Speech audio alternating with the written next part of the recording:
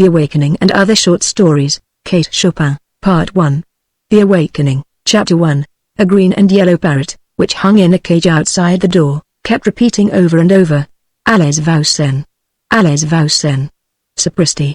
That's all right. He could speak a little Spanish, and also a language which nobody understood, unless it was the mockingbird that hung on the other side of the door, whistling his fluty notes out upon the breeze with maddening persistence. Mr. Pontellier, unable to read his newspaper with any degree of comfort, arose with an expression and an exclamation of disgust. He walked down the gallery and across the narrow bridges which connected the Lebrun cottages one with the other. He had been seated before the door of the main house. The parrot and the mockingbird were the property of Madame Lebrun, and they had the right to make all the noise they wished. Mr. Pontellier had the privilege of quitting their society when they ceased to be entertaining. He stopped before the door of his own cottage, which was the fourth one from the main building and next to the last. Seating himself in a wicker rocker which was there, he once more applied himself to the task of reading the newspaper. The day was Sunday. The paper was a day old. The Sunday papers had not yet reached Grand Isle. He was already acquainted with the market reports, and he glanced restlessly over the editorials and bits of news which he had not had time to read before quitting New Orleans the day before. Mr. Pontellier wore eyeglasses. He was a man of 40, of medium height and rather slender build. He stooped a little. His hair was brown and straight, parted on one side. His beard was neatly and closely trimmed. Once in a while he withdrew his glance from the newspaper and looked about him. There was more noise than ever over at the house. The main building was called the house, to distinguish it from the cottages. The chattering and whistling birds were still at it. Two young girls, the Farival twins, were playing a duet from Zampo upon the piano. Madame Lebrun was bustling in and out, giving orders in a high key to a yard boy whenever she got inside the house, and directions in an equally high voice to a dining-room servant whenever she got outside. She was a fresh, pretty woman, clad always in white with elbow sleeves. Her starched skirts crinkled as she came and went. Further down, before one of the cottages, a lady in black was walking demurely up and down, telling her beads. A good many persons of the pension had gone over to the Chinia Caminada in Budlitzla to hear mass. Some young people were out under the water oaks playing croquet. Mr. Pontellier's two children were the sturdy little fellows of 4 and 5. A quadroon nurse followed them about with a far-away, meditative air. Mr. Pontellier finally lit a cigar and began to smoke, letting the paper drag idly from his hand. He fixed his gaze upon a white sunshade that was advancing at snail's pace from the beach. He could see it plainly between the gaunt trunks of the water oaks and across the stretch of yellow chamomile. The gulf looked far away, melting hazily into the blue of the horizon. The sunshade continued to approach slowly. Beneath its pink-lined shelter were his wife, Mrs. Pontellier, and young Robert Lebrun. When they reached the cottage, the two seated themselves with some appearance of fatigue upon the upper step of the porch, facing each other, each leaning against a supporting post. "What folly! To bathe at such an hour in such heat!" exclaimed Mr. Pontellier. He himself had taken a plunge at daylight. That was why the morning seemed long to him. "You are burnt beyond recognition," he added, looking at his wife as one looks at a valuable piece of personal property which has suffered some damage. She held up her hands, strong, shapely hands, and surveyed them critically, drawing up her fawn sleeves above the wrists.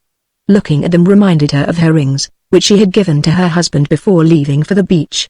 She silently reached out to him, and he, understanding, took the rings from his vest pocket and dropped them into her open palm.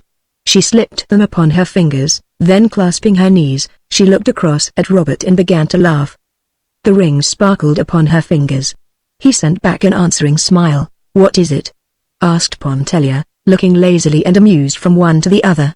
It was some utter nonsense, some adventure out there in the water, and they both tried to relate it at once.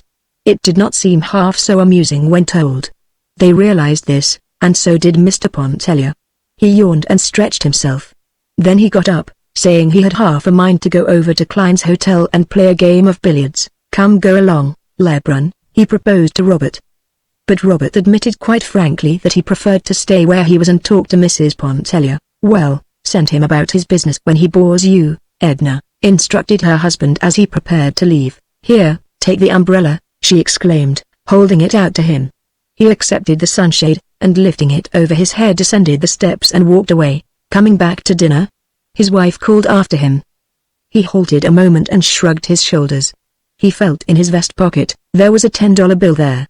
He did not know, perhaps he would return for the early dinner and perhaps he would not. It all depended upon the company which he found over at Klein's and the size of the game. He did not say this, but she understood it, and laughed, nodding goodbye to him. Both children wanted to follow their father when they saw him starting out. He kissed them and promised to bring them back bonbons and peanuts. Chapter 2. Mrs. Pontellier's eyes were quick and bright. They were yellowish-brown, about the color of her hair. She had a way of turning them swiftly upon an object and holding them there as if lost in some inward maze of contemplation or thought. Her eyebrows were a shade darker than her hair. They were thick and almost horizontal, emphasizing the depth of her eyes. She was rather handsome than beautiful. Her face was captivating by reason of a certain frankness of expression and a contradictory subtle play of features. Her manner was engaging. Robert rolled a cigarette. He smoked cigarettes because he could not afford cigars, he said. He had a cigar in his pocket which Mr. Pontellier had presented him with, and he was saving it for his after-dinner smoke. This seemed quite proper and natural on his part. In coloring he was not unlike his companion. A clean-shaved face made the resemblance more pronounced than it would otherwise have been. There rested no shadow of care upon his open countenance. His eyes gathered in and reflected the light and languor of the summer day. Mrs. Pontellier reached over for a palm leaf fan that lay on the porch and began to fan herself, while Robert sent between his lips light puffs from his cigarette. They chatted incessantly, about the things around them, their amusing adventure out in the water. It had again assumed its entertaining aspect, about the wind, the trees, the people who had gone to the Cheniere, about the children playing croquet under the oaks, and the Farival twins, who were now performing the overture to the poet and the peasant. Robert talked a good deal about himself. He was very young, and did not know any better. Mrs. Pontellier talked a little about herself for the same reason. Each was interested in what the other said. Robert spoke of his intention to go to Mexico in the autumn, where fortune awaited him. He was always intending to go to Mexico, but some way never got there. Meanwhile he held on to his modest position in a mercantile house in New Orleans, where an equal familiarity with English, French and Spanish gave him no small value as a clerk and correspondent. He was spending his summer vacation, as he always did, with his mother at Grand Isle. In former times, before Robert could remember, the house had been a summer luxury of the Lebruns. Now, flanked by its dozen or more cottages, which were always filled with exclusive visitors from the Quartier Francais, it enabled Madame Lebrun to maintain the easy and comfortable existence which appeared to be her birthright. Mrs. Pontellier talked about her father's Mississippi plantation and her girlhood home in the old Kentucky bluegrass country. She was an American woman, with a small infusion of French which seemed to have been lost in dilution. She read a letter from her sister, who was away in the East, and who had engaged herself to be married. Robert was interested, and wanted to know what manner of girls the sisters were, what the father was like, and how long the mother had been dead. When Mrs. Pontellier folded the letter it was time for her to dress for the early dinner. "I see Leonce isn't coming back," she said, with a glance in the direction whence her husband had disappeared. Robert supposed he was not, as there were a good many New Orleans club men over at Klein's. When Mrs. Pontellier left him to enter the room, the young man descended the steps and strolled over toward the croquet players, where, during the half-hour before dinner, he amused himself with the little Pontellier children, who were very fond of him. Chapter 3. It was 11 o'clock that night when Mr. Pontellier returned from Klein's hotel. He was in an excellent humor, in high spirits, and very talkative. His entrance awoke his wife, who was in bed and fast asleep when he came in. He talked to her while he undressed, telling her anecdotes and bits of news and gossip that he had gathered during the day. From his trousers pockets he took a fistful of crumpled banknotes and a good deal of silver coin, which he piled on the bureau indiscriminately with keys, knife, handkerchief, and whatever else happened to be in his pockets. She was overcome with sleep, and answered him with little half-utterances. He thought it very discouraging that his wife, who was the sole object of his existence, evinced so little interest in things which concerned him, and valued so little his conversation. Mr. Pontellier had forgotten the bonbons and peanuts for the boys. Notwithstanding he loved them very much, and went into the adjoining room where they slept to take a look at them and make sure that they were resting comfortably. The result of his investigation was far from satisfactory. He turned and shifted the youngsters about in bed. One of them began to kick and talk about a basket full of crabs. Mr. Pontellier returned to his wife with the information that Raoul had a high fever and needed looking after. Then he lit a cigar and went and sat near the open door to smoke it. Mrs. Pontellier was quite sure Raoul had no fever. He had gone to bed perfectly well, she said. and nothing had ailed him all day. Mr. Pontellier was too well acquainted with fever symptoms to be mistaken. He assured her the child was consuming at that moment in the next room. He reproached his wife with her inattention, her habitual neglect of the children. If it was not a mother's place to look after children, whose on earth was it? He himself had his hands full with his brokerage business. He could not be in two places at once, making a living for his family on the street, and staying at home to see that no harm befell them. He talked in a monotonous, insistent way. Mrs. Pontellier sprang out of bed and went into the next room. She soon came back and sat on the edge of the bed, leaning her head down on the pillow. She said nothing, and refused to answer her husband when he questioned her. When his cigar was smoked out he went to bed, and in half a minute he was fast asleep. Mrs. Pontellier was by that time thoroughly awake. She began to cry a little, and wiped her eyes on the sleeve of her peignoir. Blowing out the candle, which her husband had left burning, she slipped her bare feet into a pair of satin mules at the foot of the bed and went out on the porch, where she sat down in the wicker chair and began to rock gently to and fro. It was then past midnight. The cottages were all dark. A single faint light gleamed out from the hallway of the house. There was no sound abroad except the hooting of an old owl in the top of a water oak, and the everlasting voice of the sea, that was not uplifted at that soft hour. It broke like a mournful lullaby upon the night. The tears came so fast to Mrs. Pontellier's eyes that the damp sleeve of her peignoir no longer served to dry them. She was holding the back of her chair with one hand. Her loose sleeve had slipped almost to the shoulder of her uplifted arm. Turning, she thrust her face, steaming and wet, into the bend of her arm, and she went on crying there, not caring any longer to dry her face, her eyes, her arms. She could not have told why she was crying. Such experiences as the foregoing were not uncommon in her married life. They seemed never before to have weighed much against the abundance of her husband's kindness and a uniform devotion which had come to be tacit and self-understood. An indescribable oppression, which seemed to generate in some unfamiliar part of her consciousness, filled her whole being with a vague anguish. It was like a shadow, like a mist passing across her soul's summer day. It was strange and unfamiliar, it was a mood. She did not sit there inwardly upbraiding her husband, lamenting at fate, which had directed her footsteps to the path which they had taken. She was just having a good cry all to herself. The mosquitoes made merry over her, biting her firm, round arms and nipping at her bare insteps. The little stinging, buzzing imps succeeded in dispelling a mood which might have held her there in the darkness half a night longer. The following morning Mr. Pontellier was up in good time to take the rockaway which was to convey him to the steamer at the wharf.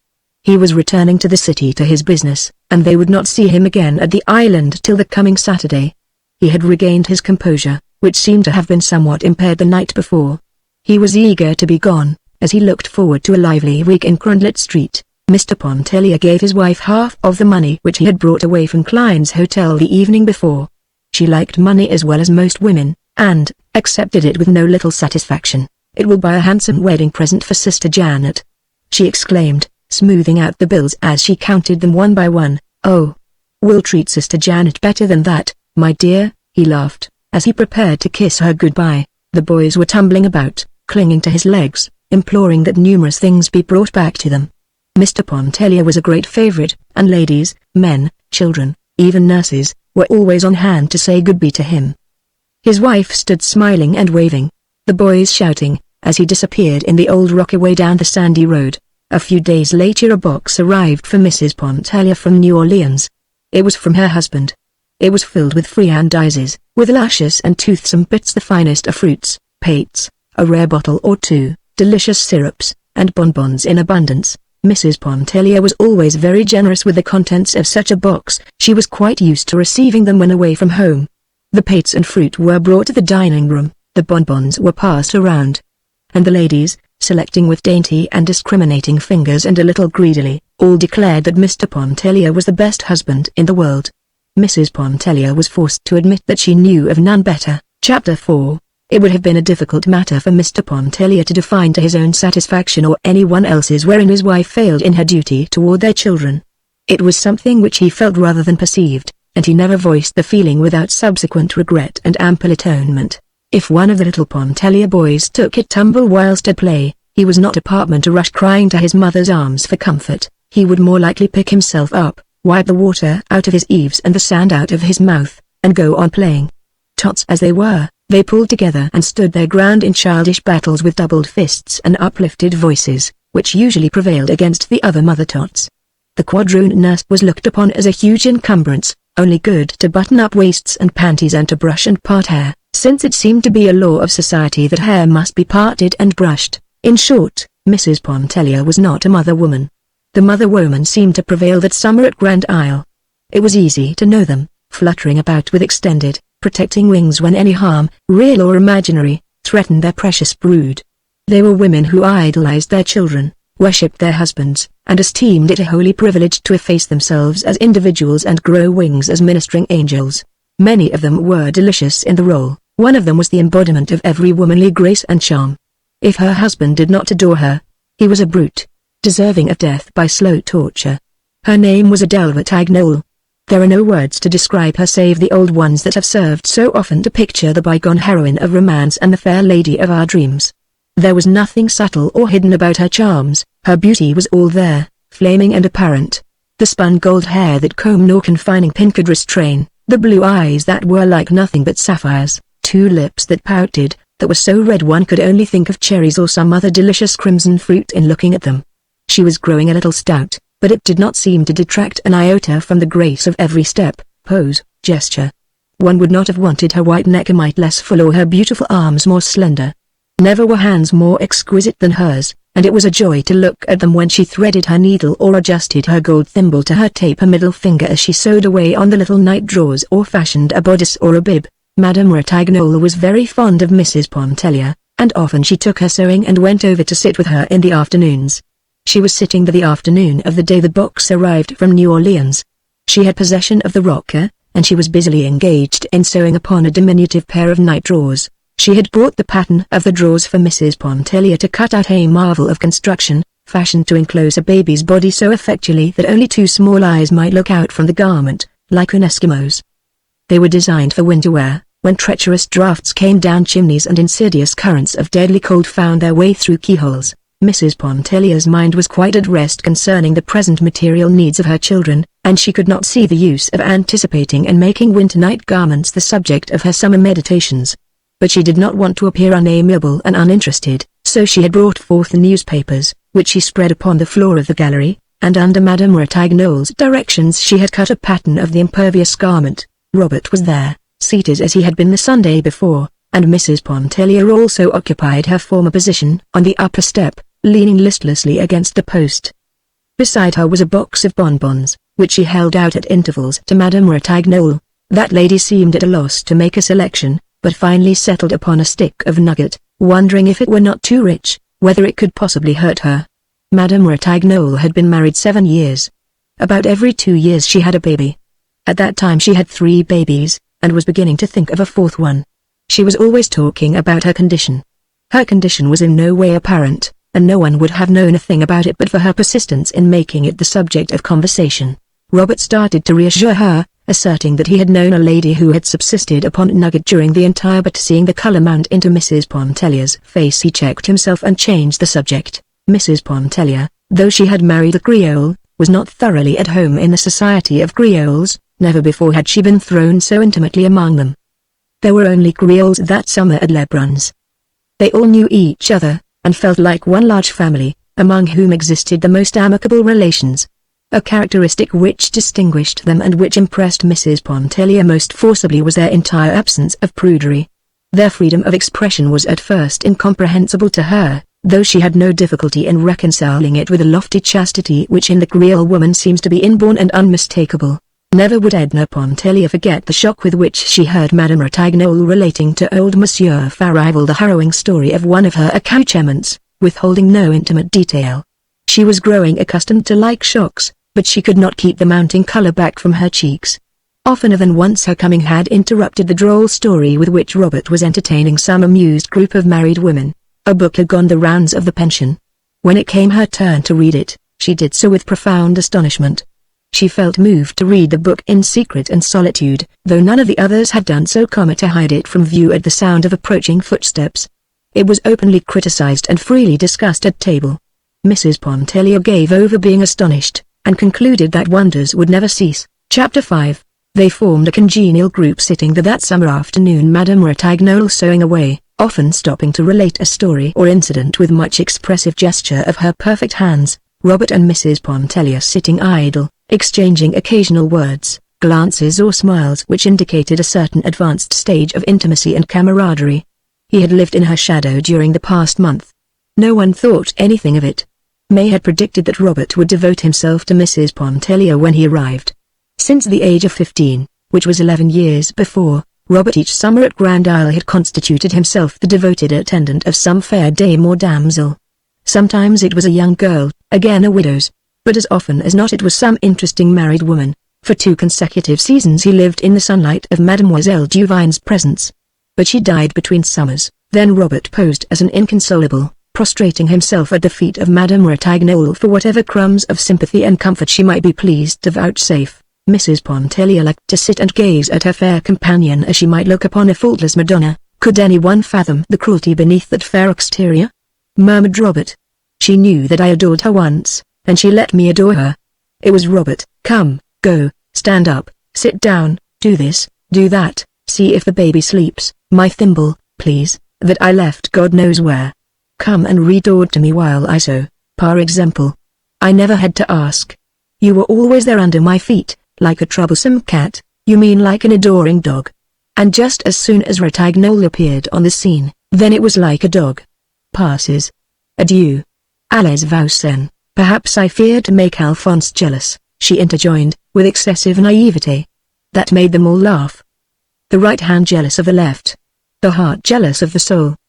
But for that matter, the Creole husband is never jealous. With him the gangrene passion is one which has become dwarfed by disuse. Meanwhile Robert, addressing Mrs. Pontellier, continued to tell of his one-time hopeless passion for Madame Ratignolle, of sleepless nights, of consuming flames till the very sea sizzled when he took his daily plunge. While the lady at the needle kept up a little running, contemptuous comment. Blag fast grows bit, va. He never assumed this serio-comic tone when alone with Mrs. Pontellier. She never knew precisely what to make of it. At that moment it was impossible for her to guess how much of it was jest and what proportion was earnest. It was understood that he had often spoken words of love to Madame Ratignolle, without any thought of being taken seriously. Mrs. Pontellier was glad he had not assumed a similar role toward herself. It would have been unacceptable and annoying. Mrs. Pontellier had brought her sketching materials, which she sometimes dabbled with in an unprofessional way. She liked the dabbling. She felt in it satisfaction of a kind which no other employment afforded her. She had long wished to try herself on Madame Ratignolle. Never had that lady seemed a more tempting subject than at that moment, seated there like some sensuous Madonna, with a gleam of the fading day enriching her splendid color. Robert crossed over and seated himself upon the step below Mrs. Pontellier, that he might watch her work. She handled her brushes with a certain ease and freedom which came, not from long and close acquaintance with them, but from a natural aptitude. Robert followed her work with close attention, giving forth little ejaculatory expressions of appreciation in French, which he addressed to Madame Ratignolle. Mais n'est pas mal. Elle s'y connaît, elle a de la force. During his oblivious attention he once quietly rested his head against Mrs. Pontellier's arm. As gently she repulsed him. Once again he repeated the offense. She could not but believe it to be thoughtlessness on his part, yet that was no reason she should submit to it. She did not remonstrate, except again to repulse him quietly but firmly. He offered no apology. The picture completed bore no resemblance to Madame Ratignolle. She was greatly disappointed to find that it did not look like her.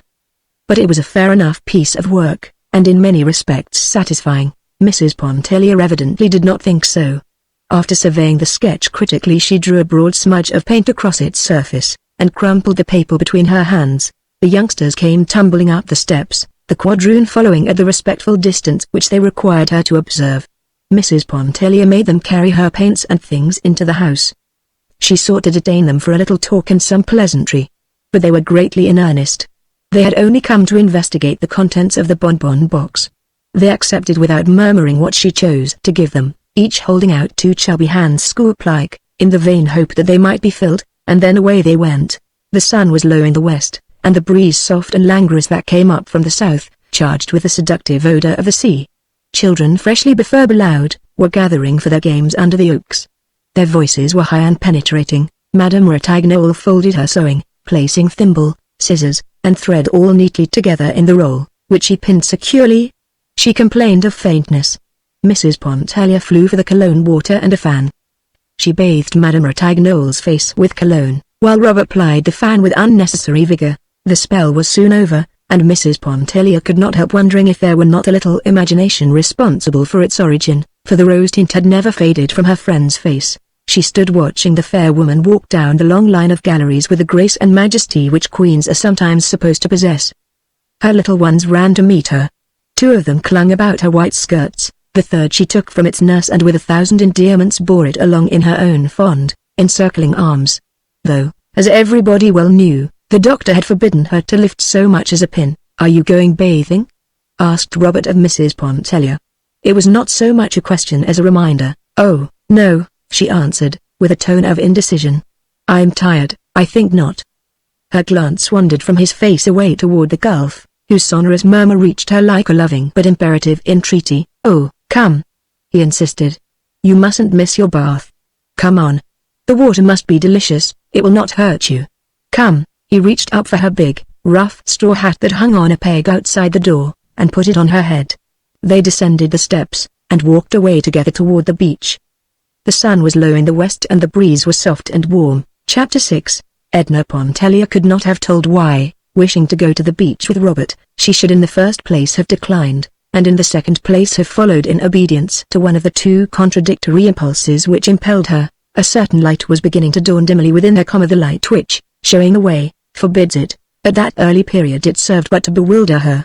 It moved her to dreams, to thoughtfulness, to the shadowy anguish which had overcome her the midnight when she had abandoned herself to tears. In short, Mrs. Pontellier was beginning to realize her position in the universe as a human being, and to recognize her relations as an individual to the world within and about her. This may seem like a ponderous weight of wisdom to descend upon the soul of a young woman of 28, perhaps more wisdom than the Holy Ghost is usually pleased to vouchsafe to any woman. But the beginning of things, of the world especially, is necessarily vague, tangled, chaotic, and exceedingly disturbing. How few of us ever emerge from such beginning!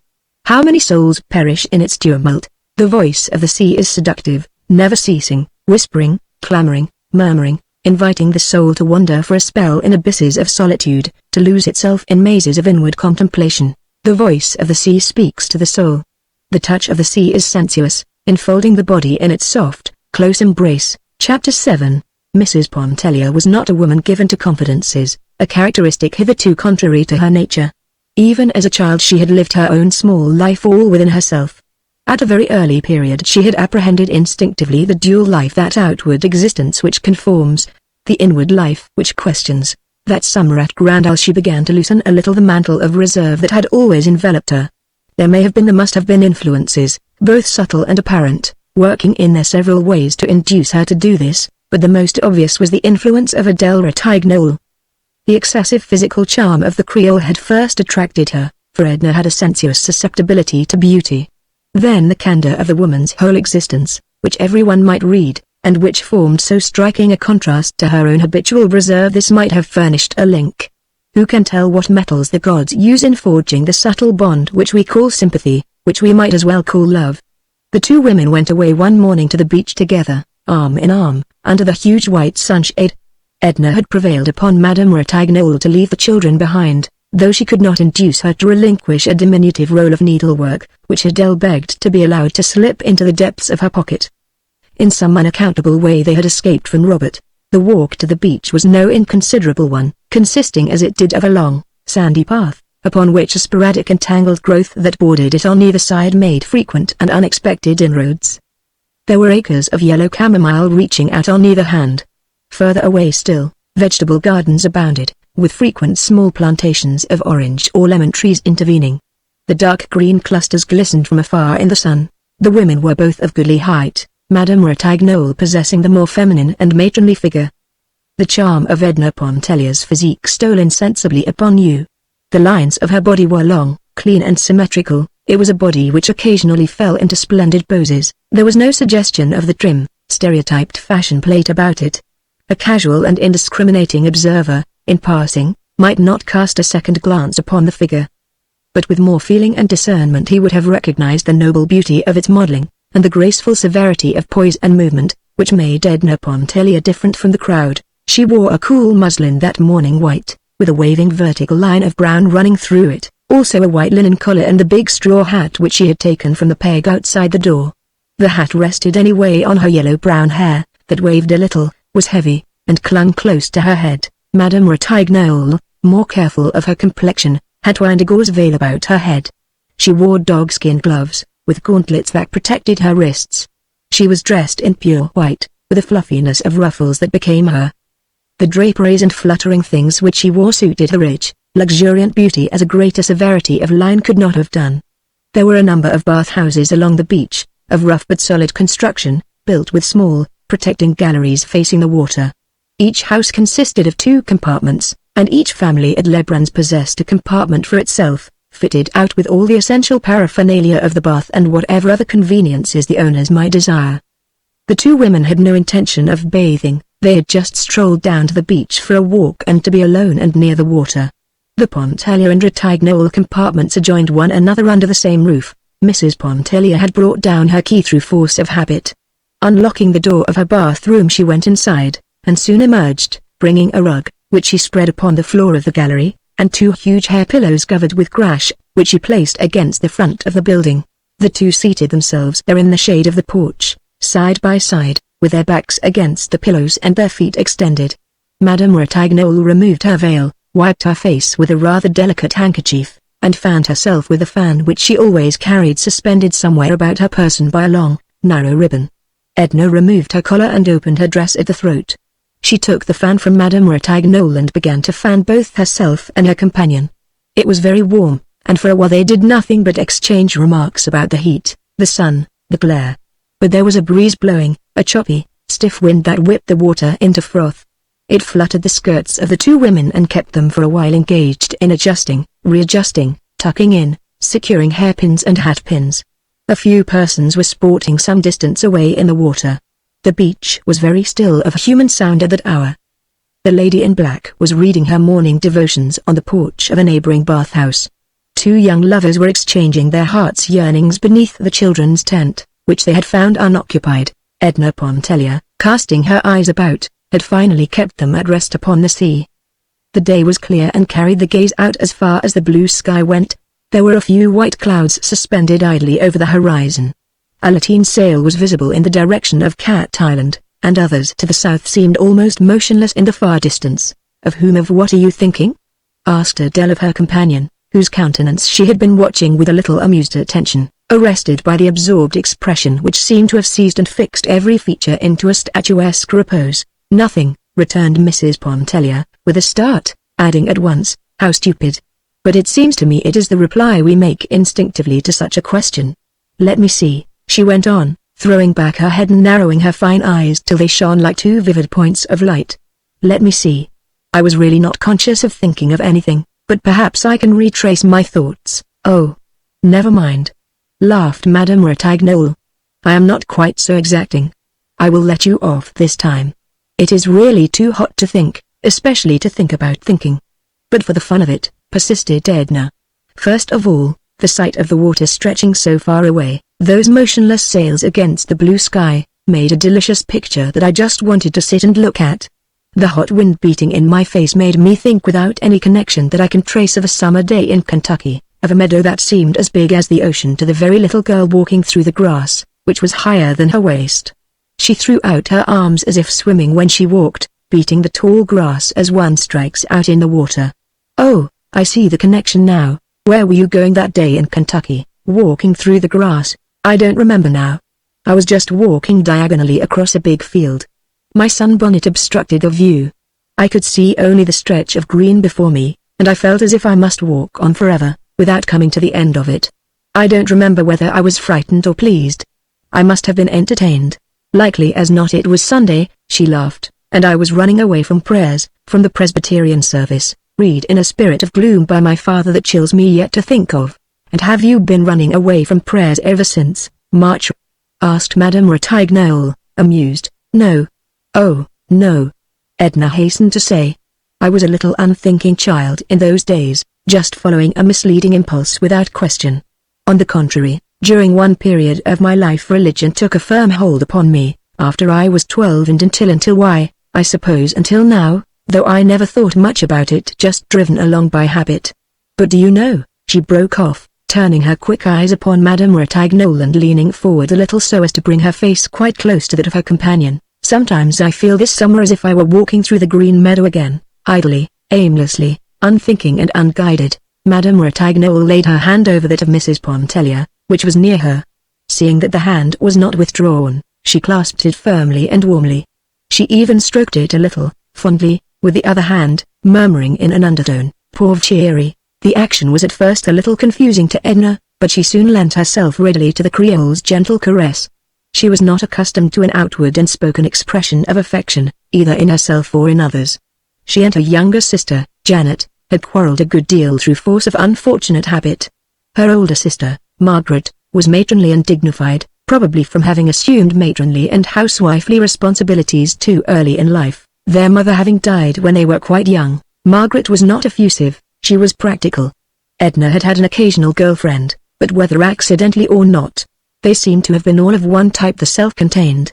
She never realized that the reserve of her own character had much, perhaps everything, to do with this. Her most intimate friend at school had been one of rather exceptional intellectual gifts, who wrote fine-sounding essays, which Edna admired and strove to imitate, and with her she talked and glowed over the English classics, and sometimes held religious and political controversies. Edna often wondered at one propensity which sometimes had inwardly disturbed her without causing any outward show or manifestation on her part. At a very early age, perhaps it was when she traversed the ocean of waving grass, she remembered that she had been passionately enamored of a dignified and sad-eyed cavalry officer who visited her father in Kentucky. She could not leave his presence when he was there, nor remove her eyes from his face, which was something like Napoleon's, with a lock of black hair falling across the forehead. But the cavalry officer melted imperceptibly out of her existence. At another time her affections were deeply engaged by a young gentleman who visited a lady on a neighboring plantation. It was after they went to Mississippi to live. The young man was engaged to be married to the young lady, and they sometimes called upon Margaret, driving over of afternoons in a buggy. Edna was a little miss, just merging into her teens, and the realization that she herself was nothing to the engaged young man was a bitter affliction to her. But he, too, went the way of dreams. She was a grown young woman when she was overtaken by what she supposed to be the climax of her fate. It was when the face and figure of a great tragedian began to haunt her imagination and stir her senses. The persistence of the infatuation lent it an aspect of genuineness. The hopelessness of it colored it with the lofty tones of a great passion. The picture of the tragedian stood unframed upon her desk. Anyone may possess the portrait of a tragedian without exciting suspicion or comment. This was a sinister reflection which she cherished. In the presence of others she expressed admiration for his exalted gifts, as she handed the photograph around and dwelt upon the fidelity of the likeness. When alone she sometimes picked it up and kissed the cold glass passionately. Her marriage to Léonce Pontellier was purely an accident, in this respect resembling many other marriages which masquerade as the decrees of fate. It was in the midst of her secret great passion that she met him. He fell in love, as men are in the habit of doing, and pressed his suit with an earnestness and an ardor which left nothing to be desired. He pleased her. His absolute devotion flattered her. She fancied there was a sympathy of thought and taste between them, in which fancy she was mistaken. Add to this the violent opposition of her father and her sister Margaret to her marriage with a Catholic, and we need seek no further for the motives which led her to accept Monsieur Pontellier. For her husband, the acme of bliss, which would have been a marriage with the tragedian, was not for her in this world. As the devoted wife of a man who worshipped her, she felt she would take her place with a certain dignity in the world of reality, closing the portals forever behind her upon the realm of romance and dreams. But it was not long before the tragedian had gone to join the cavalry officer and the engaged young man and a few others, and Edna found herself face to face with the realities. She grew fond of her husband, realizing with some unaccountable satisfaction that no trace of passion or excessive and fictitious warmth colored her affection, thereby threatening its dissolution. She was fond of her children in an uneven, impulsive way. She would sometimes gather them passionately to her heart, she would sometimes forget them. The year before they had spent part of the summer with their grandmother Pontellier in Iberville. Feeling secure regarding their happiness and welfare, she did not miss them except with an occasional intense longing. Their absence was a sort of relief, though she did not admit this, even to herself. It seemed to free her of a responsibility which she had blindly assumed and for which fate had not fitted her. Edna did not reveal so much as all this to Madame Ratignolle that summer day when they sat with faces turned to the sea. but a good part of it escaped her. She had put her head down on Madame Ratignolle's shoulder. She was flushed and felt intoxicated with the sound of her own voice and the unaccustomed taste of candor. It muddled her like wine, or like a first breath of freedom. There was the sound of approaching voices. It was Robert, surrounded by a troop of children, searching for them. The two little Pontelliers were with him, and he carried Madame Ratignolle's little girl in his arms. There were other children beside, and two nursemaids followed, looking disagreeable and resigned. The women at once rose and began to shake out their draperies and relax their muscles. Mrs. Pontellier threw the cushions and rug into the bathhouse. The children all scampered off to the awning, and they stood there in a line, gazing upon the intruding lovers, still exchanging their vows and sighs. The lovers got up, with only a silent protest, and walked slowly away somewhere else. The children possessed themselves of the tent, and Mrs. Pontellier went over to join them. Madame Ratignolle begged Robert to accompany her to the house. She complained of cramp in her limbs and stiffness of the joints. She leaned draggingly upon his arm as they walked. Chapter 8. "Do me a favor, Robert," spoke the pretty woman at his side, almost as soon as she and Robert had started their slow, homeward way.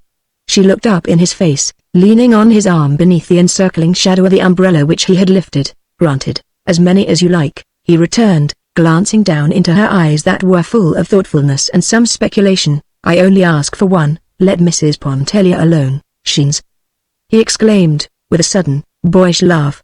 "Voilà que Madame Ratignolle is jealous. Nonsense. I'm in earnest, I mean what I say.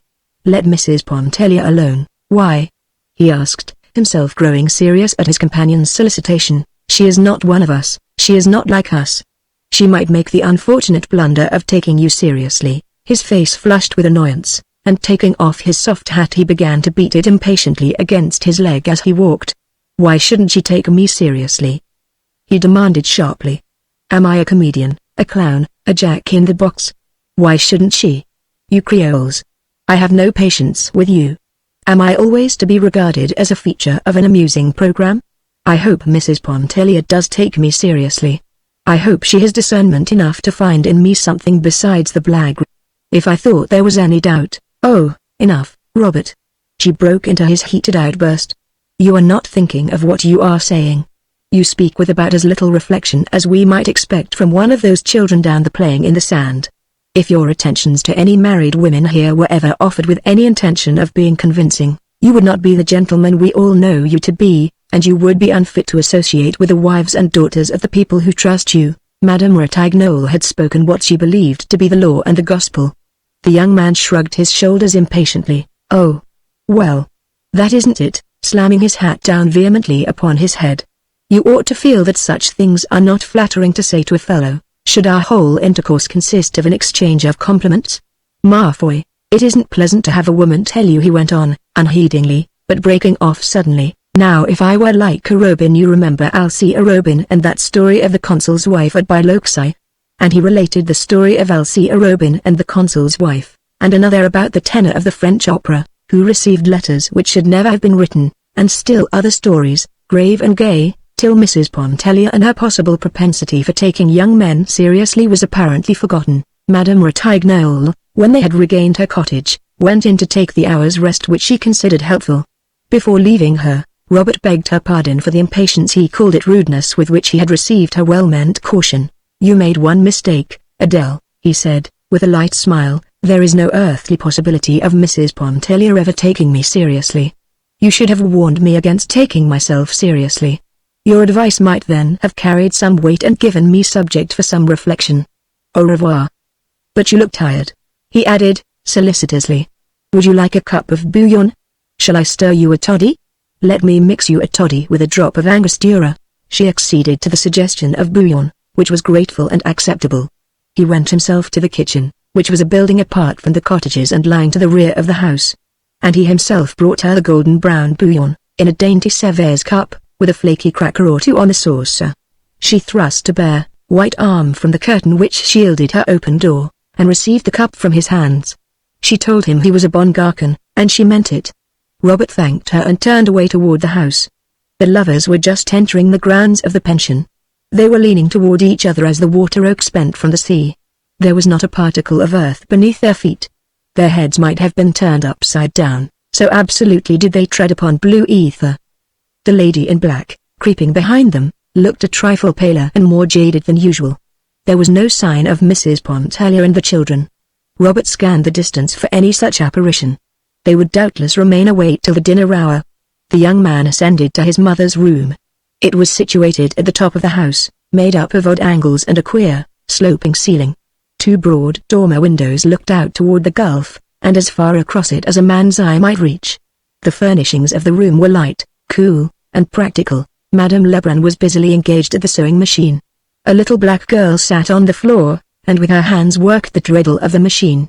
The Creole woman does not take any chances which may be avoided of imperiling her health. Robert went over and seated himself on the broad sill of one of the dormer windows. He took a book from his pocket and began energetically to read it, judging by the precision and frequency with which he turned the leaves. The sewing machine made a resounding clatter in the room. It was of a ponderous, bygone make. In the lulls, Robert and his mother exchanged bits of desultory conversation, whereas Mrs. Pontellier, down at the beach with the children, "I promised to lend her the gun coat. Don't forget to take it down when you go, it's there on the bookshelf over the small table." Clatter, clatter, clatter, bang. For the next 5 or 8 minutes, "Where is Victor going with the rockaway, the rockaway?" "Victor? Yes, down there in front. He seems to be getting ready to drive away somewhere, call him." Clatter, clatter. Robert uttered a shrill, piercing whistle which might have been heard back at the wharf. "He won't look up." Madame Lebrun flew to the window. She called Victor. She waved a handkerchief and called again. The young fellow below got into the vehicle and started the horse off at a gallop. Madame Lebrun went back to the machine, crimson with annoyance.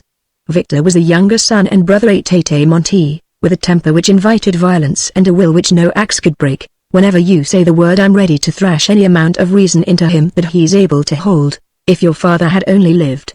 Clatter, clatter, clatter, clatter, bang.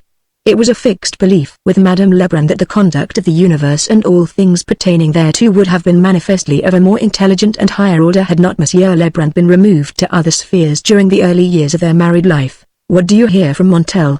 Montel was a middle-aged gentleman whose vain ambition and desire for the past 20 years had been to fill the void which Monsieur Lebrun's taking off had left in the Lebrun household. Clatter, clatter, bang, clatter. "I have a letter somewhere," looking in the machine drawer and finding the letter in the bottom of the work basket. "He says to tell you he will be in Vera Cruz the beginning of next month." Clatter, clatter, exclamation mark. "And if you still have the intention of joining him." Bang. Clatter, clatter, bang. "Why didn't you tell me so before, Mother? You know I wanted." Clatter, clatter, clatter. "Do you see Mrs. Pontellier starting back with the children? She will be in late to luncheon again. She never starts to get ready for lunch until the last minute." Clatter, clatter. "Where are you going? Where did you say the gun court was?" Chapter 9. Every light in the hall was ablaze, every lamp turned as high as it could be without smoking the chimney or threatening explosion. The lamps were fixed at intervals against the wall, encircling the whole room. Someone had gathered orange and lemon branches, and with these fashioned graceful festoons between. The dark green of the branches stood out and glistened against the white muslin curtains which draped the windows, and which puffed, floated, and flapped at the capricious will of a stiff breeze that swept up from the Gulf. It was Saturday night a few weeks after the intimate conversation held between Robert and Madame Ratignolle on their way from the beach. An unusual number of husbands, fathers, and friends had come down to stay over Sunday, and they were being suitably entertained by their families, with the material help of Madame Lebrun. The dining tables had all been removed to one end of the hall, and the chairs ranged about in rows and in clusters. Each little family group had had its say and exchanged its domestic gossip earlier in the evening. There was now an apparent disposition to relax, to widen the circle of confidences and give a more general tone to the conversation. Many of the children had been permitted to sit up beyond their usual bedtime. A small band of them were lying on their stomachs on the floor looking at the colored sheets of the comic papers which Mr. Pontellier had brought down. The little Pontellier boys were permitting them to do so, and making their authority felt. Music, dancing, and a recitation or two were the entertainments furnished, or rather, offered. But there was nothing systematic about the program, no appearance of prearrangement nor even premeditation. At an early hour in the evening the Farival twins were prevailed upon to play the piano. They were girls of 14, always clad in the Virgin's colors, blue and white, having been dedicated to the Blessed Virgin at their baptism. They played a duet from Zampa, and at the earnest solicitation of everyone present followed it with the overture to the poet and the peasant, Allez vous sen. Sapristi! Shrieked the parrot outside the door. He was the only being present who possessed sufficient candor to admit that he was not listening to these gracious performances for the first time that summer. Old Monsieur Farival, grandfather of the twins, grew indignant over the interruption, and insisted upon having the bird removed and consigned to regions of darkness. Victor Lebrun objected, and his decrees were as immutable as those of fate.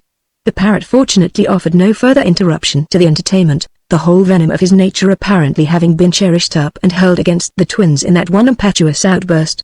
Later a young brother and sister gave recitations, which everyone present had heard many times at winter evening entertainments in the city. A little girl performed a skirt dance in the center of the floor. The mother played her accompaniments and at the same time watched her daughter with greedy admiration and nervous apprehension. She need have had no apprehension. The child was mistress of the situation. She had been properly dressed for the occasion in black tulle and black silk tights. Her little neck and arms were bare, and her hair, artificially crimped, stood out like fluffy black plumes over her head. Her poses were full of grace, and her little black shod toes twinkled as they shot out and upward with a rapidity and suddenness which were bewildering. But there was no reason why everyone should not dance. Madame Ratignolle could not, so it was she who gaily consented to play for the others. She played very well, keeping excellent waltz time and infusing an expression into the strains which was indeed inspiring. She was keeping up her music on account of the children, she said, because she and her husband both considered it a means of brightening the home and making it attractive. Almost everyone danced but the twins, who could not be induced to separate during the brief period when one or the other should be whirling around the room in the arms of a man. They might have danced together, but they did not think of it. The children were sent to bed. Some went submissively, others with shrieks and protests as they were dragged away. They had been permitted to sit up till after the ice cream, which naturally marked the limit of human indulgence. The ice cream was passed around with cake, gold and silver cake arranged on platters in alternate slices. It had been made and frozen during the afternoon back of the kitchen by two black women, under the supervision of Victor. It was pronounced a great success, excellent if it had only contained a little less vanilla or a little more sugar, if it had been frozen a degree harder, and if the salt might have been kept out of portions of it.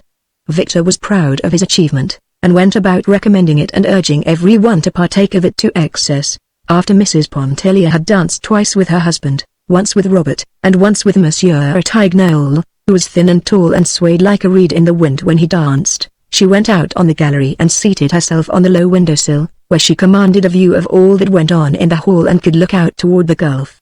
There was a soft effulgence in the east. The moon was coming up, and its mystic shimmer was casting a million lights across the distant, restless water. "Would you like to hear Mademoiselle's play?" asked Robert, coming out on the porch where she was. Of course Edna would like to hear Mademoiselle's play, but she feared it would be useless to entreat her. "I'll ask her," he said. "I'll tell her that you want to hear her. She likes you. She will come." He turned and hurried away to one of the far cottages, where Mademoiselle was shuffling away. She was dragging a chair in and out of the room, and at intervals objecting to the crying of a baby, which a nurse in the adjoining cottage was endeavoring to put to sleep. She was a disagreeable little woman, no longer young, who had quarreled with almost everyone, owing to a temper which was self-assertive and a disposition to trample upon the rights of others. Robert prevailed upon her without any too great difficulty. She entered the hall with him during a lull in the dance. She made an awkward, imperious little bow as she went in. She was a homely woman, with a small weazened face and body and eyes that glowed. She had absolutely no taste in dress, and wore a batch of rusty black lace with a bunch of artificial violets pinned to the side of her hair. "Ask Mrs. Pontellier what she would like to hear me play," she requested of Robert. She sat perfectly still before the piano, not touching the keys, while Robert carried her message to Edna at the window. A general air of surprise and genuine satisfaction fell upon everyone as they saw the pianist enter. There was a settling down, and a prevailing air of expectancy everywhere. Edna was a trifle embarrassed at being thus signaled out for the imperious little woman's favor. She would not dare to choose, and begged that Mademoiselle would please herself in her selections. Edna was what she herself called very fond of music. Musical strains, well rendered, had a way of evoking pictures in her mind. She sometimes liked to sit in the room of mornings when Madame Ratignolle played or practiced. One piece which that lady played Edna had entitled Solitude. It was a short, plaintive, minor strain. The name of the piece was something else, but she called it Solitude.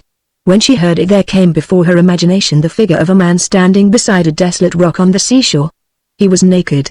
His attitude was one of hopeless resignation as he looked toward a distant bird winging its flight away from him. Another piece called to her mind a dainty young woman clad in an empire gown, taking mincing dancing steps as she came down a long avenue between tall hedges. Again, another reminded her of children at play, and still another of nothing on earth but a demure lady stroking a cat. The very first chords which Mademoiselle struck upon the piano sent a keen tremor down Mrs. Pontellier's spinal column. It was not the first time she had heard an artist at the piano.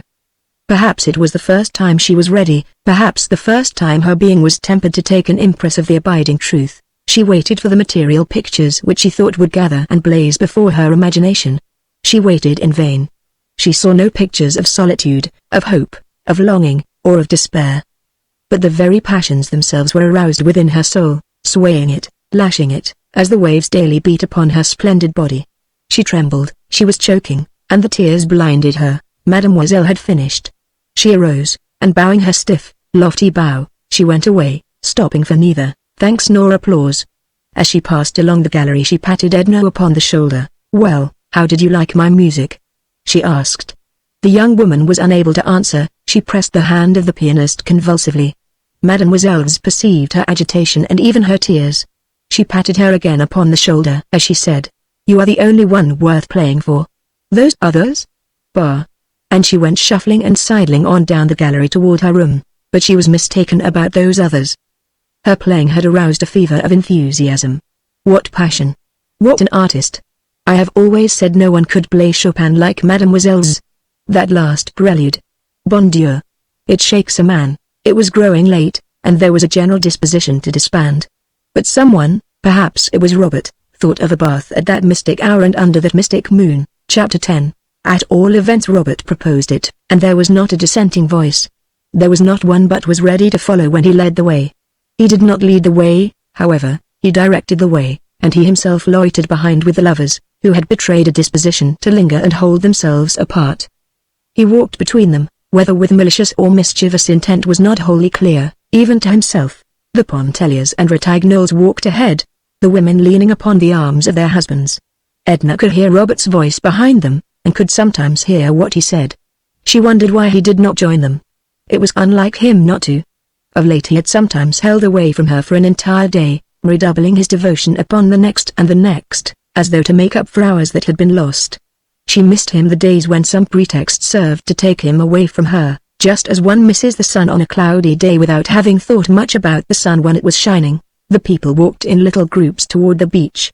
They talked and laughed, some of them sang. There was a band playing down at Klein's hotel, and the strains reached them faintly, tempered by the distance. There were strange, rare odors, a broad tangle of the sea smell and of weeds and damp, new plowed earth, mingled with the heavy perfume of a field of white blossoms somewhere near. But the night sat lightly upon the sea and the land. There was no weight of darkness, there were no shadows. The white light of the moon had fallen upon the world like the mystery and the softness of sleep. Most of them walked into the water as though into a native element. The sea was quiet now, and swelled lazily in broad billows that melted into one another and did not break except upon the beach in little foamy crests that coiled back like slow, white serpents. Edna had attempted all summer to learn to swim. She had received instructions from both the men and women, in some instances from the children. Robert had pursued a system of lessons almost daily, and he was nearly at the point of discouragement in realizing the futility of his efforts. A certain ungovernable dread hung about her when in the water, unless there was a hand nearby that might reach out and reassure her. But that night she was like the little tottering, stumbling, clutching child, who of a sudden realizes its powers, and walks for the first time alone, boldly and with overconfidence. She could have shouted for joy. She did shout for joy, as with a sweeping stroke or two she lifted her body to the surface of the water. A feeling of exultation overtook her, as if some power of significant import had been given her to control the working of her body and her soul. She grew daring and reckless, overestimating her strength. She wanted to swim far out, where no woman had swum before. Her unlooked-for achievement was the subject of wonder, applause, and admiration. Each one congratulated himself that his special teachings had accomplished this desired end. How easy it is, she thought. It is nothing, she said aloud. Why did I not discover before that it was nothing? Think of the time I have lost splashing about like a baby. She would not join the groups in their sports and bouts, but intoxicated with her newly conquered power, she swam out alone. She turned her face seaward to gather in an impression of space and solitude, which the vast expanse of water, meeting and melting with the moonlit sky, conveyed to her excited fancy. As she swam she seemed to be reaching out for the unlimited in which to lose herself. Once she turned and looked toward the shore, toward the people she had left there. She had not gone any great distance, that is, what would have been a great distance for an experienced swimmer. But to her unaccustomed vision the stretch of water behind her assumed the aspect of a barrier which her unaided strength would never be able to overcome. A quick vision of death smote her soul, and for a second of time appalled and enfeebled her senses. But by an effort she rallied her staggering faculties and managed to regain the land. She made no mention of her encounter with death and her flash of terror, except to say to her husband, "I thought I should have perished out there alone. You were not so very far, my dear, I was watching you," he told her. Edna went at once to the bathhouse, and she had put on her dry clothes and was ready to return home before the others had left the water. She started to walk away alone. They all called to her and shouted to her. She waved a dissenting hand, and went on, paying no further heed to their renewed cries which sought to detain her. "Sometimes I am tempted to think that Mrs. Pontellier is capricious," said Madame Lebrun, who was amusing herself immensely and feared that Edna's abrupt departure might put an end to the pleasure. "I know she is," assented Mr. Pontellier, "sometimes, not often." Edna had not traversed a quarter of the distance on her way home before she was overtaken by Robert. "Did you think I was afraid?" she asked him, without a shade of annoyance. "No, I knew you weren't afraid. Then why did you come? Why didn't you stay out there with the others?" "I never thought of it." "Thought of what?" "Of anything." "What difference does it make? I'm very tired," she uttered, complainingly. "I know you are. You don't know anything about it." "Why should you know? I never was so exhausted in my life. But it isn't unpleasant. 1,000 emotions have swept through me tonight. I don't comprehend half of them. Don't mind what I'm saying, I am just thinking aloud. I wonder if I shall ever be stirred again as Mademoiselle V's playing moved me tonight. I wonder if any night on earth will ever again be like this one. It is like a night in a dream. The people about me are like some uncanny, half-human beings. There must be spirits abroad tonight." "There are," whispered Robert. "Didn't you know this was the 28th of August? "The 28th of August? Yes. On the 28th of August, at the hour of midnight, and if the moon is shining, the moon must be shining. A spirit that has haunted these shores for ages rises up from the gulf. With its own penetrating vision the spirit seeks someone mortal worthy to hold him company, worthy of being exalted for a few hours into realms of the semi-celestials. His search has always hitherto been fruitless, and he has sunk back, disheartened, into the sea. But tonight he found Mrs. Pontellier. Perhaps he will never wholly release her from the spell. Perhaps she will never again suffer a poor, unworthy earthling to walk in the shadow of her divine presence. "Don't banter me," she said, wounded at what appeared to be his flippancy. He did not mind the entreaty, but the tone with its delicate note of pathos was like a reproach. He could not explain, he could not tell her that he had penetrated her mood and understood. He said nothing except to offer her his arm, for, by her own admission, she was exhausted. She had been walking alone with her arms hanging limp, letting her white skirts trail along the dewy path. She took his arm, but she did not lean upon it.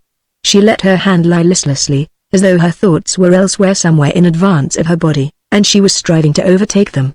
Robert assisted her into the hammock which swung from the post before her door out of the trunk of a tree. "Will you stay out here and wait for Mr. Pontellier?" he asked. "I'll stay out here. Good night. Shall I get you a pillow?" "There's one here," she said, feeling about, for they were in the shadow. "It must be soiled, the children have been tumbling it about." "No matter." And having discovered the pillow, she adjusted it beneath her head. She extended herself in the hammock with a deep breath of relief. She was not a supercilious or an overdainty woman. She was not much given to reclining in the hammock, and when she did so it was with no cat-like suggestion of voluptuous ease, but with a beneficent repose which seemed to invade her whole body. "Shall I stay with you till Mr. Pontellier comes?" asked Robert, seating himself on the outer edge of one of the steps and taking hold of the hammock rope which was fastened to the post. "If you wish. Don't swing the hammock. Will you get my white shawl which I left on the windowsill over at the house? Are you chilly?" "No, but I shall be presently." "Presently?" He laughed. "Do you know what time it is? How long are you going to stay out here?" "I don't know." "Will you get the shawl?" "Of course I will," he said, rising. He went over to the house, walking along the grass. She watched his figure pass in and out of the strips of moonlight, It was past midnight. It was very quiet. When he returned with the shawl, she took it and kept it in her hand. She did not put it around her. "Did you say I should stay till Mr. Pontellier came back?" "I said you might if you wished to." He seated himself again and rolled a cigarette, which he smoked in silence. Neither did Mrs. Pontellier speak. No multitude of words could have been more significant than those moments of silence, or more pregnant with the first felt throbbings of desire. When the voices of the bathers were heard approaching, Robert said good night. She did not answer him. He thought she was asleep. Again she watched his figure pass in and out of the strips of moonlight as he walked away. Chapter 11. "What are you doing out here, Edna?" "I thought I should find you in bed," said her husband, when he discovered her lying there. He had walked up with Madame Lebrun and left her at the house. His wife did not reply. "Are you asleep?" he asked, bending down close to look at her. "No." Her eyes gleamed bright and intense, with no sleepy shadows, as they looked into his. "Do you know it is past 1 o'clock? Come on," and he mounted the steps and went into their room. "Edna," called Mr. Pontellier from within, after a few moments had gone by. "Don't wait for me," she answered. He thrust his head through the door. "You will take cold out there," he said, irritably. "What folly is this? Why don't you come in?" "It isn't cold, I have my shawl." "The mosquitoes will devour you." "There are no mosquitoes." She heard him moving about the room, every sound indicating impatience and irritation. Another time she would have gone in at his request. She would, through habit, have yielded to his desire, not with any sense of submission or obedience to his compelling wishes, but unthinkingly, as we walk, move, sit, stand, go through the daily treadmill of the life which has been portioned out to us. "Edna, dear, are you not coming in soon?" he asked again, this time fondly, with a note of entreaty. "No, I am going to stay out here." "This is more than folly," he blurted out. "I can't permit you to stay out there all night. You must come in the house instantly." With a writhing motion she settled herself more securely in the hammock.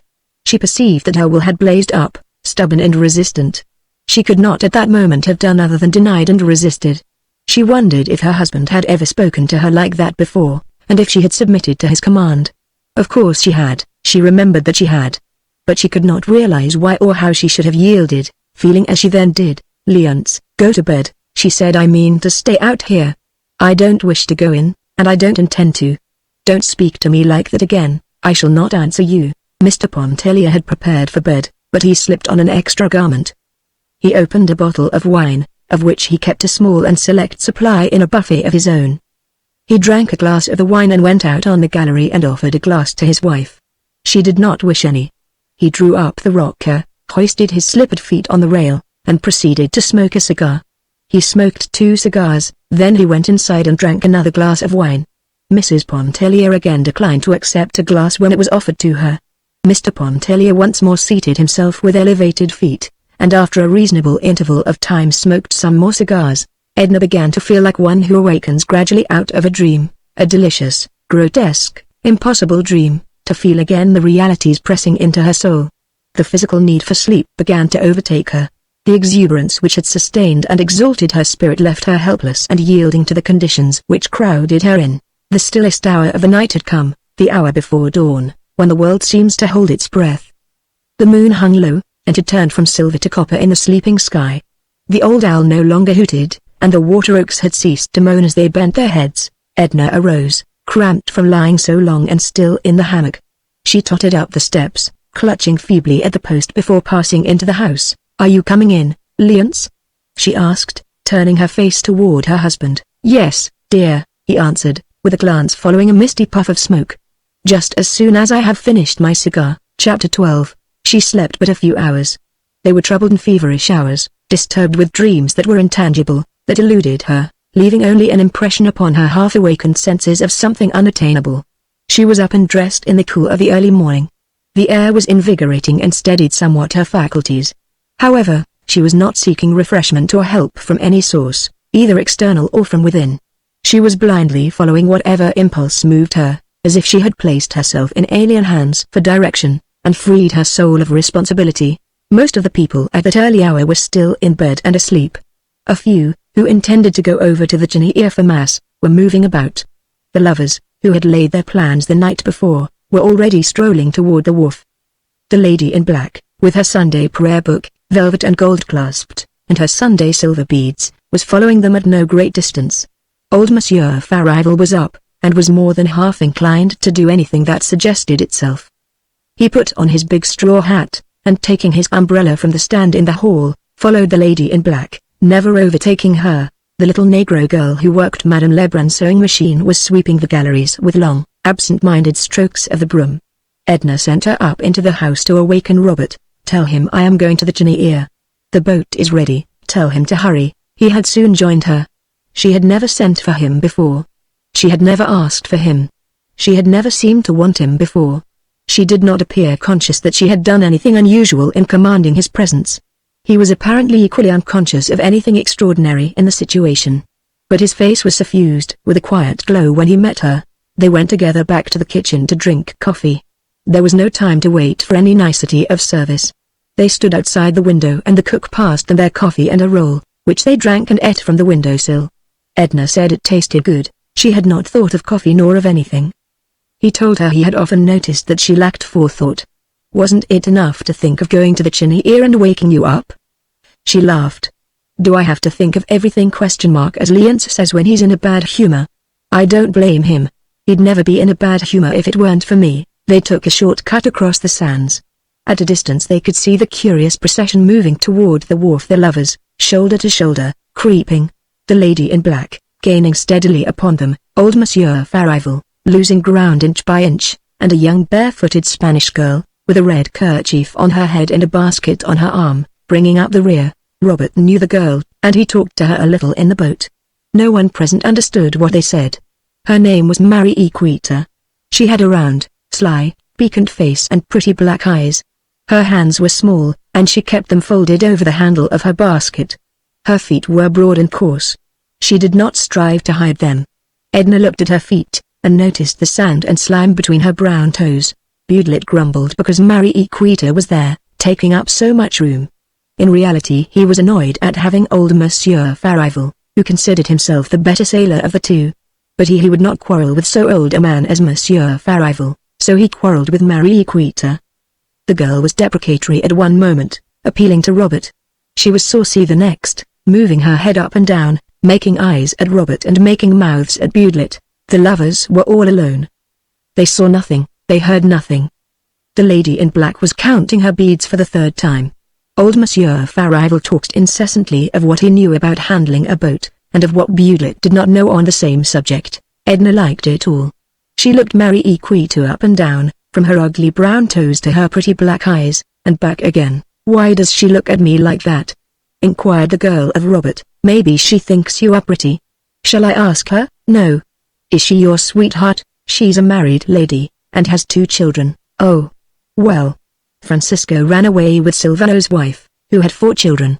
They took all his money and one of the children and stole his boat. "Shut up.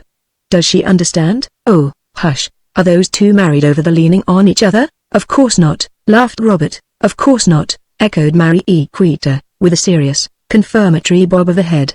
The sun was high up and beginning to bite. The swift breeze seemed to Edna to bury the sting of it into the pores of her face and hands. Robert held his umbrella over her. As they went cutting sidewise through the water, the sails bellied taut, with the wind filling and overflowing them. Old Monsieur Farival laughed sardonically at something as he looked at the sails, and Budlet swore at the old man under his breath. Sailing across the bay to the Cheniere Caminada, Edna felt as if she were being borne away from some anchorage which had held her fast, whose chains had been loosening had snapped the night before when the mystic spirit was abroad, leaving her free to drift whithersoever she chose to set her sails. Robert spoke to her incessantly. He no longer noticed Marie-Equita. The girl had shrimps in her bamboo basket. They were covered with Spanish moss. She beat the moss down impatiently, and muttered to herself sullenly, "Let us go to Grande Terre tomorrow?" said Robert in a low voice. "What shall we do there?" "Climb up the hill to the old fort and look at the little wriggling gold snakes, and watch the lizards sun themselves." She gazed away toward Grande Terre and thought she would like to be alone there with Robert, in the sun, listening to the ocean's roar and watching the slimy lizards writhe in and out among the ruins of the old fort. "And the next day or the next we can sail to the Bayou Brulot," he went on. "What shall we do there? Anything? Cast bait for fish?" "No, we'll go back to Grande Terre." "Let the fish alone, we'll go wherever you like," he said. "I'll have Tony come over and help me patch and trim my boat. We shall not need Budlet nor anyone. Are you afraid of the pirogue? Oh, no, then I'll take you some night in the pirogue when the moon shines. Maybe your Gulf spirit will whisper to you in which of these islands the treasures are hidden, direct you to the very spot, perhaps, and in a day we should be rich." She laughed. "I'd give it all to you, the pirate gold and every bit of treasure we could dig up. I think you would know how to spend it. Pirate gold isn't a thing to be hoarded or utilized. It is something to squander and throw to the four winds, for the fun of seeing the golden specks fly. We'd share it, and scatter it together," he said. His face flushed. They all went together up to the quaint little Gothic church of Our Lady of Lourdes, gleaming all brown and yellow with paint in the sun's glare. Only Budlet remained behind, tinkering at his boat, and Marie-Equita walked away with her basket of shrimps, casting a look of childish ill humor and reproach at Robert from the corner of her eye. Chapter 13. A feeling of oppression and drowsiness overcame Edna during the service. Her head began to ache, and the lights on the altar swayed before her eyes. Another time she might have made an effort to regain her composure, but her one thought was to quit the stifling atmosphere of the church and reach the open air. She arose, climbing over Robert's feet with a muttered apology. Old Monsieur Farival, flurried, curious, stood up, but upon seeing that Robert had followed Mrs. Pontellier, he sank back into his seat. He whispered an anxious inquiry of the lady in black, who did not notice him or reply, but kept her eyes fastened upon the pages of her velvet prayer book. "I felt giddy and almost overcome," Edna said, lifting her hands instinctively to her head and pushing her straw hat up from her forehead. "I couldn't have stayed through the service." They were outside in the shadow of the church. Robert was full of solicitude. It was folly to have thought of going in the first place, let alone staying. "Come over to Madame Montwan's, you can rest there." He took her arm and led her away, looking anxiously and continuously down into her face. How still it was, with only the voice of the sea whispering through the reeds that grew in the salt-water pools. The long line of little grey, weather-beaten houses nestled peacefully among the orange trees. It must always have been God's day on that low, drowsy island, Edna thought.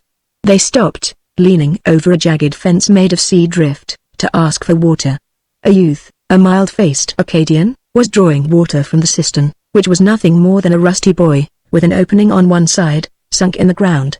The water which the youth handed to them in a tin pail was not cold to taste, but it was cool to her heated face, and it greatly revived and refreshed her. Madame Montwan's cot was at the far end of the village. She welcomed them with all the native hospitality, as she would have opened her door to let the sunlight in. She was fat, and walked heavily and clumsily across the floor. She could speak no English, but when Robert made her understand that the lady who accompanied him was ill and desired to rest, she was all eagerness to make Edna feel at home and to dispose of her comfortably. The whole place was immaculately clean, and the big, four-posted bed, snow-white, invited one to repose. It stood in a small side room which looked out across a narrow grass plot toward the shed, where there was a disabled boat lying keel upward. Madame Montwan had not gone to mass. Her son Tony had, but she supposed he would soon be back, and she invited Robert to be seated and wait for him. But he went and sat outside the door and smoked. Madame Montwan busied herself in the large front room preparing dinner. She was boiling mullets over a few red coals in the huge fireplace. Edna, left alone in the little side room, loosened her clothes, removing the greater part of them. She bathed her face, her neck and arms in the basin that stood between the windows. She took off her shoes and stockings and stretched herself in the very center of the high, white bed. How luxurious it felt to rest thus in a strange, quaint bed, with its sweet country odor of laurel lingering about the sheets and mattress. She stretched her strong limbs that ached a little. She ran her fingers through her loosened hair for a while. She looked at her round arms as she held them straight up and rubbed them one after the other, observing closely, as if it were something she saw for the first time, the fine, firm quality and texture of her flesh. She clasped her hands easily above her head, and it was thus she fell asleep. She slept lightly at first, half awake and drowsily attentive to the things about her. She could hear Madame Montwan's heavy, scraping tread as she walked back and forth on the sanded floor. Some chickens were clucking outside the windows, scratching for bits of gravel in the grass. Later she half heard the voices of Robert and Tony talking under the shed. She did not stir. Even her eyelids rested numb and heavily over her sleepy eyes. The voices went on, Tony's slow, Acadian drawl, Robert's quick, soft, smooth French. She understood French imperfectly unless directly addressed, and the voices were only part of the other drowsy, muffled sounds lulling her senses. When Edna awoke it was with the conviction that she had slept long and soundly. The voices were hushed under the shed. Madame Montwan's step was no longer to be heard in the adjoining room. Even the chickens had gone elsewhere to scratch and cluck. The mosquito bar was drawn over her. The old woman had come in while she slept and let down the bar. Edna arose quietly from the bed, and looking between the curtains of the window, she saw by the slanting rays of the sun that the afternoon was far advanced. Robert was out there under the shed, reclining in the shade against the sloping keel of the overturned boat. He was reading from a book. Tiny was no longer with him. She wondered what had become of the rest of the party. She peeped out at him 2 or 3 times as she stood washing herself in the little basin between the windows. Madame Montwan had laid some coarse, clean towels upon a chair, and had placed a box of powdered arrows within easy reach. Edna dabbed the powder upon her nose and cheeks as she looked at herself closely in the little distorted mirror which hung on the wall above the basin. Her eyes were bright and wide awake and her face glowed. When she had completed her toilet she walked into the adjoining room. She was very hungry. No one was there. But there was a cloth spread upon the table that stood against the wall, and a cover was laid for one, with a crusty brown loaf and a bottle of wine beside the plate. Edna bit a piece from the brown loaf, tearing it with her strong, white teeth. She poured some of the wine into the glass and drank it down. Then she went softly out of doors, and plucking an orange from the low-hanging bough of a tree, threw it at Robert, who did not know she was awake and up. An illumination broke over his whole face when he saw her and joined her under the orange tree. "How many years have I slept?" she inquired. "The whole island seems changed. A new race of beings must have sprung up, leaving only you and me as past relics. How many ages ago did Madame Montwan and Tiny die? And when did our people from Grand Isle disappear from the earth?" He familiarly adjusted a ruffle upon her shoulder. "You have slept precisely 100 years. I was left here to guard your slumbers, and for 100 years I have been out under the shed reading a book. The only evil I couldn't prevent was to keep a broiled fowl from drying up. If it has turned to stone, still will I eat it," said Edna, moving with him into the house. "But really, what has become of Monsieur Farival and the others? Gone hours ago. When they found out you were sleeping they thought it best not to awake you. Anyway, I wouldn't have let them. What was I here for? I wonder if Leonce will be uneasy," she speculated, as she seated herself at table. "Of course not, he knows you are with me," Robert replied, as he busied himself among sundry pans and covered dishes which had been left standing on the hearth. "Where are Madame Montwan and her son?" asked Edna. "Gone to Vespers, and to visit some friends, I believe. I am to take you back in Tiny's boat whenever you are ready to go." He stirred the smouldering ashes till the broiled fowl began to sizzle afresh. He served her with no mean repast, dripping the coffee anew and sharing it with her. Madame Montwan had cooked little else than the mullets, but while Edna slept Robert had foraged the island. He was childishly gratified to discover her appetite, and to see the relish with which she ate the food which he had procured for her. "Shall we go right away?" she asked, after draining her glass and brushing together the crumbs of the crusty loaf. "The sun isn't as low as it will be in 2 hours, he answered. "The sun will be gone in 2 hours. Well, let it go, who cares?" They waited a good while under the orange trees, till Madame Montwan came back, panting, waddling, with 1,000 apologies to explain her absence. Tiny did not dare to return. He was shy, and would not willingly face any woman except his mother. It was very pleasant to stay there under the orange trees, while the sun dipped lower and lower, turning the western sky to flaming copper and gold. The shadows lengthened and crept out like stealthy, grotesque monsters across the grass. Edna and Robert both sat upon the ground, that is. He lay upon the ground beside her, occasionally picking at the hem of her muslin gown. Madame Montwan seated her fat body, broad and squat, upon a bench beside the door. She had been talking all the afternoon, and had wound herself up to the story-telling pitch, and what stories she told them. But twice in her life she had left the Chinia Caminada, and then for the briefest span. All her years she had squatted and waddled there upon the island, gathering legends of the Baratarians and the sea. The night came on, with a moon to lighten it. Edna could hear the whispering voices of dead men and the click of muffled gold. When she and Robert stepped into Tiny's boat, with the red lateen sail, misty spirit forms were prowling in the shadows and among the reeds, and upon the water were phantom ships, speeding to cover. Chapter 14. The youngest boy, Ishine, had been very naughty, Madame Ratignolle said, as she delivered him into the hands of his mother. He had been unwilling to go to bed and has made a scene, whereupon she had taken charge of him and pacified him as well as she could. Raoul had been in bed and asleep for 2 hours. The youngster was in his long white nightgown, that kept tripping him up as Madame Ratignolle led him along by the hand. With the other chubby fist he rubbed his eyes, which were heavy with sleep and ill humor.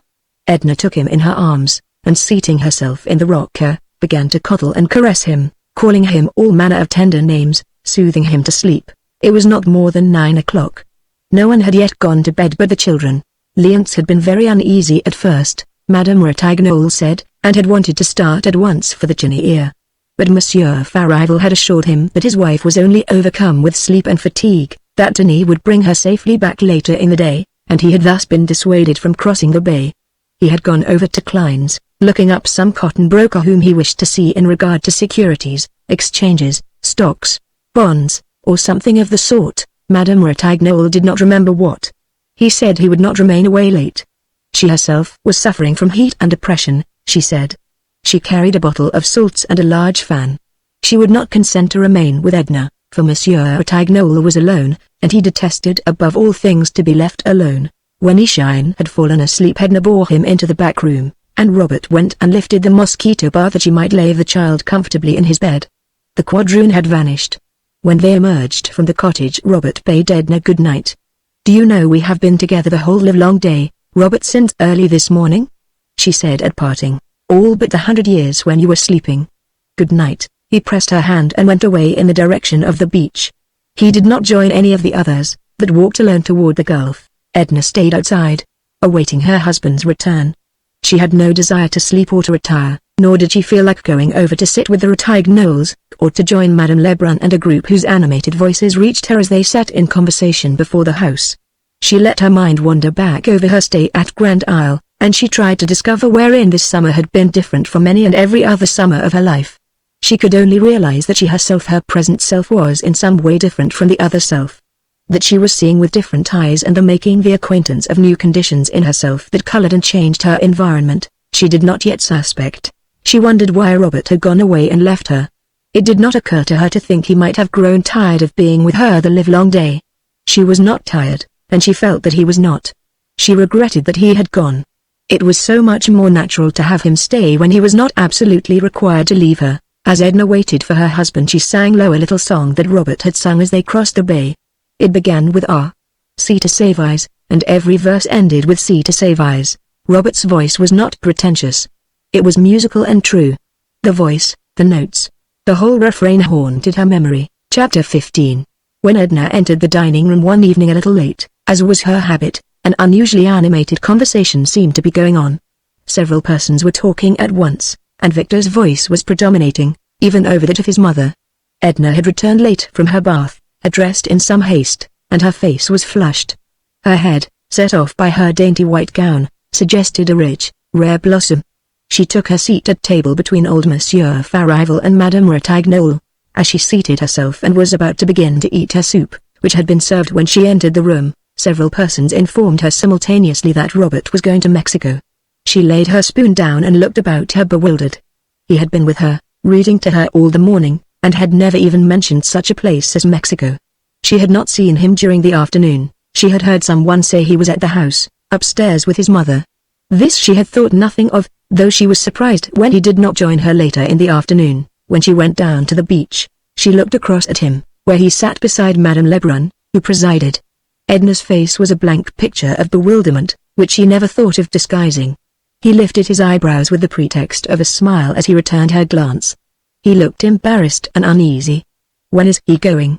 she asked of everybody in general, as if Robert were not there to answer for himself. "Tonight. This very evening. Did you ever? What possesses him?" were some of the replies she gathered, uttered simultaneously in French and English. "Impossible!" she exclaimed. "How can a person start off from Grand Isle to Mexico at a moment's notice, as if he were going over to Klein's or to the wharf or down to the beach? I said all along I was going to Mexico. I've been saying so for years," cried Robert, in an excited and irritable tone, with the air of a man defending himself against a swarm of stinging insects. Madame Lebrun knocked on the table with her knife handle. "Please let Robert explain why he is going, and why he is going tonight," she called out. "Really, this table is getting to be more and more like Bedlam every day, with everybody talking at once. Sometimes I hope God will forgive me, but positively, sometimes I wish Victor would lose the power of speech." Victor laughed sardonically as he thanked his mother for her holy wish, of which he failed to see the benefit to anybody, except that it might afford her a more ample opportunity and license to talk herself. Monsieur Farival thought that Victor should have been taken out in mid-ocean in his earliest youth and drowned. Victor thought there would be more logic in thus disposing of old people with an established claim for making themselves universally obnoxious.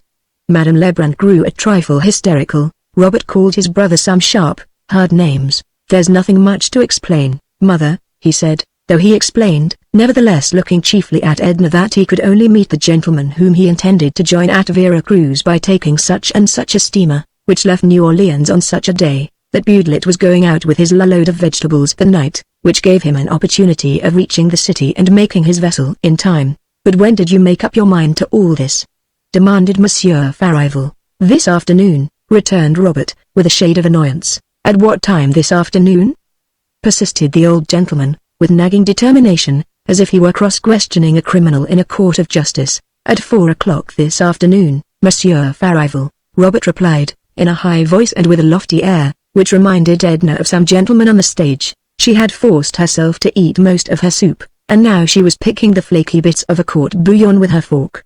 The lovers were profiting by the general conversation on Mexico to speak in whispers of matters which they rightly considered were interesting to no one but themselves.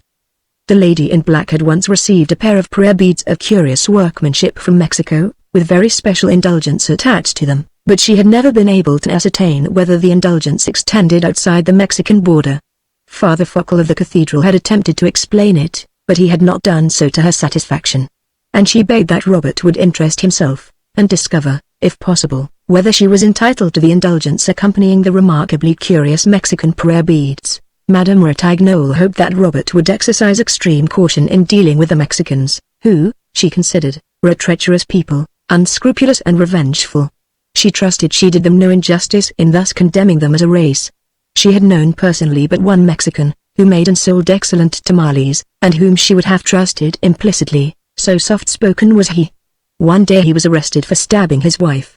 She never knew whether he had been hanged or not. Victor had grown hilarious, and was attempting to tell an anecdote about a Mexican girl who served chocolate one winter in a restaurant in Dauphine Street.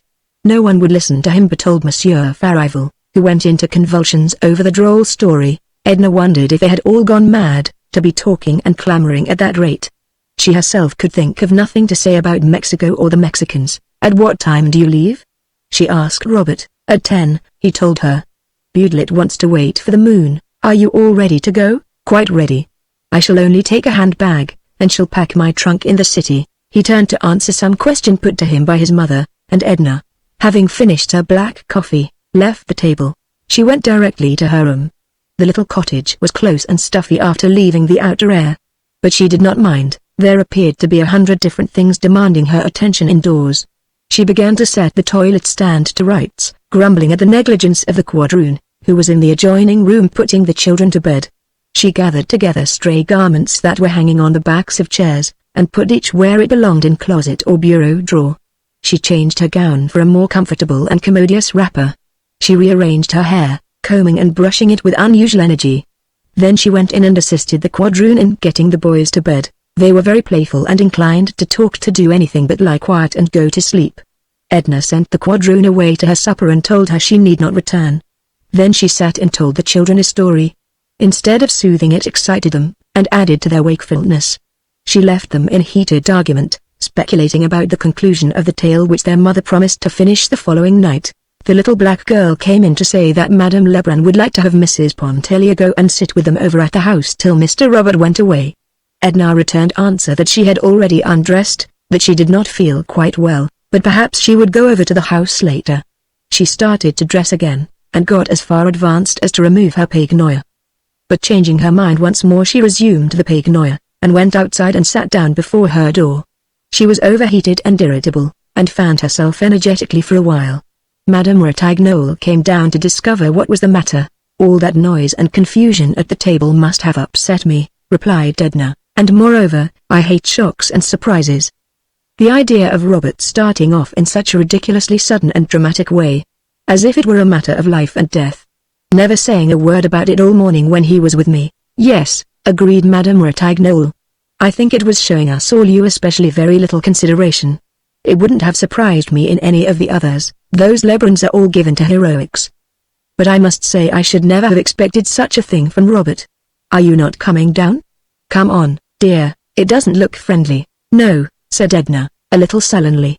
I can't go to the trouble of dressing again, I don't feel like it. You needn't dress, you look all right. Fasten a belt around your waist. Just look at me. No, persisted Edna, but you go on. Madame Lebrun might be offended if we both stayed away. Madame Ratignolle kissed Edna good night, and went away, being in truth rather desirous of joining in the general and animated conversation which was still in progress concerning Mexico and the Mexicans. Somewhat later Robert came up, carrying his handbag. Aren't you feeling well? He asked. Oh, well enough. Are you going right away? He lit a match and looked at his watch. In 20 minutes, he said. The sudden and brief flare of the match emphasized the darkness for a while. He sat down upon a stool which the children had left out on the porch. Get a chair, said Edna. This will do, he replied. He put on his soft hat and nervously took it off again, and wiping his face with his handkerchief, complained of the heat. Take the fan, said Edna, offering it to him. Oh, no. Thank you. It does no good. You have to stop fanning some time, and feel all the more uncomfortable afterward. That's one of the ridiculous things which men always say. I have never known one to speak otherwise of fanning. How long will you be gone? Forever, perhaps. I don't know. It depends upon a good many things. Well, in case it shouldn't be forever, how long will it be? I don't know. This seems to me perfectly preposterous and uncalled for. I don't like it. I don't understand your motive for silence and mystery, never saying a word to me about it this morning. He remained silent, not offering to defend himself. He only said, after a moment, Don't part from me in any ill humor. I never knew you to be out of patience with me before. I don't want to part in any ill humor, she said. But can't you understand? I've grown used to seeing you, to having you with me all the time, and your action seems unfriendly, even unkind. You don't even offer an excuse for it. Why, I was planning to be together, thinking of how pleasant it would be to see you in the city next winter. So was I, he blurted. Perhaps that's the. He stood up suddenly and held out his hand. Goodbye, my dear Mrs. Pontellier, goodbye. You won't. I hope you won't completely forget me. She clung to his hand, striving to detain him. Write to me when you get there, won't you, Robert? She entreated. I will, thank you. Goodbye. How unlike Robert. The merest acquaintance would have said something more emphatic than I will, thank you, goodbye, to such a request. He had evidently already taken leave of the people over at the house, for he descended the steps and went to join Budlet, who was out there with an oar across his shoulder waiting for Robert. They walked away in the darkness. She could only hear Budlet's voice. Robert had apparently not even spoken a word of greeting to his companion. Edna bit her handkerchief convulsively, striving to hold back and to hide, even from herself as she would have hidden from another, the emotion which was tearing her. Her eyes were brimming with tears. For the first time she recognized the symptoms of infatuation which she had felt incipiently as a child, as a girl in her earliest teens, and later as a young woman. The recognition did not lessen the reality, the poignancy of the revelation by any suggestion or promise of instability. The past was nothing to her, offered no lesson which she was willing to heed. The future was a mystery which she never attempted to penetrate. The present alone was significant, was hers, to torture her as it was doing then with the biting conviction that she had lost that which she had held, that she had been denied that which her impassioned, newly awakened being demanded. Chapter 16. Do you miss your friend greatly? Asked Mademoiselle Vz one morning as she came creeping up behind Edna, who had just left her cottage on her way to the beach. She spent much of her time in the water since she had acquired finally the art of swimming. As their stay at Grand Isle drew near its close, she felt that she could not give too much time to a diversion which afforded her the only real pleasurable moments that she knew. When Mademoiselle Vz came and touched her upon the shoulder and spoke to her, the woman seemed to echo the thought which was ever in Edna's mind, or, better, the feeling which constantly possessed her. Robert's going had some way taken the brightness, the color, the meaning out of everything. The conditions of her life were in no way changed, but her whole existence was dulled, like a faded garment which seems to be no longer worth wearing. She sought him everywhere in others whom she induced to talk about him. She went up in the mornings to Madame Lebrun's room, braving the clatter of the old sewing machine. She sat there and chatted at intervals as Robert had done. She gazed around the room at the pictures and photographs hanging upon the wall, and discovered in some corner an old family album, which she examined with the keenest interest, appealing to Madame Lebrun for enlightenment concerning the many figures and faces which she discovered between its pages. There was a picture of Madame Lebrun with Robert as a baby, seated in her lap, a round-faced infant with a fist in his mouth. The eyes alone in the baby suggested the man. And that was he also in kilts, at the age of 5, wearing long curls and holding a whip in his hand. It made Edna laugh, and she laughed, too, at the portrait in his first long trousers, while another interested her, taken when he left for college, looking thin, long-faced, with eyes full of fire, ambition and great intentions. But there was no recent picture, none which suggested the Robert who had gone away 5 days ago, leaving a void and wilderness behind him. Oh, Robert stopped having his pictures taken when he had to pay for them himself. He found wiser use for his money, he says, explained Madame Lebrun. She had a letter from him, written before he left New Orleans. Edna wished to see the letter, and Madame Lebrun told her to look for it either on the table or the dresser, or perhaps it was on the mantelpiece. The letter was on the bookshelf. It possessed the greatest interest and attraction for Edna. The envelope, its size and shape, the postmark, the handwriting. She examined every detail of the outside before opening it. There were only a few lines, setting forth that he would leave the city that afternoon, that he had packed his trunk in good shape, that he was well, and sent her his love and begged to be affectionately remembered to all.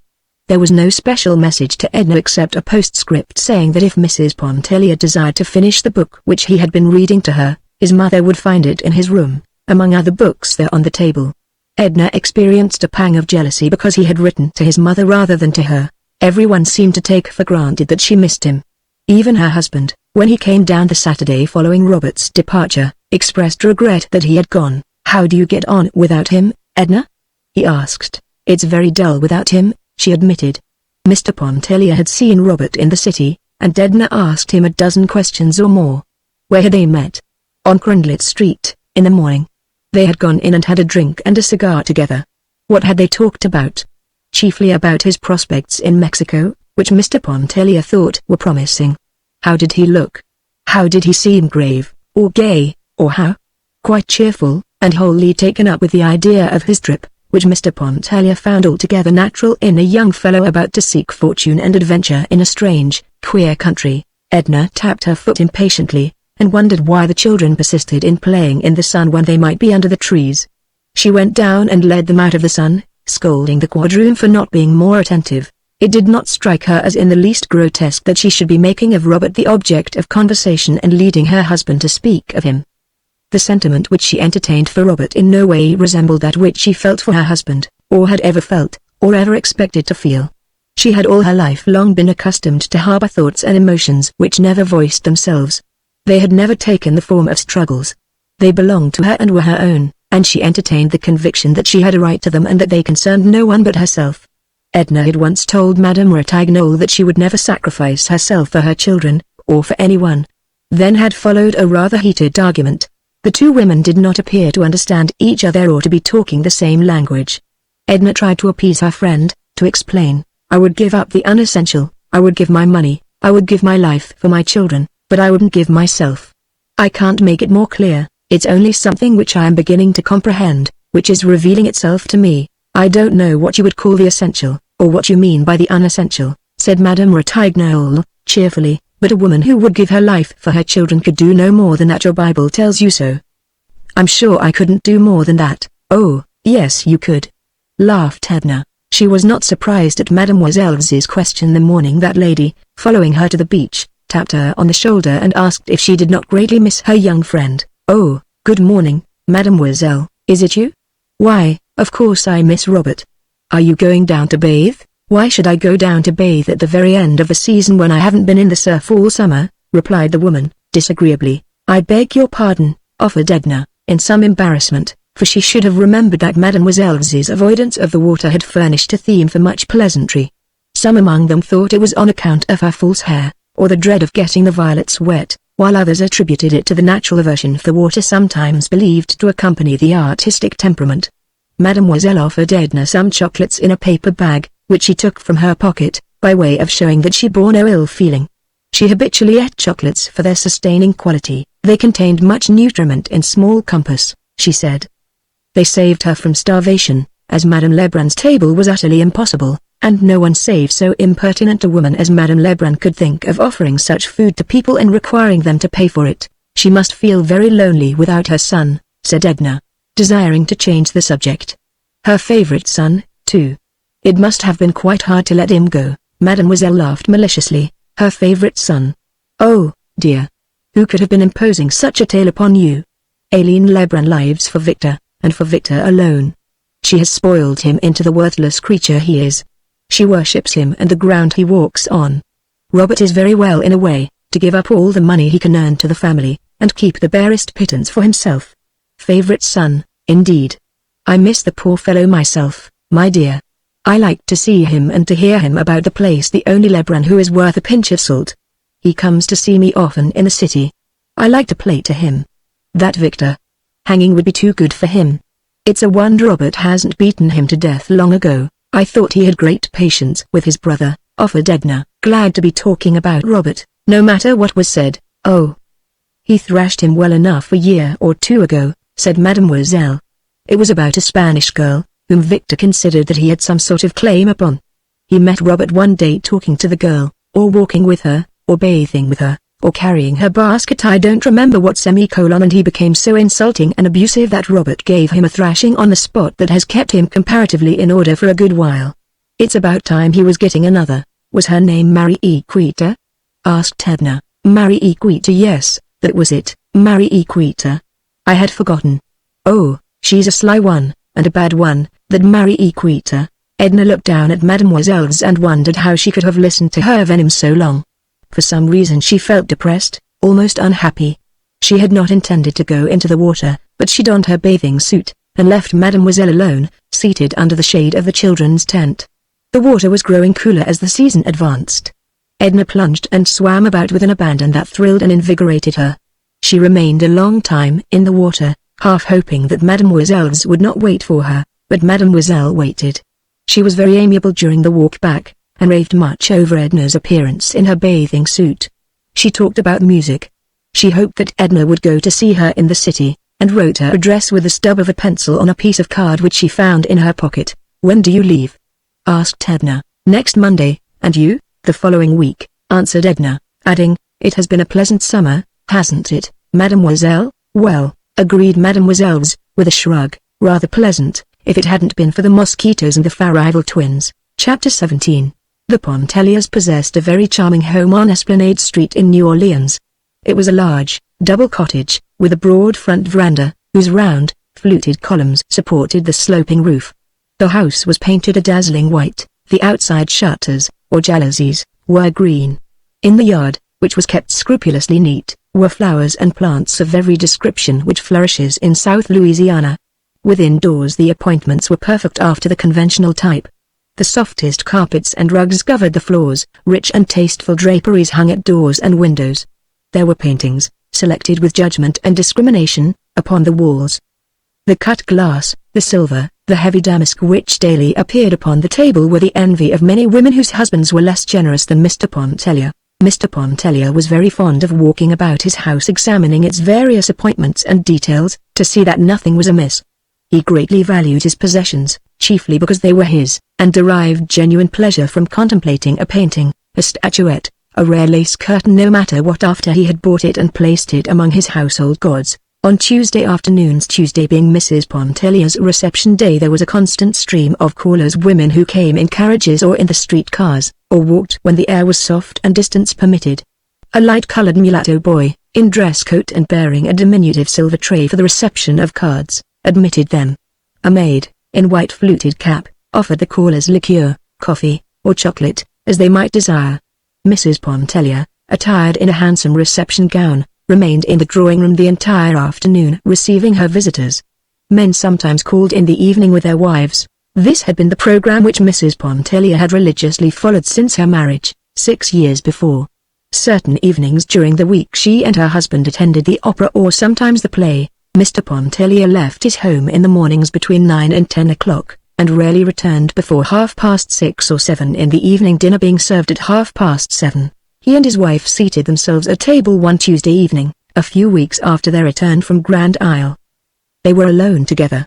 The boys were being put to bed, the patter of their bare, escaping feet could be heard occasionally, as well as the pursuing voice of the quadroon, lifted in mild protest and entreaty. Mrs. Pontellier did not wear her usual Tuesday reception gown, She was in ordinary house dress. Mr. Pontellier, who was observant about such things, noticed it, as he served the soup and handed it to the boy in waiting. "Tired out, Edna? Whom did you have? Many callers?" he asked. He tasted his soup and began to season it with pepper, salt, vinegar, mustard, everything within reach. "There were a good many," replied Edna, who was eating her soup with evident satisfaction. "I found their cards when I got home. I was out," exclaimed her husband, with something like genuine consternation in his voice as he laid down the vinegar cruet and looked at her through his glasses. "Why, what could have taken you out on Tuesday? What did you have to do?" "Nothing. I simply felt like going out, and I went out." "Well, I hope you left some suitable excuse," said her husband, somewhat appeased, as he added a dash of cayenne pepper to the soup. "No, I left no excuse. I told Joe to say I was out, that was all." "Why, my dear, I should think you'd understand by this time that people don't do such things. We've got to observe lay conveniences if we ever expect to get on and keep up with the procession. If you felt that you had to leave home this afternoon, you should have left some suitable explanation for your absence. This soup is really impossible. It's strange that woman hasn't learned yet to make a decent soup. Any free lunch stand in town serves a better one. Was Mrs. Belthrop here? Bring the tray with the cards, Joe." "I don't remember who was here." The boy retired and returned after a moment, bringing the tiny silver tray, which was covered with ladies' visiting cards. He handed it to Mrs. Pontellier. "Give it to Mr. Pontellier," she said. Joe offered the tray to Mr. Pontellier, and removed the soup. Mr. Pontellier scanned the names of his wife's callers, reading some of them aloud, with comments as he read. "The Mrs. de la Cedars. I worked a big deal in futures for their father this morning. Nice girls, it's time they were getting married. Mrs. Belthrop. I tell you what it is, Edna, you can't afford to snub Mrs. Belthrop. Why, Belthrop could buy and sell us 10 times over.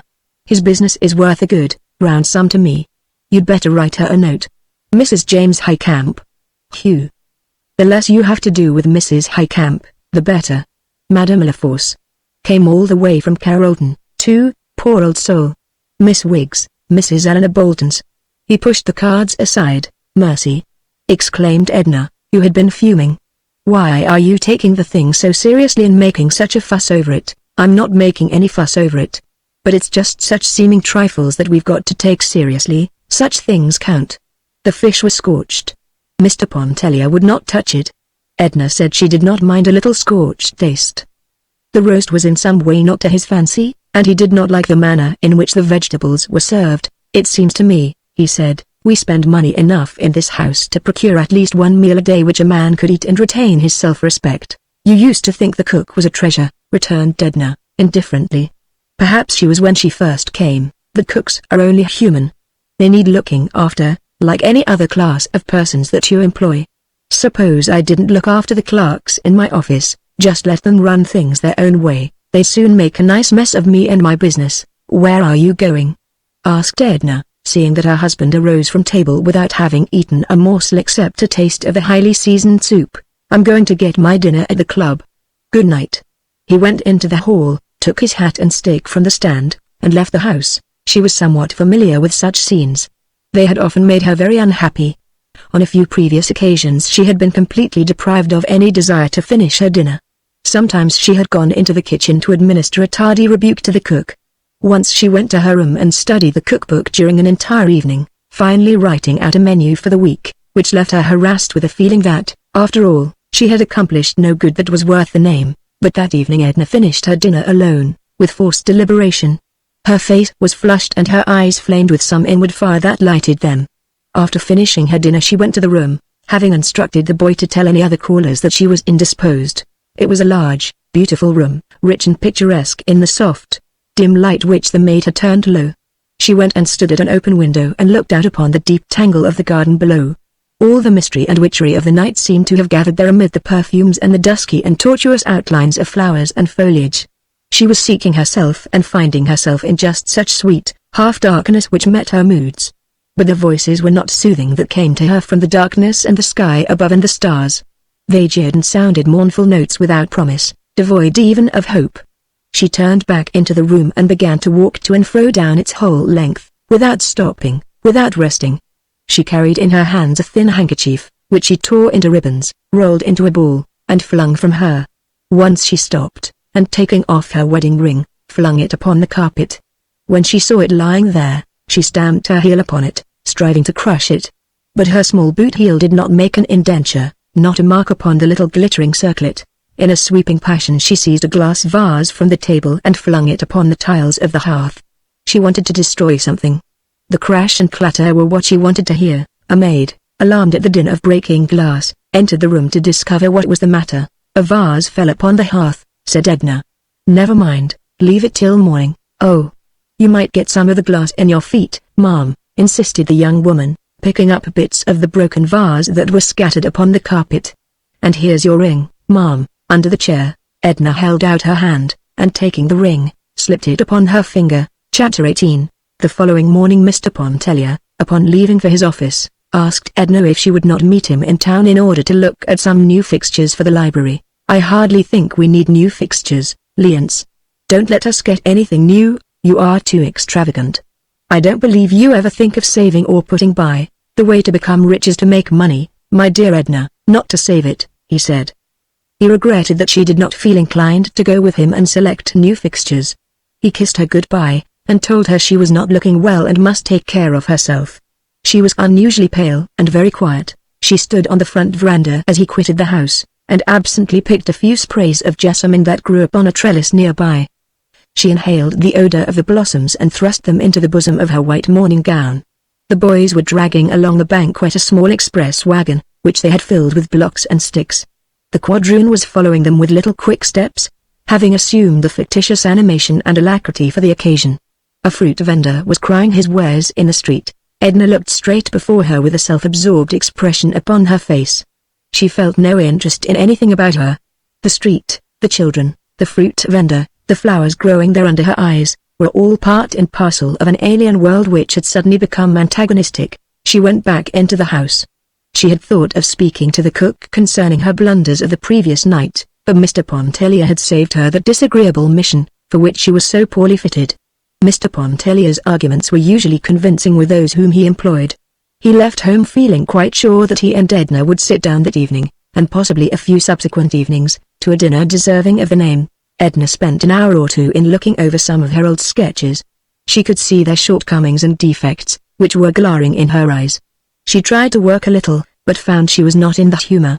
Finally she gathered together a few of the sketches, those which she considered the least discreditable, and she carried them with her when, a little later, she dressed and left the house. She looked handsome and distinguished in her street gown. The tan of the seashore had left her face, and her forehead was smooth, white, and polished beneath her heavy, yellow-brown hair. There were a few freckles on her face, and a small, dark mole near the underlip and one on the temple, half hidden in her hair. As Edna walked along the street she was thinking of Robert. She was still under the spell of her infatuation. She had tried to forget him, realizing the inutility of remembering. But the thought of him was like an obsession, ever pressing itself upon her.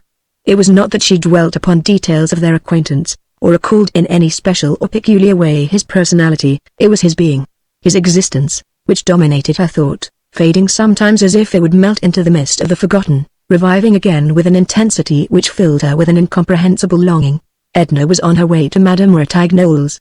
Their intimacy, begun at Grand Isle, had not declined, and they had seen each other with some frequency since their return to the city.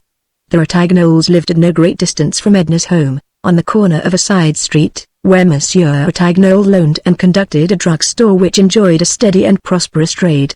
His father had been in the business before him, and Monsieur Ratignolle stood well in the community and bore an enviable reputation for integrity and clear-headedness. His family lived in commodious apartments over the store, having an entrance on the side within the porte cochere. There was something which Edna thought very French, very foreign, about their whole manner of living. In the large and pleasant salon which extended across the width of the house, the Ratignolles entertained their friends once a fortnight with a soirée musicale, sometimes diversified by card-playing. There was a friend who played upon the cello. One brought his flute and another his violin, while there were some who sang and a number who performed upon the piano with various degrees of taste and agility. The Ratignolles' soirées musicales were widely known, and it was considered a privilege to be invited to them. Edna found her friend engaged in assorting the clothes which had returned that morning from the laundry. She at once abandoned her occupation upon seeing Edna, who had been ushered without ceremony into her presence. Sight can do it as well as I, it is really her business, she explained to Edna, who apologized for interrupting her. And she summoned a young black woman, whom she instructed, in French, to be very careful in checking off the list which she handed her.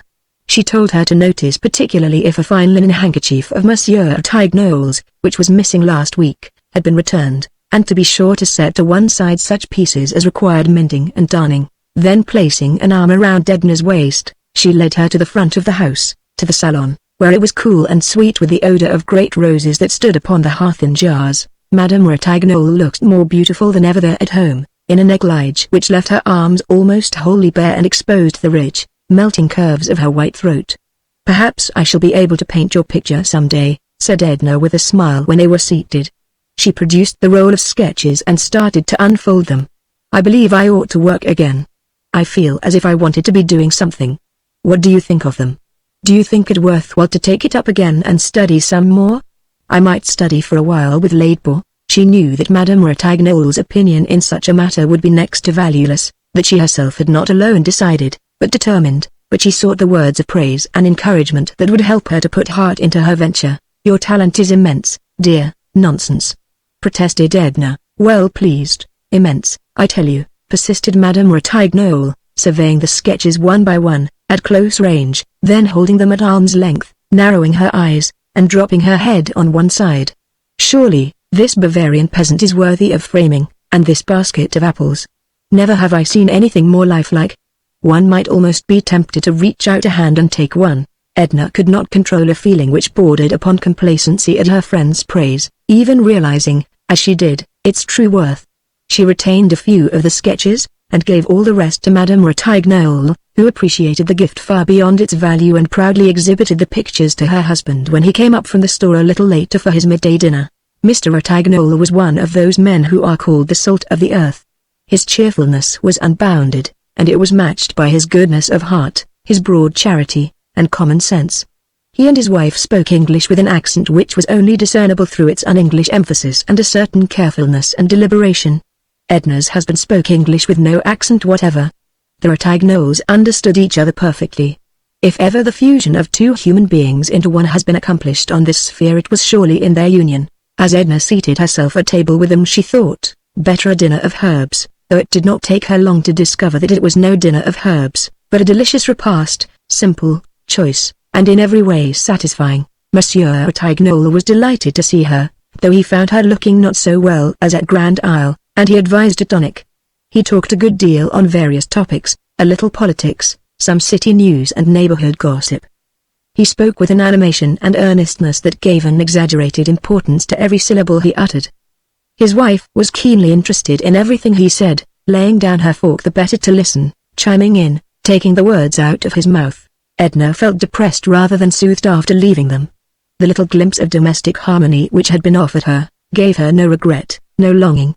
It was not a condition of life which fitted her, and she could see in it but an appalling and hopeless ennui.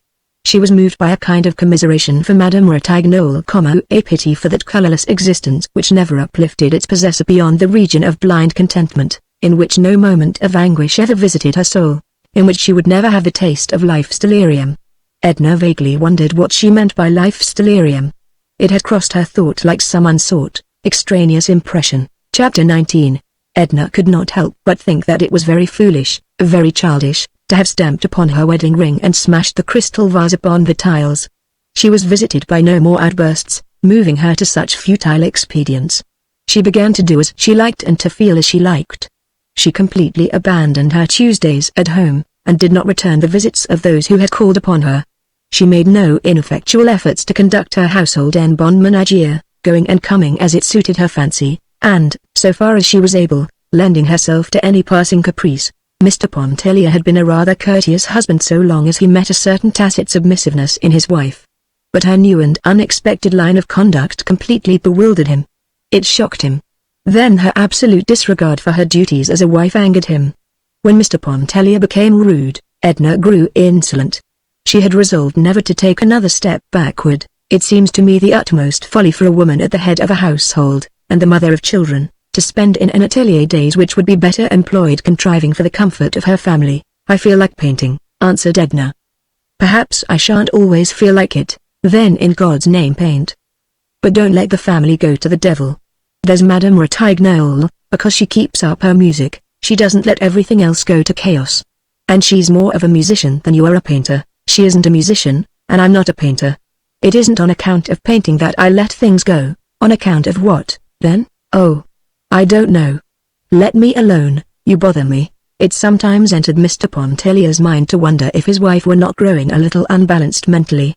He could see plainly that she was not herself. That is, he could not see that she was becoming herself and daily casting aside that fictitious self which we assume like a garment with which to appear before the world. Her husband let her alone as she requested, and went away to his office. Edna went up to her atelier, a bright room in the top of the house. She was working with great energy and interest, without accomplishing anything, however, which satisfied her even in the smallest degree. For a time she had the whole household enrolled in the service of art. The boys posed for her. They thought it amusing at first, but the occupation soon lost its attractiveness when they discovered that it was not a game arranged especially for their entertainment. The quadroon sat for hours before Edna's palette, patient as a savage, while the housemaid took charge of the children, and the drawing room went undusted. But the housemaid, too, served her term as model when Edna perceived that the young woman's back and shoulders were molded on classic lines, and that her hair, loosened from its confining cap, became an inspiration. While Edna worked she sometimes sang low the little air, "Ah, sea to save eyes." It moved her with recollections. She could hear again the ripple of the water, the flapping sail. She could see the glint of the moon upon the bay, and could feel the soft, gusty beating of the hot south wind. A subtle current of desire passed through her body, weakening her hold upon the brushes and making her eyes burn. There were days when she was very happy without knowing why. She was happy to be alive and breathing, when her whole being seemed to be one with the sunlight, the color, the odors, the luxuriant warmth of some perfect southern day. She liked then to wander alone into strange and unfamiliar places. She discovered many a sunny, sleepy corner, fashioned to dream in. And she found it good to dream and to be alone and unmolested. There were days when she was unhappy, she did not know why, when it did not seem worthwhile to be glad or sorry, to be alive or dead, when life appeared to her like a grotesque pandemonium and humanity like worms struggling blindly toward inevitable annihilation. She could not work on such a day, nor weave fancies to stir her pulses and warm her blood. Chapter 20. It was during such a mood that Edna hunted up Mademoiselle's. She had not forgotten the rather disagreeable impression left upon her by their last interview, but she nevertheless felt a desire to see her above all, to listen while she played upon the piano. Quite early in the afternoon she started upon her quest for the pianist. Unfortunately she had mislaid or lost Mademoiselle's card, and looking up her address in the city directory, she found that the woman lived on Benville Street, some distance away. The directory which fell into her hands was a year or more old, however, and upon reaching the number indicated, Edna discovered that the house was occupied by a respectable family of mulattoes who had chambers garnis to let. They had been living there for 6 months, and knew absolutely nothing of a Mademoiselle's. In fact, they knew nothing of any of their neighbors. Their lodgers were all people of the highest distinction, they assured Edna. She did not linger to discuss class distinctions with Madame Poupon, but hastened to a neighboring grocery store, feeling sure that Mademoiselle would have left her address with the proprietor. He knew Mademoiselle's a good deal better than he wanted to know her, he informed his questioner. In truth, he did not want to know her at all, or anything concerning her, the most disagreeable and unpopular woman who ever lived in Benville Street. He thanked heaven she had left the neighborhood, and was equally thankful that he did not know where she had gone. Edna's desire to see Mademoiselle's had increased tenfold since these unlooked-for obstacles had arisen to thwart it. She was wondering who could give her the information she sought, when it suddenly occurred to her that Madame Lebrun would be the one most likely to do so. She knew it was useless to ask Madame Ratignolle, who was on the most distant terms with the musician, and preferred to know nothing concerning her. She had once been almost as emphatic in expressing herself upon the subject as the corner grocer. Edna knew that Madame Lebrun had returned to the city, for it was the middle of November. And she also knew where the Lebruns lived, on Chartres Street. Their home from the outside looked like a prison, with iron bars before the door and lower windows. The iron bars were a relic of the old regime, and no one had ever thought of dislodging them. At the side was a high fence enclosing the garden. A gate or door opening upon the street was locked. Edna rang the bell at this side garden gate, and stood upon the banquette, waiting to be admitted. It was Victor who opened the gate for her. A black woman, wiping her hands upon her apron, was close at his heels. Before she saw them, Edna could hear them in altercation, the woman plainly an anomaly claiming the right to be allowed to perform her duties, one of which was to answer the bell. Victor was surprised and delighted to see Mrs. Pontellier, and he made no attempt to conceal either his astonishment or his delight. He was a dark-browed, good-looking youngster of 19, greatly resembling his mother, but with 10 times her impetuosity. He instructed the black woman to go at once and inform Madame Lebrun that Mrs. Pontellier desired to see her. The woman grumbled a refusal to do part of her duty when she had not been permitted to do it all, and started back to her interrupted task of weeding the garden. Whereupon Victor administered a rebuke in the form of a volley of abuse, which, owing to its rapidity and incoherence, was all but incomprehensible to Edna.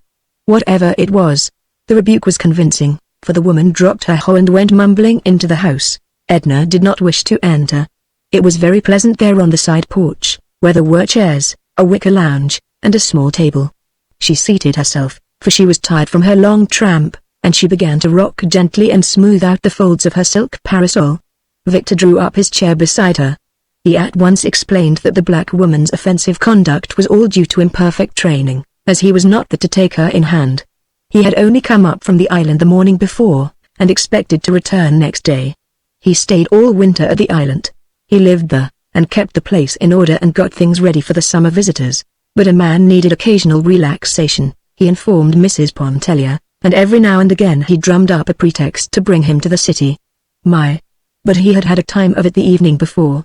He wouldn't want his mother to know, and he began to talk in a whisper. He was scintillant with recollections. Of course, he couldn't think of telling Mrs. Pontellier all about it, she being a woman and not comprehending such things. But it all began with a girl peeping and smiling at him through the shutters as he passed by. Oh! But she was a beauty. Certainly he smiled back, and went up and talked to her. Mrs. Pontellier did not know him if she supposed he was one to let an opportunity like that escape him. Despite herself, the youngster amused her. She must have betrayed in her look some degree of interest or entertainment.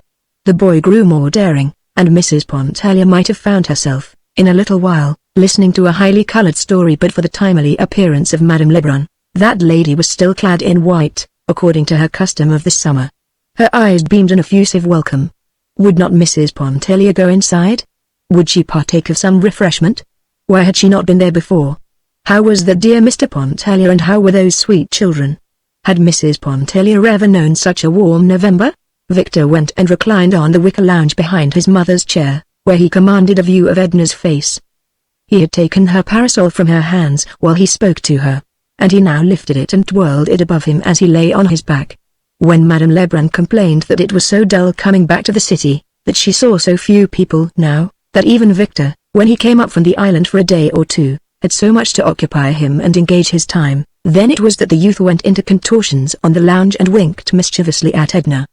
She somehow felt like a confederate in crime, and tried to look severe and disapproving.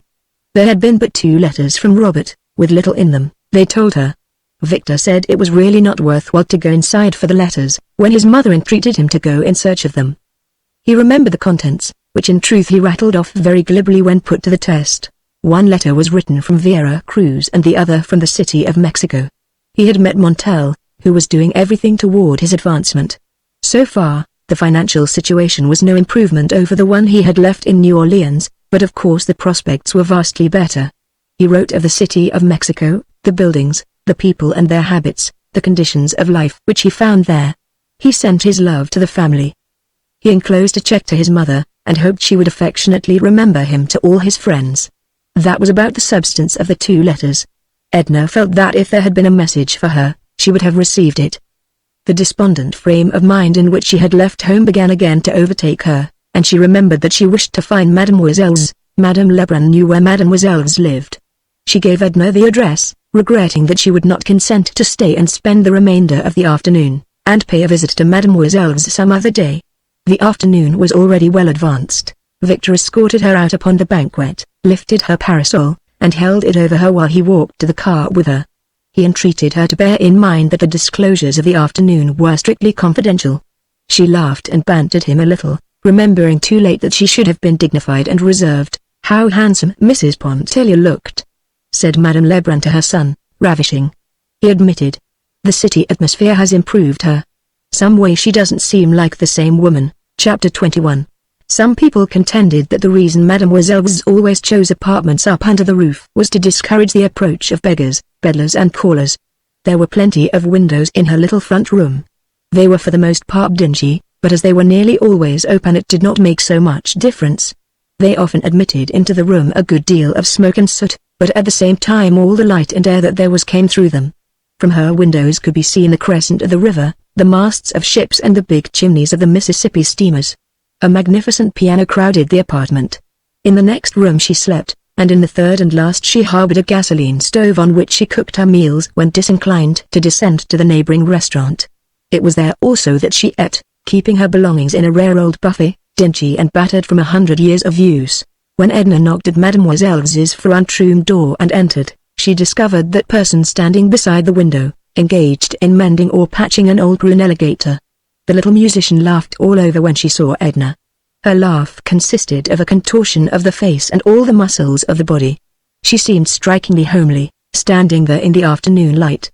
She still wore the shabby lace and the artificial bunch of violets on the side of her head. "So you remembered me at last," said Mademoiselle. "I had said to myself, bah. She will never come. Did you want me to come?" asked Edna with a smile. "I had not thought much about it," answered Mademoiselle. The two had seated themselves on a little bumpy sofa which stood against the wall. "I am glad, however, that you came. I have the water boiling back there, and was just about to make some coffee. You will drink a cup with me. And how is la belle dame? Always handsome. Always healthy. Always contented." She took Edna's hand between her strong wiry fingers, holding it loosely without warmth, and executing a sort of double theme upon the back and palm. "Yes," she went on, "I sometimes thought, she will never come. She promised as those women in society always do, without meaning it. She will not come. For I really don't believe you like me, Mrs. Pontellier." "I don't know whether I like you or not," replied Edna, gazing down at the little woman with a quizzical look. The candor of Mrs. Pontellier's admission greatly pleased Mademoiselle's. She expressed her gratification by repairing forthwith to the region of the gasoline stove and rewarding her guest with the promised cup of coffee. The coffee and the biscuit accompanying it proved very acceptable to Edna, who had declined refreshment at Madame Lebrun's and was now beginning to feel hungry. Mademoiselle set the tray which she brought in upon a small table near at hand, and seated herself once again on the lumpy sofa. "I have had a letter from your friend," she remarked, as she poured a little cream into Edna's cup and handed it to her. "My friend?" "Yes, your friend Robert. He wrote to me from the city of Mexico." "Wrote to you?" repeated Edna in amazement, stirring her coffee absently. "Yes, to me. Why not? Don't stir all the warmth out of your coffee, drink it." Though the letter might as well have been sent to you, it was nothing but Mrs. Pontellier from beginning to end. "Let me see it," requested the young woman, entreatingly. "No, a letter concerns no one but the person who writes it and the one to whom it is written. Haven't you just said it concerned me from beginning to end? It was written about you, not to you. Have you seen Mrs. Pontellier? How is she looking?" he asks. As Mrs. Pontellier says, or as Mrs. Pontellier once said, "If Mrs. Pontellier should call upon you, play for her that impromptu of Chopin's, my favorite. I heard it here a day or two ago, but not as you play it. I should like to know how it affects her," and so on, as if he supposed we were constantly in each other's society. "Let me see the letter." "Oh, no, have you answered it?" "No." "Let me see the letter." "No," and again, "No." "Then play the impromptu for me. It is growing late. What time do you have to be home?" "Time doesn't concern me." "Your question seems a little rude. Play the impromptu." "But you have told me nothing of yourself." "What are you doing?" "Painting," laughed Edna. "I'm becoming an artist. Think of it." "Ah, an artist. You have pretensions." "Madame, why pretensions? Do you think I could not become an artist? I do not know you well enough to say. I do not know your talent or your temperament. To be an artist includes much. One must possess many gifts, absolute gifts which have not been acquired by one's own effort. And, moreover, to succeed, the artist must possess the courageous soul." "What do you mean by the courageous soul?" "Courageous, ma foi. The brave soul. The soul that dares and defies. Show me the letter and play for me the impromptu. You see that I have persistence. Does that quality count for anything in art?" "It counts with a foolish old woman whom you have captivated," replied Mademoiselle, with her wriggling laugh. The letter was right there at hand in the drawer of the little table upon which Edna had just placed her coffee cup. Mademoiselle opened the drawer and drew forth the letter, the topmost one. She placed it in Edna's hands, and without further comment arose and went to the piano. Mademoiselle played a soft interlude.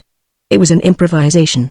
She sat low at the instrument, and the lines of her body settled into ungraceful curves and angles that gave it an appearance of deformity. Gradually and imperceptibly the interlude melted into the soft opening minor chords of the Chopin impromptu. Edna did not know when the impromptu began or ended. She sat in the sofa corner reading Robert's letter by the fading light. Mademoiselle had glided from the Chopin into the quivering lover notes of Isolde's song, and back again to the impromptu with its soulful and poignant longing. The shadows deepened in the little room. The music grew strange and fantastic, turbulent, insistent, plaintive and soft with entreaty. The shadows grew deeper. The music filled the room. It floated out upon the night, over the housetops, the crescent of the river, losing itself in the silence of the upper air. Edna was sobbing, just as she had wept one midnight at Grand Isle when strange, new voices awoke in her. She arose in some agitation to take her departure. "May I come again, mademoiselle?" she asked at the threshold. "Come whenever you feel like it. Be careful, the stairs and landings are dark, don't stumble." Mademoiselle re-entered and lit a candle. Robert's letter was on the floor. She stooped and picked it up. It was crumpled and damp with tears. Mademoiselle smoothed the letter out, restored it to the envelope, and replaced it in the table drawer. Chapter 22. One morning on his way into town, Mr. Pontellier stopped at the house of his old friend and family physician, Dr. Mandlet. The doctor was a semi-retired physician, resting, as the saying is, upon his laurels.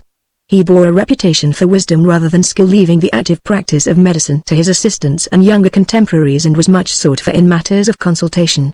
A few families, united to him by bonds of friendship, he still attended when they required the services of a physician. The Pontelliers were among these. Mr. Pontellier found the doctor reading at the open window of his study. His house stood rather far back from the street, in the center of a delightful garden, so that it was quiet and peaceful at the old gentleman's study window. He was a great reader. He stared up disapprovingly over his eyeglasses as Mr. Pontellier entered, wondering who had the temerity to disturb him at that hour of the morning. "Ah, Pontellier. Not sick, I hope. Come and have a seat. What news do you bring this morning?" He was quite portly, with a profusion of grey hair, and small blue eyes which age had robbed of much of their brightness but none of their penetration. "Oh, I'm never sick, doctor. You know that I come of tough fibre, of that old Creole race of Pontelliers that dry up and finally blow away. I came to consult, no, not precisely to consult, to talk to you about Edna. I don't know what ails her." "Madame Pontellier not well?" marveled the doctor. "Why, I saw her, I think it was a week ago, walking along Canal Street, the picture of health, it seemed to me." Yes, she seems quite well," said Mr. Pontellier, leaning forward and rolling his stick between his two hands, "but she doesn't act well. She's odd, she's not like herself. I can't make her out, and I thought perhaps you'd help me." "How does she act?" inquired the doctor. "Well, it isn't easy to explain," said Mr. Pontellier, throwing himself back in his chair. "She lets the housekeeping go to the dickens." Well, women are not all alike, my dear Pontellier. We've got to consider, I know that, I told you I couldn't explain. Her whole attitude toward me and everybody and everything has changed. You know I have a quick temper, but I don't want to quarrel or be rude to a woman, especially my wife, yet I'm driven to it, and feel like 10,000 devils after I've made a fool of myself. She's making it devilishly uncomfortable for me," he went on nervously. "She's got some sort of notion in her head concerning the eternal rights of women, and you understand we meet in the morning at the breakfast table." The old gentleman lifted his shaggy eyebrows, protruded his thick nether lip, and tapped the arms of his chair with his cushioned fingertips. "What have you been doing to her, Pontellier?" "Doing? Parbleu, has she?" asked the doctor, with a smile. "Has she been associating of late with a circle of pseudo-intellectual women, super-spiritual superior beings? My wife has been telling me about them." "That's the trouble," broke in Mr. Pontellier. "She hasn't been associating with anyone. She has abandoned her Tuesdays at home, has thrown over all her acquaintances, and goes tramping about by herself, moping in the streetcars, getting in after dark. I tell you she's peculiar. I don't like it, I feel a little worried over it." This was a new aspect for the doctor. "Nothing hereditary?" he asked, seriously. "Nothing peculiar about our family antecedents, is there?" "Oh, no, indeed. She comes of sound old Presbyterian Kentucky stock. The old gentleman, her father, I have heard, used to atone for his weekday sins with his Sunday devotions. I know for a fact that his race horses literally ran away with the prettiest bit of Kentucky farming land I ever laid eyes upon. Margaret, you know Margaret, she has all the Presbyterianism undiluted. And the youngest is something of a vixen. By the way, she gets married in a couple of weeks from now. Send your wife up to the wedding, exclaimed the doctor, foreseeing a happy solution. Let her stay among her own people for a while, it will do her good, that's what I want her to do. She won't go to the marriage. She says a wedding is one of the most lamentable spectacles on earth. Nice thing for a woman to say to her husband, exclaimed Mr. Pontellier, fuming anew at the recollection. Pontellier, said the doctor, after a moment's reflection, let your wife alone for a while. Don't bother her, and don't let her bother you. Woman, my dear friend, is a very peculiar and delicate organism. A sensitive and highly organized woman, such as I know Mrs. Pontellier to be, is especially peculiar. It would require an inspired psychologist to deal successfully with them. And when ordinary fellows like you and me attempt to cope with their idiosyncrasies, the result is bungling. Most women are moody and whimsical. This is some passing whim of your wife, due to some cause or causes which you and I needn't try to fathom. But it will pass happily over, especially if you let her alone. Send her around to see me. Oh, I couldn't do that, there'd be no reason for it, objected Mr. Pontellier. Then I'll go around and see her, said the doctor. I'll drop in to dinner some evening in Bon Ami, do. By all means, urged Mr. Pontellier. What evening will you come? Say Thursday. Will you come Thursday? He asked, rising to take his leave. Very well, Thursday. My wife may possibly have some engagement for me Thursday. In case she has, I shall let you know. Otherwise, you may expect me. Mr. Pontellier turned before leaving to say, I am going to New York on business very soon. I have a big scheme on hand, and want to be on the field proper to pull the ropes and handle the ribbons. We'll let you in on the inside if you say so, doctor, he laughed. No, I thank you, my dear sir, returned the doctor. I leave such ventures to you younger men with the fever of life still in your blood. What I wanted to say, continued Mr. Pontellier, with his hand on the knob, I may have to be absent a good while. Would you advise me to take Edna along? By all means, if she wishes to go. If not, leave her here. Don't contradict her. The mood will pass, I assure you. It may take a month, 2, 3 months, possibly longer, but it will pass. Have patience. Well, goodbye, Judy, said Mr. Pontellier, as he let himself out. The doctor would have liked during the course of conversation to ask, is there any man in the case? But he knew his Creole too well to make such a blunder as that. He did not resume his book immediately, but sat for a while meditatively looking out into the garden. Chapter 23. Edna's father was in the city, and had been with them several days. She was not very warmly or deeply attached to him, but they had certain tastes in common, and when together they were companionable. His coming was in the nature of a welcome disturbance. It seemed to furnish a new direction for her emotions. He had come to purchase a wedding gift for his daughter, Janet, and an outfit for himself in which he might make a creditable appearance at her marriage. Mr. Pontellier had selected the bridal gift, as everyone immediately connected with him always deferred to his taste in such matters, and his suggestions on the question of dress, which too often assumes the nature of a problem, were of inestimable value to his father-in-law. But for the past few days the old gentleman had been upon Edna's hands, and in his society she was becoming acquainted with a new set of sensations. He had been a colonel in the Confederate Army, and still maintained, with the title, the military bearing which had always accompanied it. His hair and moustache were white and silky, emphasizing the rugged bronze of his face. He was tall and thin, and wore his coats padded, which gave a fictitious breadth and depth to his shoulders and chest. Edna and her father looked very distinguished together, and excited a good deal of notice during their perambulations. Upon his arrival she began by introducing him to her atelier and making a sketch of him. He took the whole matter very seriously. If her talent had been tenfold greater than it was, it would not have surprised him, convinced as he was that he had bequeathed to all of his daughters the germs of a masterful capability, which only depended upon their own efforts to be directed toward successful achievement. Before her pencil he sat rigid and unflinching, as he had faced the cannon's mouth in days gone by.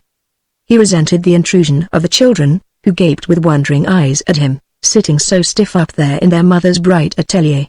When they drew near he motioned them away with an expressive action of the foot, loath to disturb the fixed lines of his countenance, his arms, or his rigid shoulders. Edna, anxious to entertain him, invited mademoiselles to meet him, having promised him a treat in her piano playing, but Mademoiselle declined the invitation. So together they attended a soirée musicale at the Ratignolles. Monsieur and Madame Ratignolles made much of the Colonel, installing him as a guest of honor and engaging him at once to dine with them the following Sunday, or any day which he might select. Madame coquetted with him in the most captivating and naive manner, with eyes, gestures, and a profusion of compliments, till the Colonel's old head felt 30 years younger on his padded shoulders.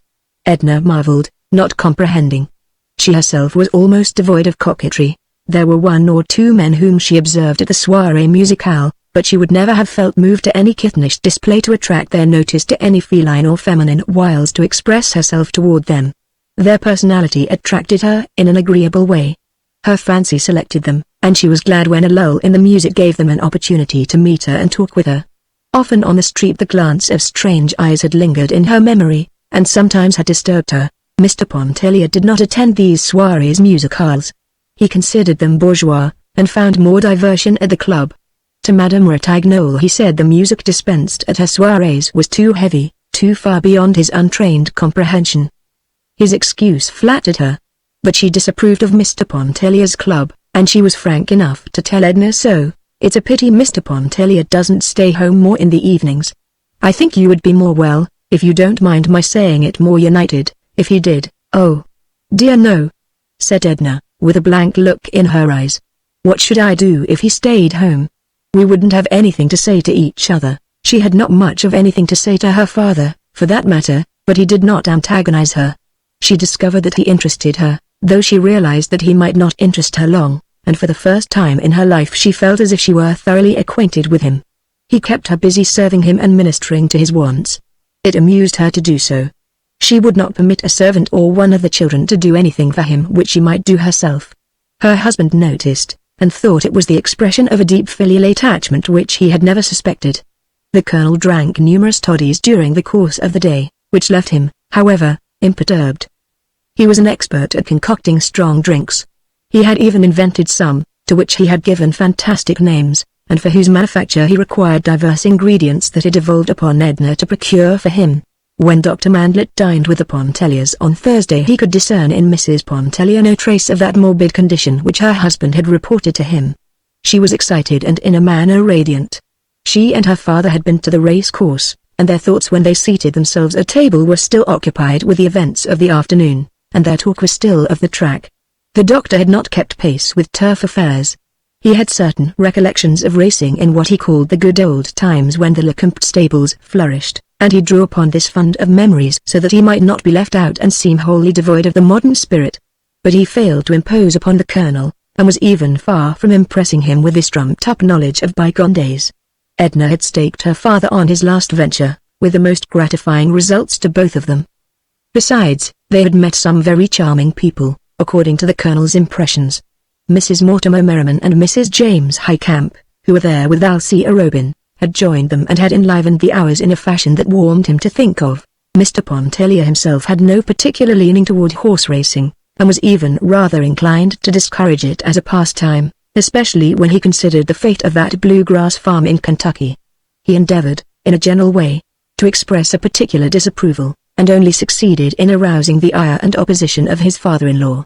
A pretty dispute followed, in which Edna warmly espoused her father's cause and the doctor remained neutral. He observed his hostess attentively from under his shaggy brows, and noted a subtle change which had transformed her from the listless woman he had known into a being who, for the moment, seemed palpitant with the forces of life. Her speech was warm and energetic. There was no repression in her glance or gesture. She reminded him of some beautiful, sleek animal waking up in the sun. The dinner was excellent. The claret was warm and the champagne was cold, and under their beneficent influence the threatened unpleasantness melted and vanished with the fumes of the wine. Mr. Pontellier warmed up and grew reminiscent. He told some amusing plantation experiences, recollections of old Iberville and his youth, when he hunted possum in company with some friendly darky, thrashed the pecan trees, shot the grosbeck, and roamed the woods and fields in mischievous idleness. The Colonel, with little sense of humor and of the fitness of things, related a somber episode of those dark and bitter days, in which he had acted a conspicuous part and always formed a central figure. Nor was the doctor happier in his selection, when he told the old, ever new and curious story of the waning of a woman's love, seeking strange, new channels, only to return to its legitimate source after days of fierce unrest. It was one of the many little human documents which had been unfolded to him during his long career as a physician. The story did not seem especially to impress Edna. She had one of her own to tell, of a woman who paddled away with her lover one night in a pirogue and never came back. They were lost amid the Baratarian Islands, and no one ever heard of them or found trace of them from that day to this. It was a pure invention. She said that Madame Montouin had related it to her. That, also, was an invention. Perhaps it was a dream she had had. But every glowing word seemed real to those who listened. They could feel the hot breath of the southern night, they could hear the long sweep of the pirogue through the glistening moonlit water, the beating of birds' wings, rising startled from among the reeds in the saltwater pools. They could see the faces of the lovers, pale, close together, wrapped in oblivious forgetfulness, drifting into the unknown. The champagne was cold, and its subtle fumes played fantastic tricks with Edna's memory. The night, outside, away from the glow of the fire and the soft lamplight, the night was chill and murky. The doctor doubled his old-fashioned cloak across his breast as he strode home through the darkness. He knew his fellow creatures better than most men, knew that in a life which so seldom unfolds itself to unanointed eyes. He was sorry he had accepted Pontellier's invitation. He was growing old, and beginning to need rest and an imperturbed spirit. He did not want the secrets of other lives thrust upon him. "I hope it isn't a Robin," he muttered to himself as he walked. "I hope to heaven it isn't Alcée Robin." Chapter 24. Edna and her father had a warm, and almost violent dispute upon the subject of her refusal to attend her sister's wedding. Mr. Pontellier declined to interfere, to interpose either his influence or his authority. He was following Dr. Mandlit's advice, and letting her do as she liked. The colonel reproached his daughter for her lack of filial kindness and respect, her want of sisterly affection and womanly consideration. His arguments were labored and unconvincing. He doubted if Janet would accept any excuse forgetting that Edna had offered none. He doubted if Janet would ever speak to her again, and he was sure Margaret would not. Edna was glad to be rid of her father when he finally took himself off with his wedding garments and his bridal gifts, with his padded shoulders, his Bible reading, his toddies and ponderous oaths. Mr. Pontellier followed him closely. He meant to stop at the wedding on his way to New York and endeavor by every means which money and love could devise to atone somewhat for Edna's incomprehensible action. "You are too lenient by far, Leonce," asserted the colonel. "Authority, coercion are what is needed. Put your foot down good and hard, the only way to manage a wife. Take my word for it." The colonel was perhaps unaware that he had coerced his own wife into her grave. Mr. Pontellier had a vague suspicion of it which he thought it needless to mention at that late day. Edna was not so consciously gratified at her husband's leaving home as she had been over the departure of her father. As the day approached when he was to leave her for a comparatively long stay, she grew melting and affectionate, remembering his many acts of consideration and his repeated expressions of an ardent attachment. She was solicitous about his health and his welfare. She bustled around, looking after his clothing, thinking about heavy underwear, quite as Madame Ratignolle would have done under similar circumstances. She cried when he went away, calling him her dear, good friend, and she was quite certain she would grow lonely before very long and go to join him in New York. But after all, a radiant peace settled upon her when she at last found herself alone. Even the children were gone. Old Madame Pontellier had come herself and carried them off to Iberville with their quadroon. The old madame did not venture to say she was afraid they would be neglected during Leonce's absence. She hardly ventured to think so. She was hungry for them, even a little fierce in her attachment. She did not want them to be wholly children of the pavement, she always said when begging to have them for a space. She wished them to know the country, with its streams, its fields, its woods, its freedom, so delicious to the young. She wished them to taste something of the life their father had lived and known and loved when he, too, was a little child. When Edna was at last alone, she breathed a big, genuine sigh of relief. A feeling that was unfamiliar but very delicious came over her. She walked all through the house, from one room to another, as if inspecting it for the first time. She tried the various chairs and lounges, as if she had never sat and reclined upon them before. Then she perambulated around the outside of the house, investigating, looking to see if windows and shutters were secure and in order. The flowers were like new acquaintances. She approached them in a familiar spirit, and made herself at home among them. The garden walks were damp, and Edna called to the maid to bring out her rubber sandals. And there she stayed, and stooped, digging around the plants, trimming, picking dead, dry leaves. The children's little dog came out, interfering, getting in her way. She scolded him, laughed at him, played with him. The garden smelled so good and looked so pretty in the afternoon sunlight. Edna plucked all the bright flowers she could find, and went into the house with them, she and the little dog. Even the kitchen assumed a sudden interesting character which she had never before perceived. She went in to give directions to the cook, to say that the butcher would have to bring much less meat, that they would require only half their usual quantity of bread, of milk and groceries. She told the cook that she herself would be greatly occupied during Mr. Pontellier's absence, and she begged her to take all thought and responsibility of the larder upon her own shoulders. That night Edna dined alone. The candelabra, with a few candies in the center of the table, gave all the light she needed. Outside the circle of light in which she sat, the large dining room looked solemn and shadowy. The cook, placed upon her mettle, served a delicious repast, a luscious tenderloin broiled à point. The wine tasted good. The marron glace seemed to be just what she wanted. It was so pleasant, too, to dine in a comfortable Pagnoil. She thought a little sentimentally about Leonce and the children, and wondered what they were doing. As she gave a dainty scrap or two to the doggy, she talked intimately to him about Ishine and Raoul. He was beside himself with astonishment and delight over these companionable advances, and showed his appreciation by his little quick, snappy barks and a lively agitation. Then Edna sat in the library after dinner and read Emerson until she grew sleepy. She realized that she had neglected her reading, and determined to start anew upon a course of improving studies, now that her time was completely her own to do with as she liked. After a refreshing bath, Edna went to bed. And as she snuggled comfortably beneath the eiderdown, a sense of restfulness invaded her, such as she had not known before. Chapter 25. When the weather was dark and cloudy, Edna could not work. She needed the sun to mellow and temper her mood to the sticking point. She had reached a stage when she seemed to be no longer feeling her way, working, when in the humor, with sureness and ease. And being devoid of ambition, and striving not toward accomplishment, she drew satisfaction from the work in itself. On rainy or melancholy days Edna went out and sought the society of the friends she had made at Grand Isle. Or else she stayed indoors and nursed a mood with which she was becoming too familiar for her own comfort and peace of mind. It was not despair, but it seemed to her as if life were passing by, leaving its promise broken and unfulfilled. Yet there were other days when she listened, was led on and deceived by fresh promises which her youth held out to her. She went again to the races, and again. Alcée Arobin and Mrs. Highcamp called for her one bright afternoon in Arobin's drag. Mrs. Highcamp was a worldly but unaffected, intelligent, slim, tall blonde woman in the 40s, with an indifferent manner and blue eyes that stared. She had a daughter who served her as a pretext for cultivating the society of young men of fashion. Alcée Arobin was one of them. He was a familiar figure at the race course, the opera, the fashionable clubs. There was a perpetual smile in his eyes, which seldom failed to awaken a corresponding cheerfulness in anyone who looked into them and listened to his good-humored voice. His manner was quiet, and at times a little insolent.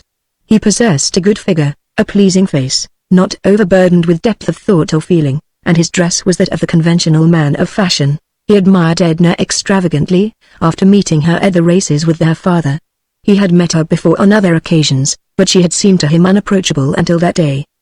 It was at his instigation that Mrs. Highcamp called to ask her to go with them to the Jockey Club to witness the turf event of the season. There were possibly a few track men out there who knew the race horse as well as Edna, but there was certainly none who knew it better. She sat between her two companions as one having authority to speak. She laughed at Arobin's pretensions, and deplored Mrs. Highcamp's ignorance. The race horse was a friend and intimate associate of her childhood. The atmosphere of the stables and the breath of the bluegrass paddock revived in her memory and lingered in her nostrils. She did not perceive that she was talking like her father as the sleek geldings ambled in review before them. She played for very high stakes, and fortune favored her. The fever of the game flamed in her cheeks and eaves, and it got into her blood and into her brain like an intoxicant. People turned their heads to look at her, and more than one lent an attentive car to her utterances, hoping thereby to secure the elusive but ever-desired ip. Arobin caught the contagion of excitement which drew him to Edna like a magnet. Mrs. Highcamp remained, as usual, unmoved, with her indifferent stare and uplifted eyebrows. Edna stayed and dined with Mrs. Highcamp upon being urged to do so. Arobin also remained and sent away his drag. The dinner was quiet and uninteresting, save for the cheerful efforts of Arobin to enliven things. Mrs. Highcamp deplored the absence of her daughter from the races, and tried to convey to her what she had missed by going to the Dante reading instead of joining them. The girl held a geranium leaf up to her nose and said nothing, but looked knowing and non-committal. Mr. Highcamp was a plain, bald-headed man, who only talked under compulsion. He was unresponsive. Mrs. Highcamp was full of delicate courtesy and consideration toward her husband. She addressed most of her conversation to him at table. They sat in the library after dinner and read the evening papers together under the drop light, while the younger people went into the drawing room nearby and talked. Miss Highcamp played some selections from Grieg upon the piano. She seemed to have apprehended all the composer's coldness and none of his poetry. While Edna listened, she could not help wondering if she had lost her taste for music. When the time came for her to go home, Mr. Highcamp grunted a lame offer to escort her, looking down at his slippered feet with tactless concern. It was a Robin who took her home. The car ride was long, and it was late when they reached Esplanade Street. A Robin asked permission to enter for a second to light his cigarette. His match safe was empty. He filled his match safe, but did not light his cigarette until he left her, after she had expressed her willingness to go to the races with him again. Edna was neither tired nor sleepy. She was hungry again, for the Highcamp dinner, though of excellent quality, had lacked abundance. She rummaged in the larder and brought forth a slice of Gruyere and some crackers. She opened a bottle of beer which she found in the icebox. Edna felt extremely restless and excited. She vacantly hummed a fantastic tune as she poked at the wood embers on the hearth and munched a cracker. She wanted something to happen, something, anything, she did not know what. She regretted that she had not made a Robin stay a half hour to talk over the horses with her. She counted the money she had won. But there was nothing else to do, so she went to bed, and tossed there for hours in a sort of monotonous agitation. In the middle of the night she remembered that she had forgotten to write her regular letter to her husband, and she decided to do so next day and tell him about her afternoon at the Jockey Club. She lay wide awake composing a letter which was nothing like the one which she wrote next day. When the maid awoke her in the morning, Edna was dreaming of Mr. Highcamp playing the piano at the entrance of a music store on Canal Street, while his wife was saying to Alcée Robin, as they boarded an Esplanade Street car, "What a pity that so much talent has been neglected. But I must go." When, a few days later, Alcée Robin again called for Edna in his drag, Mrs. Highcamp was not with him. He said they would pick her up. But as that lady had not been apprised of his intention of picking her up, she was not at home. The daughter was just leaving the house to attend the meeting of a branch folklore society, and regretted that she could not accompany them. A Robin appeared nonplussed, and asked Edna if there were anyone else she cared to ask. She did not deem it worthwhile to go in search of any of the fashionable acquaintances from whom she had withdrawn herself. She thought of Madame Ratignolle, but knew that her fair friend did not leave the house, except to take a languid walk around the block with her husband after nightfall. Mademoiselles would have laughed at such a request from Edna. Madame Lebrun might have enjoyed the outing, but for some reason Edna did not want her. So they went alone, she and a Robin. The afternoon was intensely interesting to her. The excitement came back upon her like a remittent fever. Her talk grew familiar and confidential. It was no labor to become intimate with a Robin. His manner invited easy confidence. The preliminary stage of becoming acquainted was one which he always endeavored to ignore when a pretty and engaging woman was concerned. He stayed and dined with Edna. He stayed and sat beside the wood fire. They laughed and talked, and before it was time to go he was telling her how different life might have been if he had known her years before. With ingenuous frankness he spoke of what a wicked, ill-disciplined boy he had been, and impulsively drew up his cuff to exhibit upon his wrist the scar from a sabre cut which he had received in a duel outside of Paris when he was 19. She touched his hand as she scanned the red cicatrice on the inside of his white wrist. A quick impulse that was somewhat spasmodic impelled her fingers to close in a sort of clutch upon his hand. He felt the pressure of her pointed nails in the flesh of his palm. She arose hastily and walked toward the mantel. "The sight of a wound or scar always agitates and sickens me," she said. "I shouldn't have looked at it, I beg your pardon," he entreated, following her. "It never occurred to me that it might be repulsive." He stood close to her, and the effrontery in his eyes repelled the old, vanishing self in her, yet drew all her awakening sensuousness. He saw enough in her face to impel him to take her hand and hold it while he said his lingering good night. "Will you go to the races again?" he asked. "No," she said. "I've had enough of the races. I don't want to lose all the money I've won, and I've got to work when the weather is bright, instead of—" "Yes, work, to be sure. You promised to show me your work. What morning may I come up to your atelier? Tomorrow? No, day after, no, no, oh, please don't refuse me. I know something of such things. I might help you with a stray suggestion or two. No. Good night." Why don't you go after you have said good night? I don't like you," she went on in a high, excited pitch, attempting to draw away her hand. She felt that her words lacked dignity and sincerity, and she knew that he felt it. "I'm sorry you don't like me. I'm sorry I offended you." "How have I offended you? What have I done? Can't you forgive me?"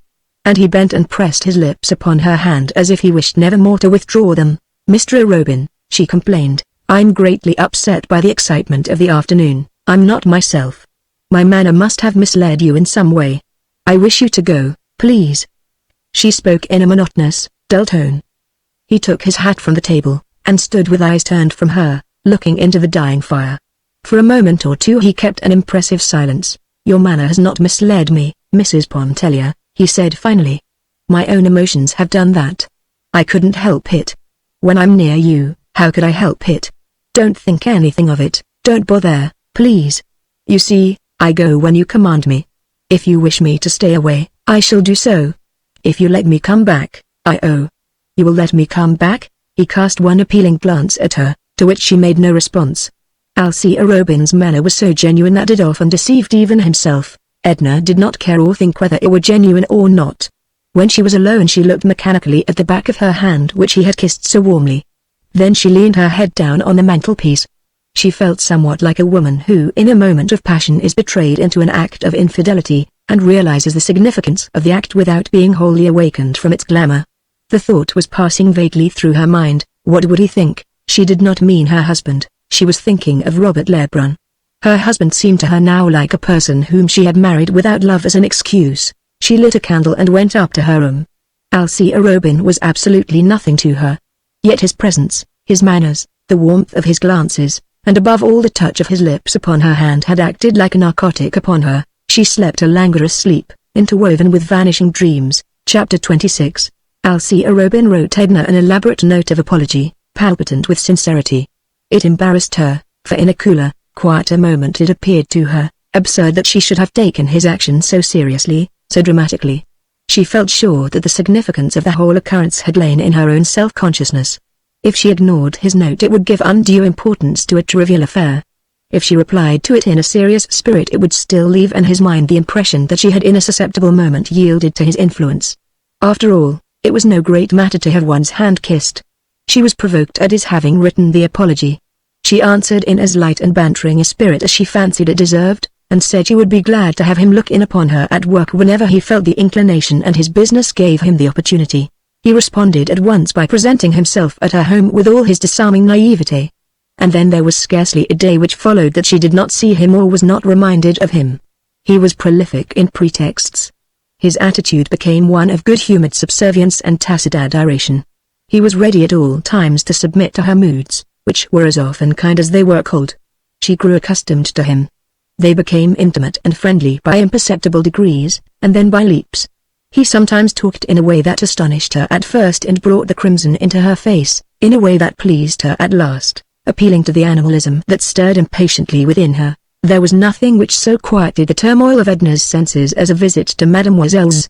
It was then, in the presence of that personality which was offensive to her, that the woman, by her divine art, seemed to reach Edna's spirit and set it free. It was misty, with heavy, lowering atmosphere, one afternoon, when Edna climbed the stairs to the pianist's apartments under the roof. Her clothes were dripping with moisture. She felt chilled and pinched as she entered the room. Mademoiselle was poking at a rusty stove that smoked a little and warmed the room indifferently. She was endeavoring to heat a pot of chocolate on the stove. The room looked cheerless and dingy to Edna as she entered. A bust of Beethoven, covered with a hood of dust, scowled at her from the mantelpiece. "Ah! Here comes the sunlight!" exclaimed Mademoiselle, rising from her knees before the stove. "Now it will be warm and bright enough, I can let the fire alone." She closed the stove door with a bang, and approaching, assisted in removing Edna's dripping mackintosh. "You are cold, you look miserable. The chocolate will soon be hot. But would you rather have a taste of brandy? I have scarcely touched the bottle which you brought me for my cold." A piece of red flannel was wrapped around Mademoiselle's throat. A stiff neck compelled her to hold her head on one side. "I will take some brandy," said Edna, shivering as she removed her gloves and overshoes. She drank the liquor from the glass as a man would have done. Then flinging herself upon the uncomfortable sofa she said, "Mademoiselle, I am going to move away from my house on Esplanade Street. Ah! Ejaculated the musician, neither surprised nor especially interested. Nothing ever seemed to astonish her very much. She was endeavoring to adjust the bunch of violets which had become loose from its fastening in her hair.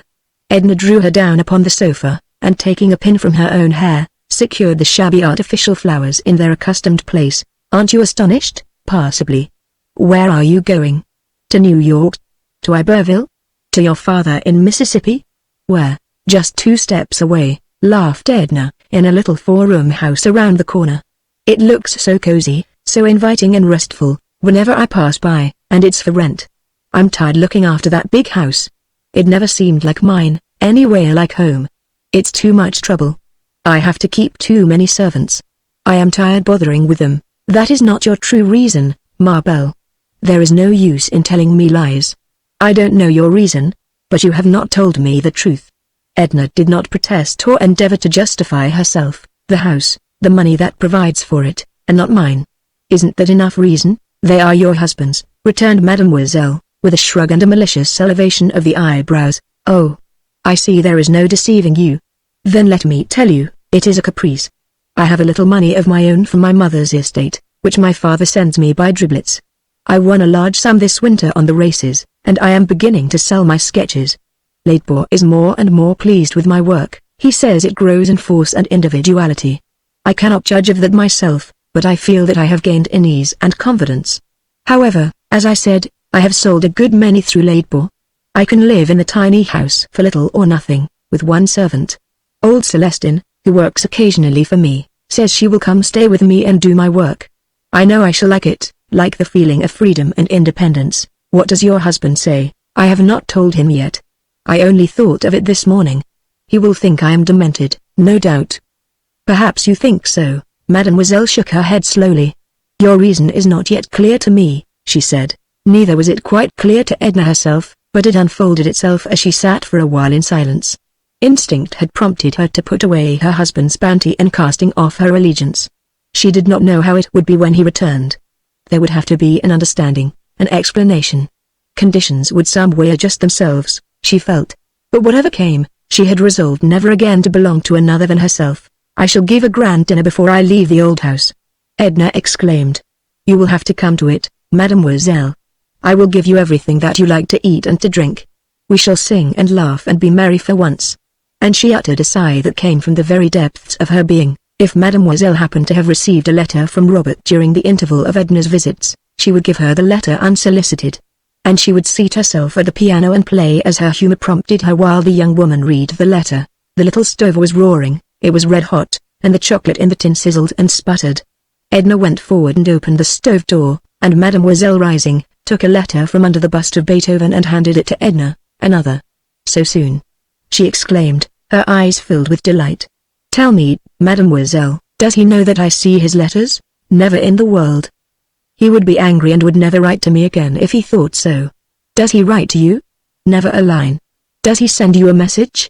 Never a word. It is because he loves you, poor fool, and is trying to forget you, since you are not free to listen to him or to belong to him. Why do you show me his letters, then? Haven't you begged for them? Can I refuse you anything? Oh.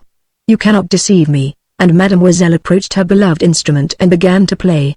Edna did not at once read the letter. She sat holding it in her hand, while the music penetrated her whole being like an effulgence, warming and brightening the dark places of her soul. It prepared her for joy and exultation. Oh! She exclaimed, letting the letter fall to the floor. Why did you not tell me? She went and grasped mademoiselle's hands up from the keys. Oh! Unkind. Malicious. Why did you not tell me that he was coming back? No great news, ma foi. I wonder he did not come long ago, but when?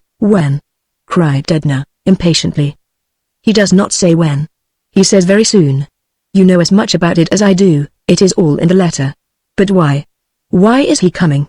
Oh, if I thought, and she snatched the letter from the floor and turned the pages this way and that way, looking for the reason, which was left untold. If I were young and in love with a man, said mademoiselle, turning on the stool and pressing her wiry hands between her knees as she looked down at Edna, who sat on the floor holding the letter, it seems to me he would have to be some grand esprit, a man with lofty aims and ability to reach them. one who stood high enough to attract the notice of his fellow men. It seems to me if I were young and in love I should never deem a man of ordinary caliber worthy of my devotion. Now it is you who are telling lies and seeking to deceive me, mademoiselle, or else you have never been in love, and know nothing about it. Why, went on Edna, clasping her knees and looking up into mademoiselle's twisted face, do you suppose a woman knows why she loves? Does she select? Does she say to herself, go to? Here is a distinguished statesman with presidential possibilities, I shall proceed to fall in love with him. Or, I shall set my heart upon this musician, whose fame is on every tongue. Or, this financier, who controls the world's money markets. You are purposely misunderstanding me, Marianne. Are you in love with Robert? Yes, said Edna. It was the first time she had admitted it, and a glow overspread her face, blotching it with red spots. Why? Asked her companion. Why do you love him when you ought not to? Edna, with a motion or two, dragged herself on her knees before mademoiselle's, who took the glowing face between her two hands. Why? Because his hair is brown and grows away from his temples, because he opens and shuts his eyes, and his nose is a little out of drawing, because he has two lips and a square chin, and a little finger which he can't straighten from having played baseball too energetically in his youth. Because you do, in short, laughed mademoiselle. What will you do when he comes back? She asked. Do? Nothing, except feel glad and happy to be alive. She was already glad and happy to be alive at the mere thought of his return. The murky, lowering sky, which had depressed her a few hours before, seemed bracing and invigorating as she splashed through the streets on her way home. She stopped at a confectioner's and ordered a huge box of bonbons for the children in Iberville. She slipped a card in the box, on which she scribbled a tender message and sent an abundance of kisses. Before dinner in the evening Edna wrote a charming letter to her husband, telling him of her intention to move for a while into the little house around the block, and to give a farewell dinner before leaving, regretting that he was not there to share it, to help out with the menu and assist her in entertaining the guests. Her letter was brilliant and brimming with cheerfulness. Chapter 27. What is the matter with you? Asked Robin that evening. I never found you in such a happy mood. Edna was tired by that time, and was reclining on the lounge before the fire. Don't you know the weather prophet has told us we shall see the sun pretty soon? Well, that ought to be reason enough, he acquiesced. You wouldn't give me another if I sat here all night imploring you. He sat close to her on a low tabouret, and as he spoke his fingers lightly touched the hair that fell a little over her forehead. She liked the touch of his fingers through her hair, and closed her eyes sensitively. One of these days, she said, I'm going to pull myself together for a while and try to determine what character of a woman I am, for, candidly, I don't know. By all the codes which I am acquainted with, I am a devilishly wicked specimen of the sex. But some way I can't convince myself that I am. I must think about it. Don't. What's the use? Why should you bother thinking about it when I can tell you what manner of woman you are? His fingers strayed occasionally down to her warm, smooth cheeks and firm chin, which was growing a little full and double. Oh, yes. You will tell me that I am adorable, everything that is captivating. Spare yourself the effort. No, I shan't tell you anything of the sort, though I shouldn't be lying if I did. Do you know Mademoiselle's? She asked irrelevantly. The pianist?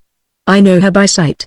I've heard her play. She says queer things sometimes in a bantering way that you don't notice at the time and you find yourself thinking about afterward. For instance? Well, for instance, when I left her today, she put her arms around me and felt my shoulder blades, to see if my wings were strong, she said.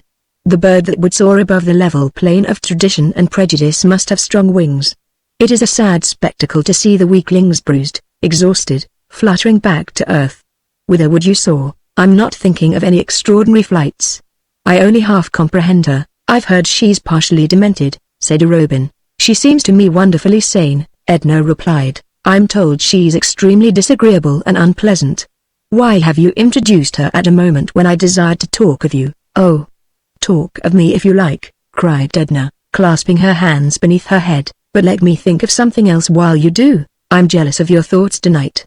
They're making you a little kinder than usual, but some way I feel as if they were wandering, as if they were not here with me. She only looked at him and smiled. His eyes were very near. He leaned upon the lounge with an arm extended across her, while the other hand still rested upon her hair. They continued silently to look into each other's eyes. When he leaned forward and kissed her, she clasped his head, holding his lips to hers. It was the first kiss of her life to which her nature had really responded. It was a flaming torch that kindled desire. Chapter 28. Edna cried a little that night after Robin left her. It was only one phase of the multitudinous emotions which had assailed her. There was with her an overwhelming feeling of irresponsibility. There was the shock of the unexpected and the unaccustomed.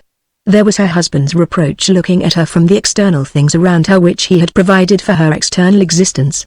There was Robert's reproach making itself felt by a quicker, fiercer, more overpowering love, which had awakened within her toward him. Above all, there was understanding. She felt as if a mist had been lifted from her eyes, enabling her to look upon and comprehend the significance of life, that monster made up of beauty and brutality. But among the conflicting sensations which assailed her, there was neither shame nor remorse. There was a dull pang of regret because it was not the kiss of love which had inflamed her, because it was not love which had held this cup of life to her lips. Chapter 29.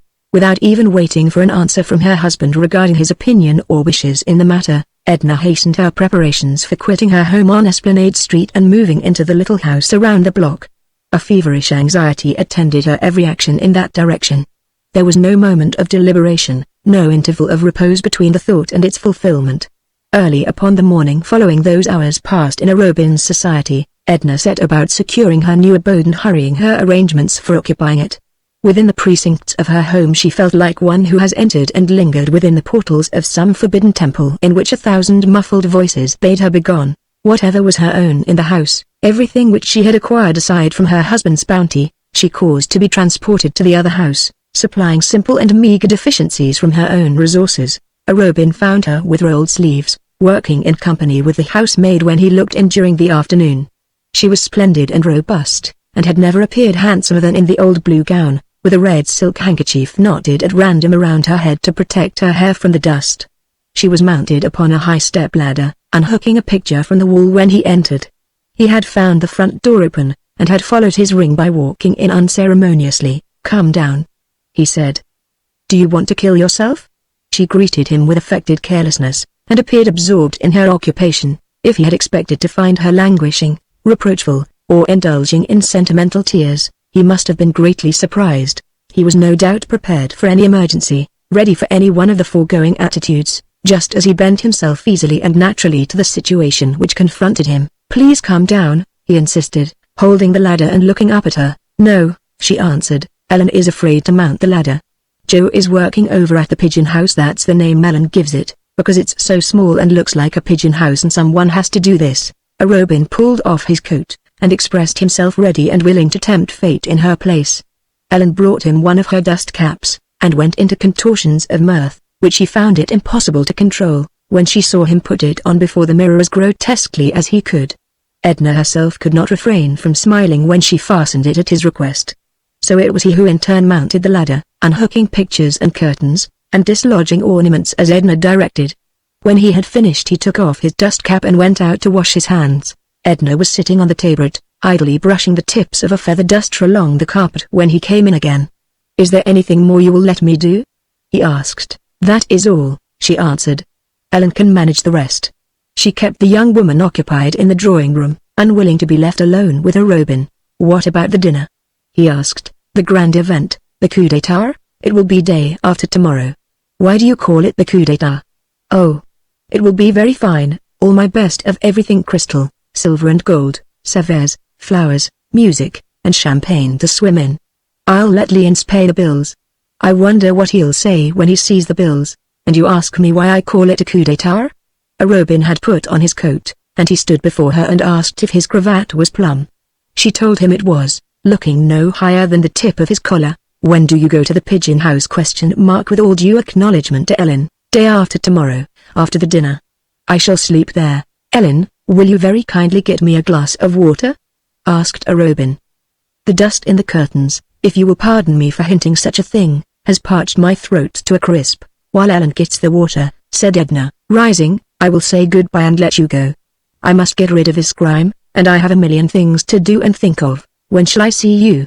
asked Robin, seeking to detain her, the maid having left the room. "At the dinner, of course. You are invited, not before ? Not tonight or tomorrow morning or tomorrow noon or night? Or the day after morning or noon? Can't you see yourself, without my telling you, what an eternity it is?" He had followed her into the hall and to the foot of the stairway, looking up at her as she mounted with her face half turned to him. "Not an instant sooner," she said. But she laughed and looked at him with eyes that at once gave him courage to wait and made it torture to wait. Chapter 30. Though Edna had spoken of the dinner as a very grand affair, it was in truth a very small affair and very select, insomuch as the guests invited were few and were selected with discrimination. She had counted upon an even dozen seating themselves at her round mahogany board, forgetting for the moment that Madame Ratignolle was to the last degree souffranty and unpresentable, and not foreseeing that Madame Lebrun would send 1,000 regrets at the last moment. So there were only 10, after all, which made a cozy, comfortable number. There were Mr. and Mrs. Merriman, a pretty, vivacious little woman in the 30s, her husband, a jovial fellow, something of a shallow pate, who laughed a good deal at other people's witticisms, and had thereby made himself extremely popular. Mrs. Highcamp had accompanied them. Of course, there was Alcée Arobin, and Mademoiselle Vz had consented to come. Edna had sent her a fresh bunch of violets with black lace trimmings for her hair. Monsieur Ratignolle brought himself and his wife's excuses. Victor Lebrun, who happened to be in the city, bent upon relaxation, had accepted with alacrity. There was a Miss Mayblunt, no longer in her teens, who looked at the world through lorgnettes and with the keenest interest. It was thought and said that she was intellectual. It was suspected of her that she wrote under a nom de guerre. She had come with a gentleman by the name of Gouvernail, connected with one of the daily papers, of whom nothing special could be said, except that he was observant and seemed quiet and inoffensive. Edna herself made the 10th, and at 8:30 they seated themselves at table, Arobin and Monsieur Ratignolle on either side of their hostess. Mrs. Highcamp sat between Arobin and Victor Lebrun. Then came Mrs. Merriman, Mr. Gouvernail, Miss Mayblunt, Mr. Merriman, and Mademoiselle was next to Monsieur Ratignolle. There was something extremely gorgeous about the appearance of the table, an effect of splendor conveyed by a cover of pale yellow satin under strips of lace work. There were wax candles, in massive brass candelabra, burning softly under yellow silk shades. Full, fragrant roses, yellow and red, abounded. There were silver and gold, as she had said there would be, and crystal which glittered like the gems which the women wore. The ordinary stiff dining chairs had been discarded for the occasion and replaced by the most commodious and luxurious which could be collected throughout the house. Mademoiselle's, being exceedingly diminutive, was elevated upon cushions, as small children are sometimes hoisted at table upon bulky volumes. "Something new, Edna?" exclaimed Miss Mayblunt, with lorgnette directed toward a magnificent cluster of diamonds that sparkled, that almost sputtered, in Edna's hair, just over the center of her forehead. "Quite new, brand new, in fact, a present from my husband. It arrived this morning from New York. I may as well admit that this is my birthday, and that I am 29. In good time I expect you to drink my health. Meanwhile, I shall ask you to begin with this cocktail, composed, would you say composed?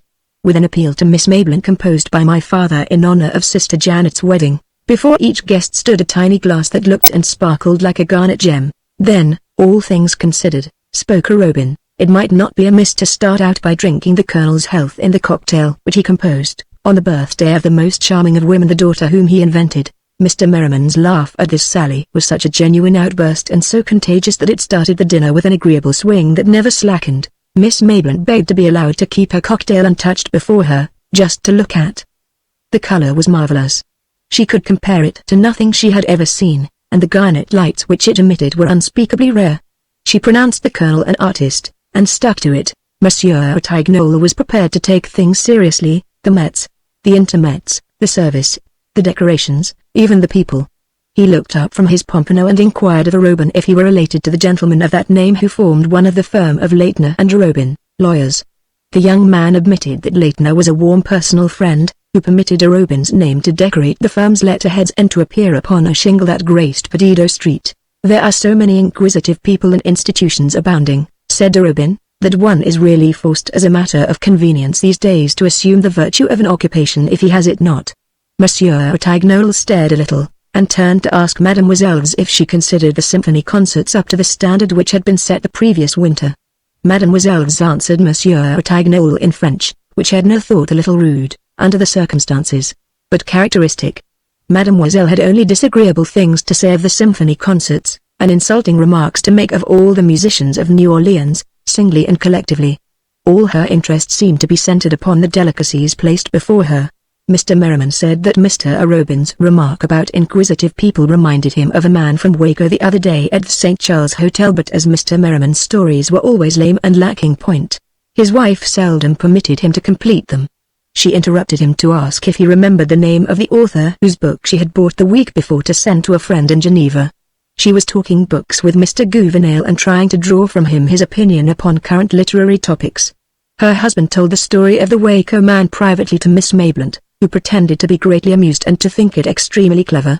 Mrs. Highcamp hung with languid but unaffected interest upon the warm and impetuous volubility of her left-hand neighbor, Victor Lebrun.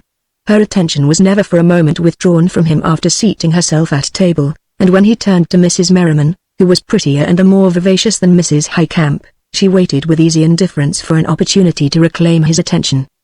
There was the occasional sound of music, of mandolins, sufficiently removed to be an agreeable accompaniment rather than an interruption to the conversation.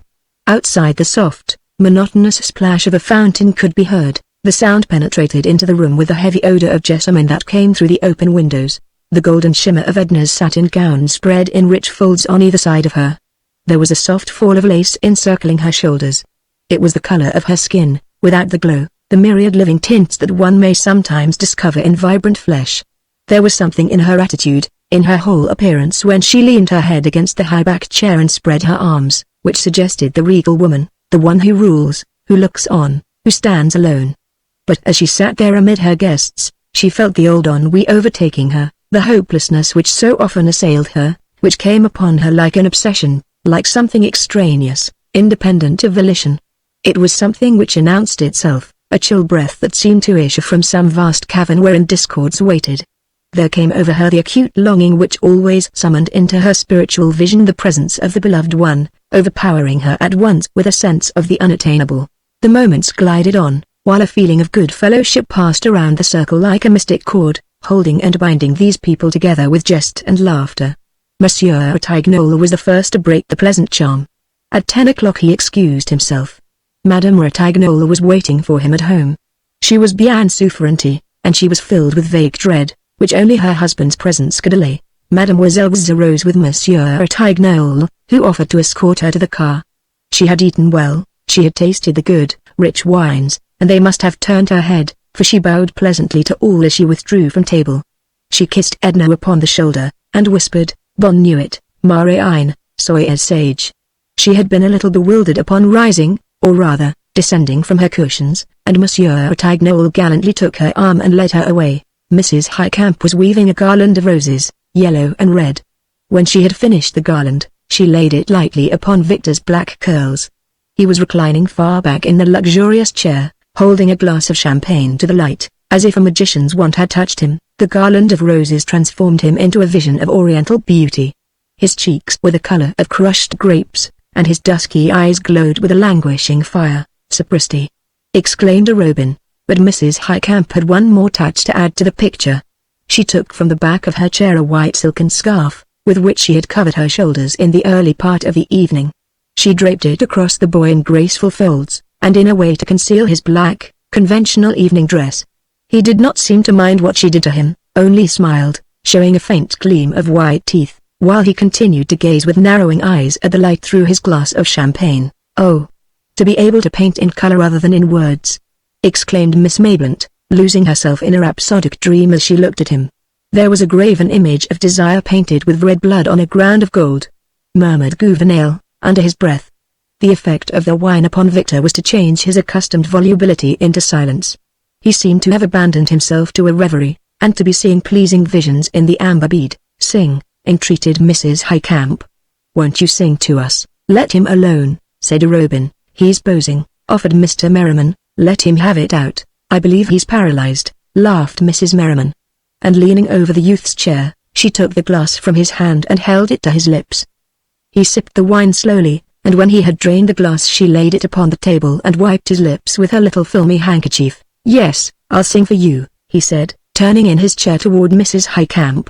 He clasped his hands behind his head, and looking up at the ceiling began to hum a little, trying his voice like a musician tuning an instrument. Then, looking at Edna, he began to sing. "Ah! See to save eyes, stop!" she cried. "Don't sing that. I don't want you to sing it. and she laid her glass so impetuously and blindly upon the table as to shatter it against a carafe.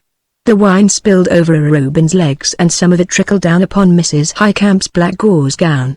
Victor had lost all idea of courtesy, or else he thought his hostess was not in earnest, for he laughed and went on. "Ah. See to save eyes, skates yucks me dis and dash, oh. You mustn't.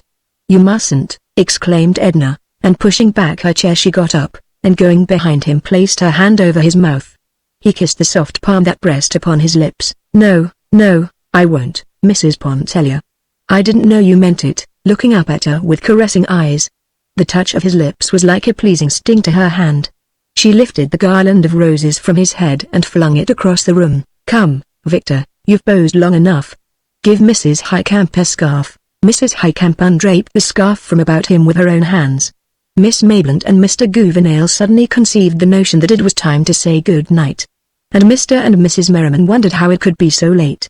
Before parting from Victor, Mrs. Highcamp invited him to call upon her daughter, who she knew would be charmed to meet him and talk French and sing French songs with him. Victor expressed his desire and intention to call upon Miss Highcamp at the first opportunity which presented itself. He asked if Robin were going his way. Robin was not. The mandolin players had long since stolen away. A profound stillness had fallen upon the broad, beautiful street. The voices of Edna's disbanding guests jarred like a discordant note upon the quiet harmony of the night. Chapter 31. "Well?" questioned Robin, who had remained with Edna after the others had departed. "Well," she reiterated, and stood up, stretching her arms, and feeling the need to relax her muscles after having been so long seated. "What next?" he asked. "The servants are all gone. They left when the musicians did. I have dismissed them. The house has to be closed and locked, and I shall trot around to the pigeon house, and shall send Celestine over in the morning to straighten things up." He looked around, and began to turn out some of the lights. "What about upstairs?" he inquired. "I think it is all right, but there may be a window or two unlatched. We had better look. You might take a candle and see. And bring me my wrap and hat on the foot of the bed in the middle room." He went up with the light, and Edna began closing doors and windows. She hated to shut in the smoke and the fumes of the wine. Robin found her cape and hat, which he brought down and helped her to put on. When everything was secured and the lights put out, they left through the front door, Robin locking it and taking the key, which he carried for Edna. He helped her down the steps. "Will you have a spray of jessamine?" he asked, breaking off a few blossoms as he passed. "No, I don't want anything." She seemed disheartened, and had nothing to say. She took his arm, which he offered her, holding out the weight of her satin train with the other hand. She looked down, noticing the black line of his leg moving in and out so close to her against the yellow shimmer of her gown. There was the whistle of a railway train somewhere in the distance, and the midnight bells were ringing. They met no one in their short walk. The pigeon house stood behind a locked gate, and a shallow parterre that had been somewhat neglected. There was a small front porch, upon which a long window and the front door opened. The door opened directly into the parlor. There was no side entry. Back in the yard was a room for servants, in which old Celestine had been ensconced. Edna had left a lamp burning low upon the table. She had succeeded in making the room look habitable and homelike. There were some books on the table and a lounge near at hand. On the floor was a fresh matting, covered with a rug or two, and on the walls hung a few tasteful pictures. But the room was filled with flowers. These were a surprise to her. Robin had sent them, and had Celestine distribute them during Edna's absence. Her bedroom was adjoining, and across a small passage were the dining room and kitchen. Edna seated herself with every appearance of discomfort. "Are you tired?" he asked. "Yes, and chilled, and miserable. I feel as if I had been wound up to a certain pitch too tight and something inside of me had snapped." She rested her head against the table upon her bare arm. "You want to rest," he said, "and to be quiet. I'll leave you and let you rest." "Yes," she replied. He stood up beside her and smoothed her hair with his soft, magnetic hand. His touch conveyed to her a certain physical comfort. She could have fallen quietly asleep there if he had continued to pass his hand over her hair. He brushed the hair upward from the nape of her neck. "I hope you will feel better and happier in the morning," he said. "You have tried to do too much in the past few days. The dinner was the last straw. You might have dispensed with it." "Yes," she admitted. "It was stupid." "No, it was delightful, but it has worn you out." His hand had strayed to her beautiful shoulders, and he could feel the response of her flesh to his touch. He seated himself beside her and kissed her lightly upon the shoulder. "I thought you were going away," she said, in an uneven voice. "I am, after I have said good night." "Good night," she murmured. He did not answer, except to continue to caress her. He did not say good night until she had become supple to his gentle, seductive entreaties. Chapter 32. When Mr. Pontellier learned of his wife's intention to abandon her home and take up her residence elsewhere, he immediately wrote her a letter of unqualified disapproval and remonstrance. She had given reasons which he was unwilling to acknowledge as adequate.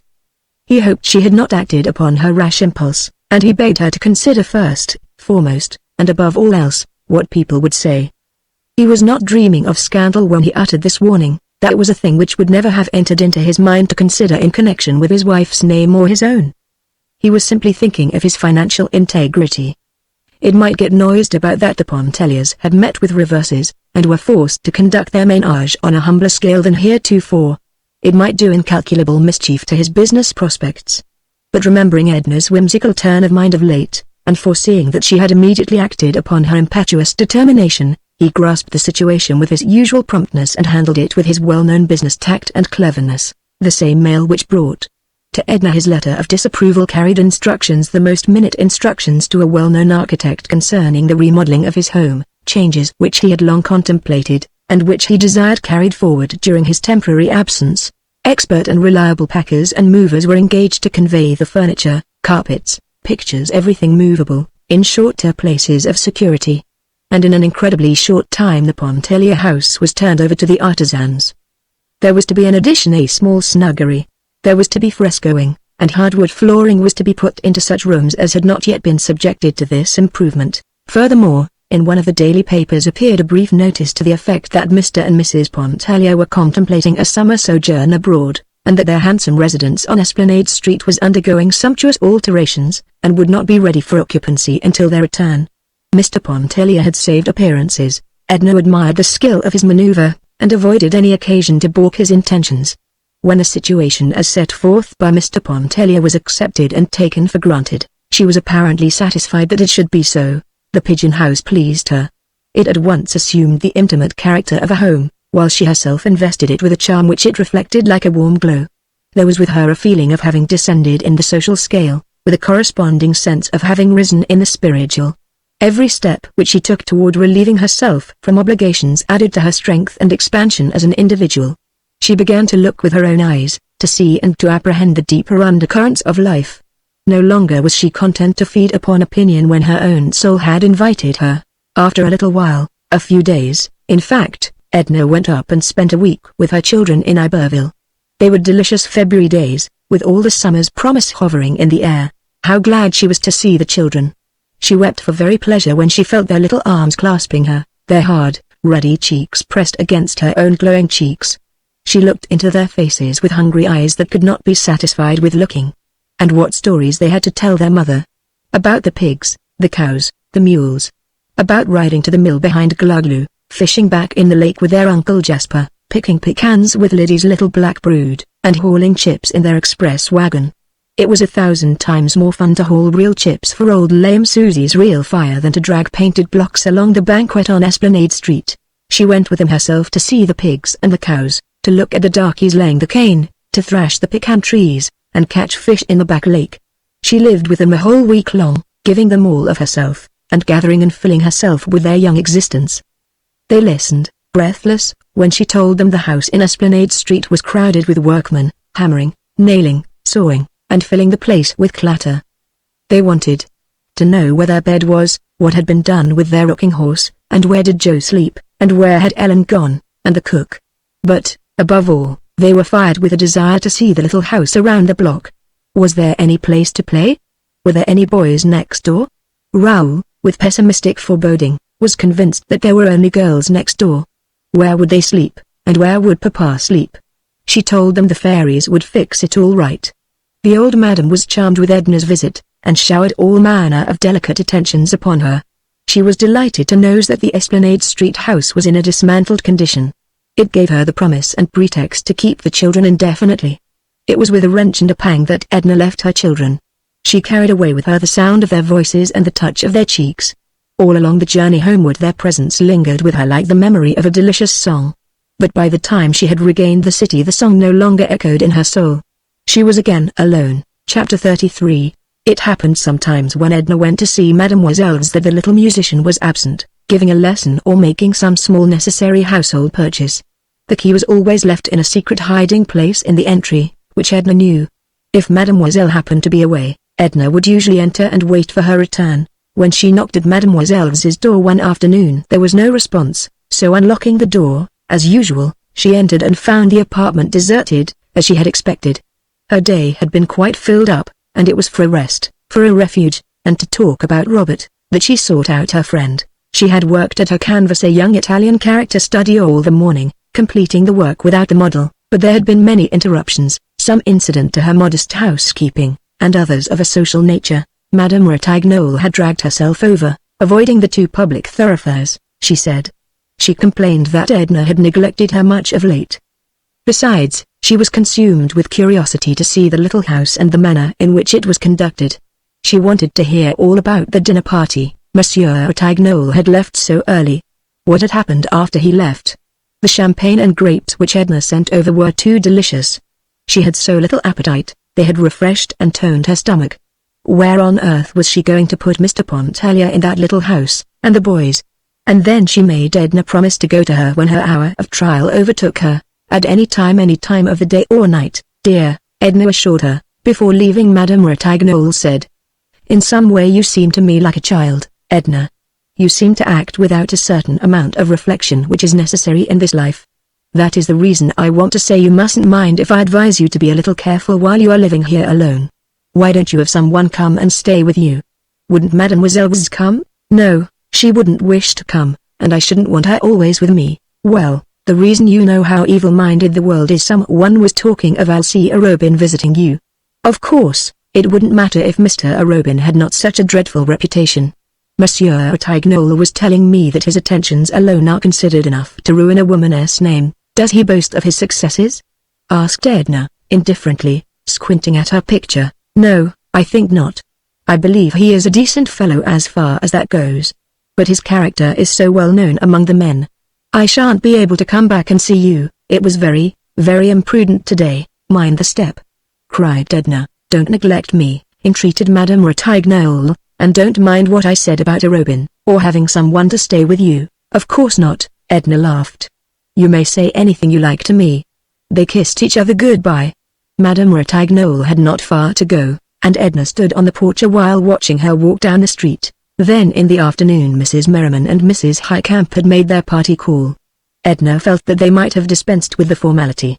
They had also come to invite her to play vingt on one evening at Mrs. Merriman's. She was asked to go early, to dinner, and Mr. Merriman or Mr. Arobin would take her home. Edna accepted in a half-hearted way. She sometimes felt very tired of Mrs. Highcamp and Mrs. Merriman. Late in the afternoon she sought refuge with Mademoiselle's, and stayed there alone, waiting for her, feeling a kind of repose invade her with the very atmosphere of the shabby, unpretentious little room. Edna sat at the window, which looked out over the housetops and across the river. The window frame was filled with pots of flowers, and she sat and picked the dry leaves from a rose geranium. The day was warm, and the breeze which blew from the river was very pleasant. She removed her hat and laid it on the piano. She went on picking the leaves and digging around the plants with her hat pin. Once she thought she heard Mademoiselle's approaching. But it was a young black girl, who came in, bringing a small bundle of laundry, which she deposited in the adjoining room, and went away. Edna seated herself at the piano, and softly picked out with one hand the bass of a piece of music which lay open before her. A half-hour went by. There was the occasional sound of people going and coming in the lower hall. She was growing interested in her occupation of picking out the aria, when there was a second rap at the door. She vaguely wondered what these people did when they found Mademoiselle's door locked. "Come in," she called, turning her face toward the door. And this time it was Robert Lebrun who presented himself. She attempted to rise. She could not have done so without betraying the agitation which mastered her at sight of him, so she fell back upon the stool, only exclaiming, "Why, Robert!" He came and clasped her hand, seemingly without knowing what he was saying or doing. "Mrs. Pontellier. How do you happen? Oh, how well you look. Is Mademoiselle not here? I never expected to see you. When did you come back?" asked Edna in an unsteady voice, wiping her face with her handkerchief. She seemed ill at ease on the piano stool, and he begged her to take the chair by the window. She did so, mechanically, while he seated himself on the stool. "I returned day before yesterday," he answered, while he leaned his arm on the keys, bringing forth a crash of discordant sound. "Day before yesterday," she repeated, aloud, and went on thinking to herself, "Day before yesterday," in a sort of an uncomprehending way. She had pictured him seeking her at the very first hour, and he had lived under the same sky since day before yesterday, while only by accident had he stumbled upon her. Mademoiselle must have lied when she said, "Poor fool, he loves you." "Day before yesterday," she repeated, breaking off a spray of Mademoiselle's geranium. "Then if you had not met me here today you wouldn't. When that is, didn't you mean to come and see me?" "Of course, I should have gone to see you. There have been so many things." He turned the leaves of Mademoiselle's music nervously. "I started in at once yesterday with the old firm. After all, there is as much chance for me here as there was there. That is, I might find it profitable someday." The Mexicans were not very congenial, so he had come back because the Mexicans were not congenial, because business was as profitable here as there, because of any reason, and not because he cared to be near her. She remembered the day she sat on the floor, turning the pages of his letter, seeking the reason which was left untold. She had not noticed how he looked, only feeling his presence, but she turned deliberately and observed him. After all, he had been absent but a few months, and was not changed. His hair, the color of hers, waved back from his temples in the same way as before. His skin was not more burned than it had been at Grand Isle. She found in his eyes, when he looked at her for one silent moment, the same tender caress, with an added warmth and entreaty which had not been there before, the same glance which had penetrated to the sleeping places of her soul and awakened them. 100 times Edna had pictured Robert's return, and imagined their first meeting. It was usually at her home, whither he had sought her out at once. She always fancied him expressing or betraying in some way his love for her. And here, the reality was that they sat 10 feet apart, she at the window, crushing geranium leaves in her hand and smelling them, he twirling around on the piano stool, saying, "I was very much surprised to hear of Mr. Pontellier's absence. It's a wonder Mademoiselle's did not tell me, and your moving mother told me yesterday. I should think you would have gone to New York with him, or to Iberville with the children, rather than be bothered here with housekeeping. And you are going abroad, too, I hear. We shan't have you at Grand Isle next summer. It won't seem. Do you see much of Mademoiselle's? She often spoke of you in the few letters she wrote. Do you remember that you promised to write to me when you went away?" A flush overspread his whole face. "I couldn't believe that my letters would be of any interest to you. That is an excuse, it isn't the truth." Edna reached for her hat on the piano. She adjusted it, sticking the hat pin through the heavy coil of hair with some deliberation. "Are you not going to wait for Mademoiselle's?" asked Robert. "No, I have found when she is absent this long, she is liable not to come back till late." She drew on her gloves, and Robert picked up his hat. "Won't you wait for her?" asked Edna. "Not if you think she will not be back till late," adding, as if suddenly aware of some discourtesy in his speech, "and I should miss the pleasure of walking home with you." Edna locked the door and put the key back in its hiding place. They went together, picking their way across muddy streets and sidewalks encumbered with a cheap display of small tradesmen. Part of the distance they rode in the car, and after disembarking, passed the Pontellier mansion, which looked broken and half torn asunder. Robert had never known the house, and looked at it with interest. "I never knew you in your home," he remarked. "I am glad you did not." "Why?" She did not answer. They went on around the corner, and it seemed as if her dreams were coming true after all, when he followed her into the little house. "You must stay and dine with me, Robert. You see, I am all alone, and it is so long since I have seen you. There is so much I want to ask you." She took off her hat and gloves. He stood irresolute, making some excuse about his mother who expected him. He even muttered something about an engagement. She struck a match and lit a lamp on the table. It was growing dusk. When he saw her face in the lamplight, looking pained, with all the soft lines gone out of it, he threw his hat aside and seated himself. "Oh, you know I want to stay if you will let me," he exclaimed. All the softness came back. She laughed, and went and put her hand on his shoulder. "This is the first moment you have seemed like the old Robert. I'll go tell Celestine." She hurried away to tell Celestine to set an extra place. She even sent her off in search of some added delicacy which she had not thought of for herself. And she recommended great care in dripping the coffee and having the omelette done to a proper turn. When she re-entered, Robert was turning over magazines, sketches, and things that lay upon the table in great disorder. He picked up a photograph, and exclaimed, "Alcée Arobin. What on earth is his picture doing here?" "I tried to make a sketch of his head one day," answered Edna, and he thought the photograph might help me. It was at the other house. I thought it had been left there. I must have packed it up with my drawing materials. I should think you would give it back to him if you have finished with it. Oh. I have a great many such photographs. I never think of returning them. They don't amount to anything. Robert kept on looking at the picture. It seems to me, do you think his head worth drawing? Is he a friend of Mr. Pontellier's? You never said you knew him. He isn't a friend of Mr. Pontellier's, he's a friend of mine. I always knew him, that is, it is only of late that I know him pretty well. But I'd rather talk about you, and know what you have been seeing and doing and feeling out there in Mexico. Robert threw aside the picture. I've been seeing the waves and the white beach of Grand Isle, the quiet, grassy street of the Cheniere, the old fort at Grand Terre. I've been working like a machine, and feeling like a lost soul. There was nothing interesting. She leaned her head upon her hand to shade her eyes from the light. And what have you been seeing and doing and feeling all these days? He asked. I've been seeing the waves and the white beach of Grand Isle, the quiet, grassy street of the Cheniere Caminada, the old sunny fort at Grand Terre. I've been working with a little more comprehension than a machine, and still feeling like a lost soul. There was nothing interesting, Mrs. Pontellier. You are cruel, he said, with feeling, closing his eyes and resting his head back in his chair. They remained in silence till old Celestine announced dinner. Chapter 34. The dining room was very small. Edna's round mahogany would have almost filled it.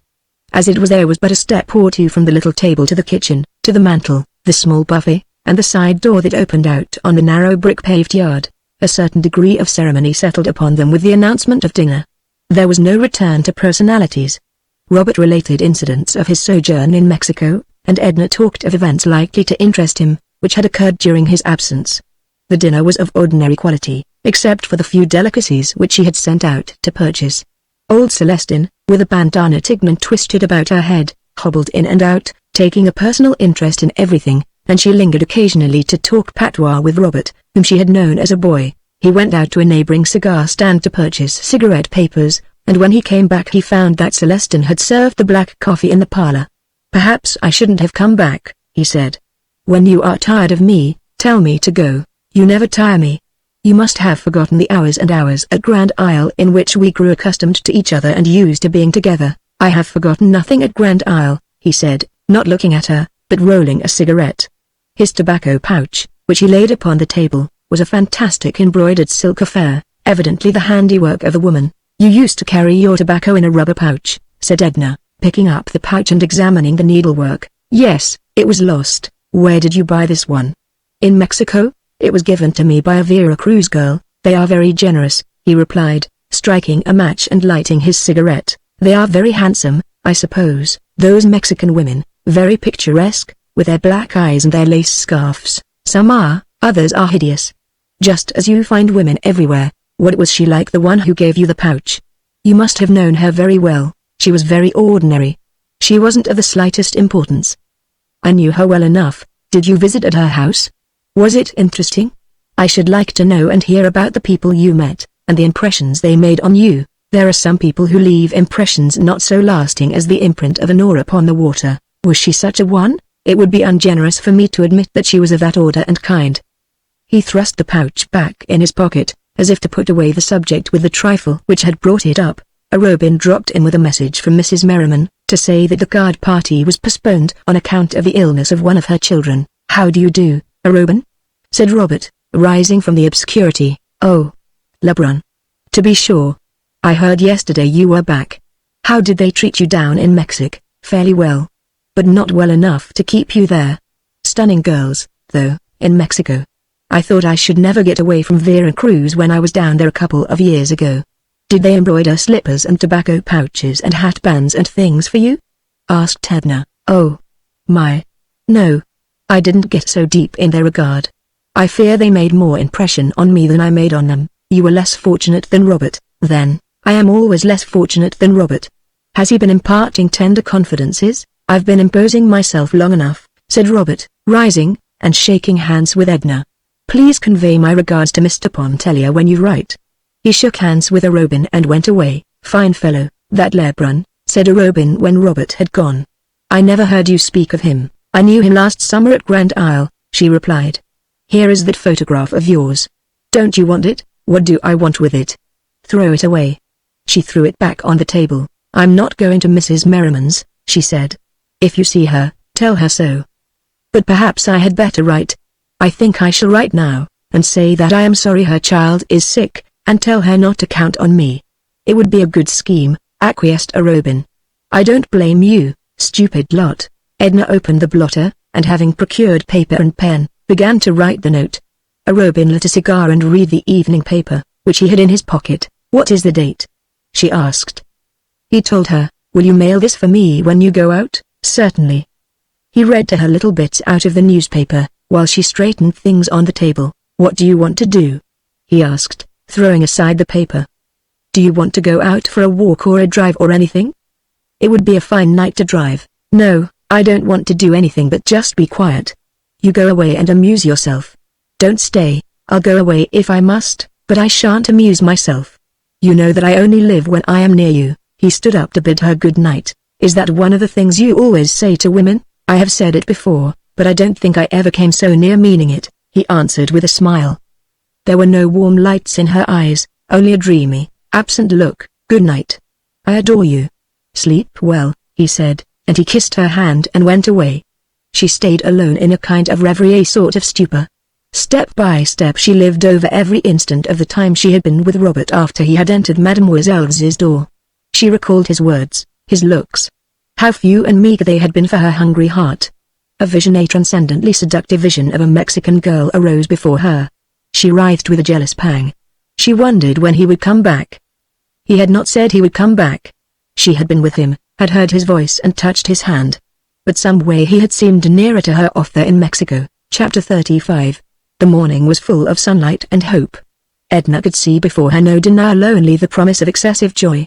She lay in bed awake, with bright eyes full of speculation. He loves you, poor fool. If she could but get that conviction firmly fixed in her mind, what mattered about the rest? She felt she had been childish and unwise the night before in giving herself over to despondency. She recapitulated the motives which no doubt explained Robert's reserve. They were not insurmountable, they would not hold if he really loved her, they could not hold against her own passion, which he must come to realize in time. She pictured him going to his business that morning. She even saw how he was dressed, how he walked down one street, and turned the corner of another, saw him bending over his desk, talking to people who entered the office, going to his lunch, and perhaps watching for her on the street. He would come to her in the afternoon or evening, sit and roll his cigarette, talk a little, and go away as he had done the night before. But how delicious it would be to have him there with her. She would have no regrets, nor seek to penetrate his reserve if he still chose to wear it. Edna ate her breakfast only half-dressed. The maid brought her a delicious printed scrawl from Raoul, expressing his love, asking her to send him some bonbons, and telling her they had found that morning 10 tiny white pigs all lying in a row beside Liddy's big white pig. A letter also came from her husband, saying he hoped to be back early in March, and then they would get ready for the journey abroad which he had promised her so long, which he felt now fully able to afford. He felt able to travel as people should, without any thought of small economies, thanks to his recent speculations in Wall Street. Much to her surprise, she received a note from Robin, written at midnight from the club. It was to say good morning to her, to hope she had slept well, to assure her of his devotion, which he trusted she in some faintest manner returned. All these letters were pleasing to her. She answered the children in a cheerful frame of mind, promising them bonbons, and congratulating them upon their happy find of the little pigs. She answered her husband with friendly evasiveness, not with any fixed design to mislead him, only because all sense of reality had gone out of her life. She had abandoned herself to fate, and awaited the consequences with indifference. To Robin's note she made no reply. She put it under Celestine's stove lid. Edna worked several hours with much spirit. She saw no one but a picture dealer, who asked her if it were true that she was going abroad to study in Paris. She said possibly she might, and he negotiated with her for some Parisian studies to reach him in time for the holiday trade in December. Robert did not come that day. She was keenly disappointed. He did not come the following day, nor the next. Each morning she awoke with hope, and each night she was a prey to despondency. She was tempted to seek him out. But far from yielding to the impulse, she avoided any occasion which might throw her in his way. She did not go to Mademoiselle's nor pass by Madame Lebrun's, as she might have done if he had still been in Mexico. When Robin, one night, urged her to drive with him, she went out to the lake, on the Shell Road. His horses were full of mettle, and even a little unmanageable. She liked the rapid gait at which they spun along, and the quick, sharp sound of the horses' hooves on the hard road. They did not stop anywhere to eat or to drink. Robin was not needlessly imprudent. But they ate and they drank when they regained Edna's little dining room, which was comparatively early in the evening. It was late when he left her. It was getting to be more than a passing whim with Robin to see her and be with her. He had detected the latent sensuality, which unfolded under his delicate sense of her nature's requirements like a torrid, sensitive blossom. There was no despondency when she fell asleep that night, nor was there hope when she awoke in the morning. Chapter 36. There was a garden out in the suburbs, a small, leafy corner, with a few green tables under the orange trees. An old cat slept all day on the stone step in the sun, and an old mulatress slept her idle hours away in her chair at the open window, till someone happened to knock on one of the green tables. She had milk and cream cheese to sell, and bread and butter. There was no one who could make such excellent coffee or fry a chicken so golden brown as she. The place was too modest to attract the attention of people of fashion, and so quiet as to have escaped the notice of those in search of pleasure and dissipation. Edna had discovered it accidentally one day when the high board gate stood ajar. She caught sight of a little green table, blotched with the checkered sunlight that filtered through the quivering leaves overhead. Within she had found the slumbering mulatress, the drowsy cat, and a glass of milk which reminded her of the milk she had tasted in Iberville. She often stopped there during her perambulations, sometimes taking a book with her, and sitting an hour or two under the trees when she found the place deserted. Once or twice she took a quiet dinner there alone, having instructed Celestine beforehand to prepare no dinner at home.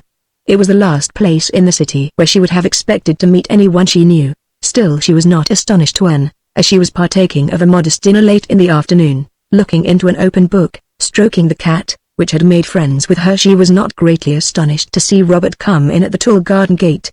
"I am destined to see you only by accident," she said, shoving the cat off the chair beside her. He was surprised, ill at ease, almost embarrassed at meeting her thus so unexpectedly. "Do you come here often?" he asked. "I almost live here," she said. "I used to drop in very often for a cup of Catish's good coffee. This is the first time since I came back. She'll bring you a plate, and you will share my dinner. There's always enough for 2, even 3. Edna had intended to be indifferent and as reserved as he when she met him. She had reached the determination by a laborious strain of reasoning, incident to one of her despondent moods. But her resolve melted when she saw him before designing Providence had led him into her path. "Why have you kept away from me, Robert?" she asked, closing the book that lay open upon the table. "Why are you so personal, Mrs. Pontellier? Why do you force me to idiotic subterfuges?" he exclaimed with sudden warmth. "I suppose there's no use telling you I've been very busy, or that I've been sick, or that I've been to see you and not found you at home. Please let me off with any one of these excuses. You are the embodiment of selfishness," she said. "You save yourself something, I don't know what, but there is some selfish motive, and in sparing yourself you never consider for a moment what I think, or how I feel your neglect and indifference. I suppose this is what you would call unwomanly, but I have got into a habit of expressing myself.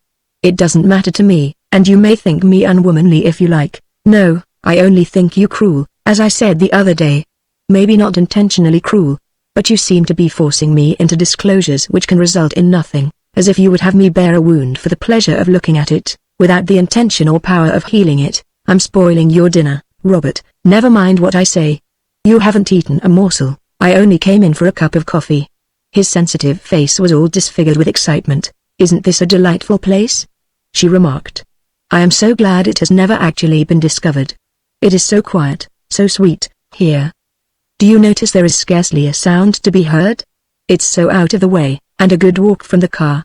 However, I don't mind walking. I always feel so sorry for women who don't like to walk. They miss so much, so many rare little glimpses of life, and we women learn so little of life on the whole. Catish's coffee is always hot. I don't know how she manages it, here in the open air. Celestine's coffee gets cold bringing it from the kitchen to the dining room. 3 lumps. How can you drink it so sweet? Take some of the cress with your chop, it's so biting and crisp. Then there's the advantage of being able to smoke with your coffee out here. Now, in the city aren't you going to smoke, after a while?" he said, laying a cigar on the table. "Who gave it to you?" She laughed. "I bought it. I suppose I'm getting reckless. I bought a whole box." She was determined not to be personal again and make him uncomfortable. The cat made friends with him, and climbed into his lap when he smoked his cigar. He stroked her silky fur, and talked a little about her. He looked at Edna's book, which he had read, and he told her the end, to save her the trouble of wading through it, he said. Again he accompanied her back to her home, and it was after dusk when they reached the little pigeon house. She did not ask him to remain, which he was grateful for, as it permitted him to stay without the discomfort of blundering through an excuse which he had no intention of considering. He helped her to light the lamp, then she went into her room to take off her hat and to bathe her face and hands. When she came back, Robert was not examining the pictures and magazines as before. He sat off in the shadow, leaning his head back on the chair as if in a reverie. Edna lingered a moment beside the table, arranging the books there. Then she went across the room to where he sat. She bent over the arm of his chair and called his name. "Robert," she said, "are you asleep?" "No," he answered, looking up at her. She leaned over and kissed him, a soft, cool, delicate kiss, whose voluptuous sting penetrated his whole being. Then she moved away from him. He followed, and took her in his arms, just holding her close to him. She put her hand up to his face and pressed his cheek against her own. The action was full of love and tenderness. He sought her lips again. Then he drew her down upon the sofa beside him and held her hand in both of his. "Now you know," he said, "now you know what I have been fighting against since last summer at Grand Isle, what drove me away and drove me back again." "Why have you been fighting against it?" she asked. Her face glowed with soft lights. "Why?" "Because you were not free, you were Leonce Pontellier's wife. I couldn't help loving you if you were 10 times his wife, but so long as I went away from you and kept away I could help telling you so." She put her free hand up to his shoulder, and then against his cheek, rubbing it softly. He kissed her again. His face was warm and flushed. "There in Mexico I was thinking of you all the time, and longing for you, but not writing to me," she interrupted. "Something put into my head that you cared for me, and I lost my senses. I forgot everything but a wild dream of your some way becoming my wife. Your wife, religion, loyalty, everything would give way if only you cared. Then you must have forgotten that I was Leonce Pontellier's wife." "Oh." I was demented, dreaming of wild, impossible things, recalling men who had set their wives free. "We have heard of such things." "Yes, we have heard of such things." "I came back full of vague, mad intentions. And when I got here, when you got here you never came near me." She was still caressing his cheek. "I realized what a cur I was to dream of such a thing, even if you had been willing." She took his face between her hands and looked into it as if she would never withdraw her eyes more. She kissed him on the forehead, the eyes, the cheeks, and the lips. "You have been a very, very foolish boy, wasting your time dreaming of impossible things when you speak of Mr. Pontellier setting me free. I am no longer one of Mr. Pontellier's possessions to dispose of or not. I give myself where I choose. If he were to say, 'Here, Robert, take her and be happy, she is yours,' I should laugh at you both." His face grew a little white. "What do you mean?" he asked. There was a knock at the door.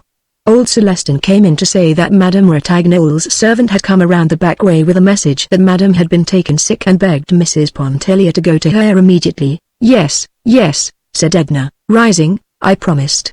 Tell her yes to wait for me. I'll go back with her." "Let me walk over with you," offered Robert. "No," she said, "I will go with the servant."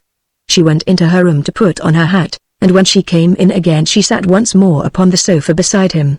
He had not stirred. She put her arms about his neck. "Goodbye, my sweet Robert. Tell me goodbye." He kissed her with a degree of passion which had not before entered into his caress, and strained her to him. "I love you," she whispered, "only you, no one but you. It was you who awoke me last summer out of a lifelong, stupid dream.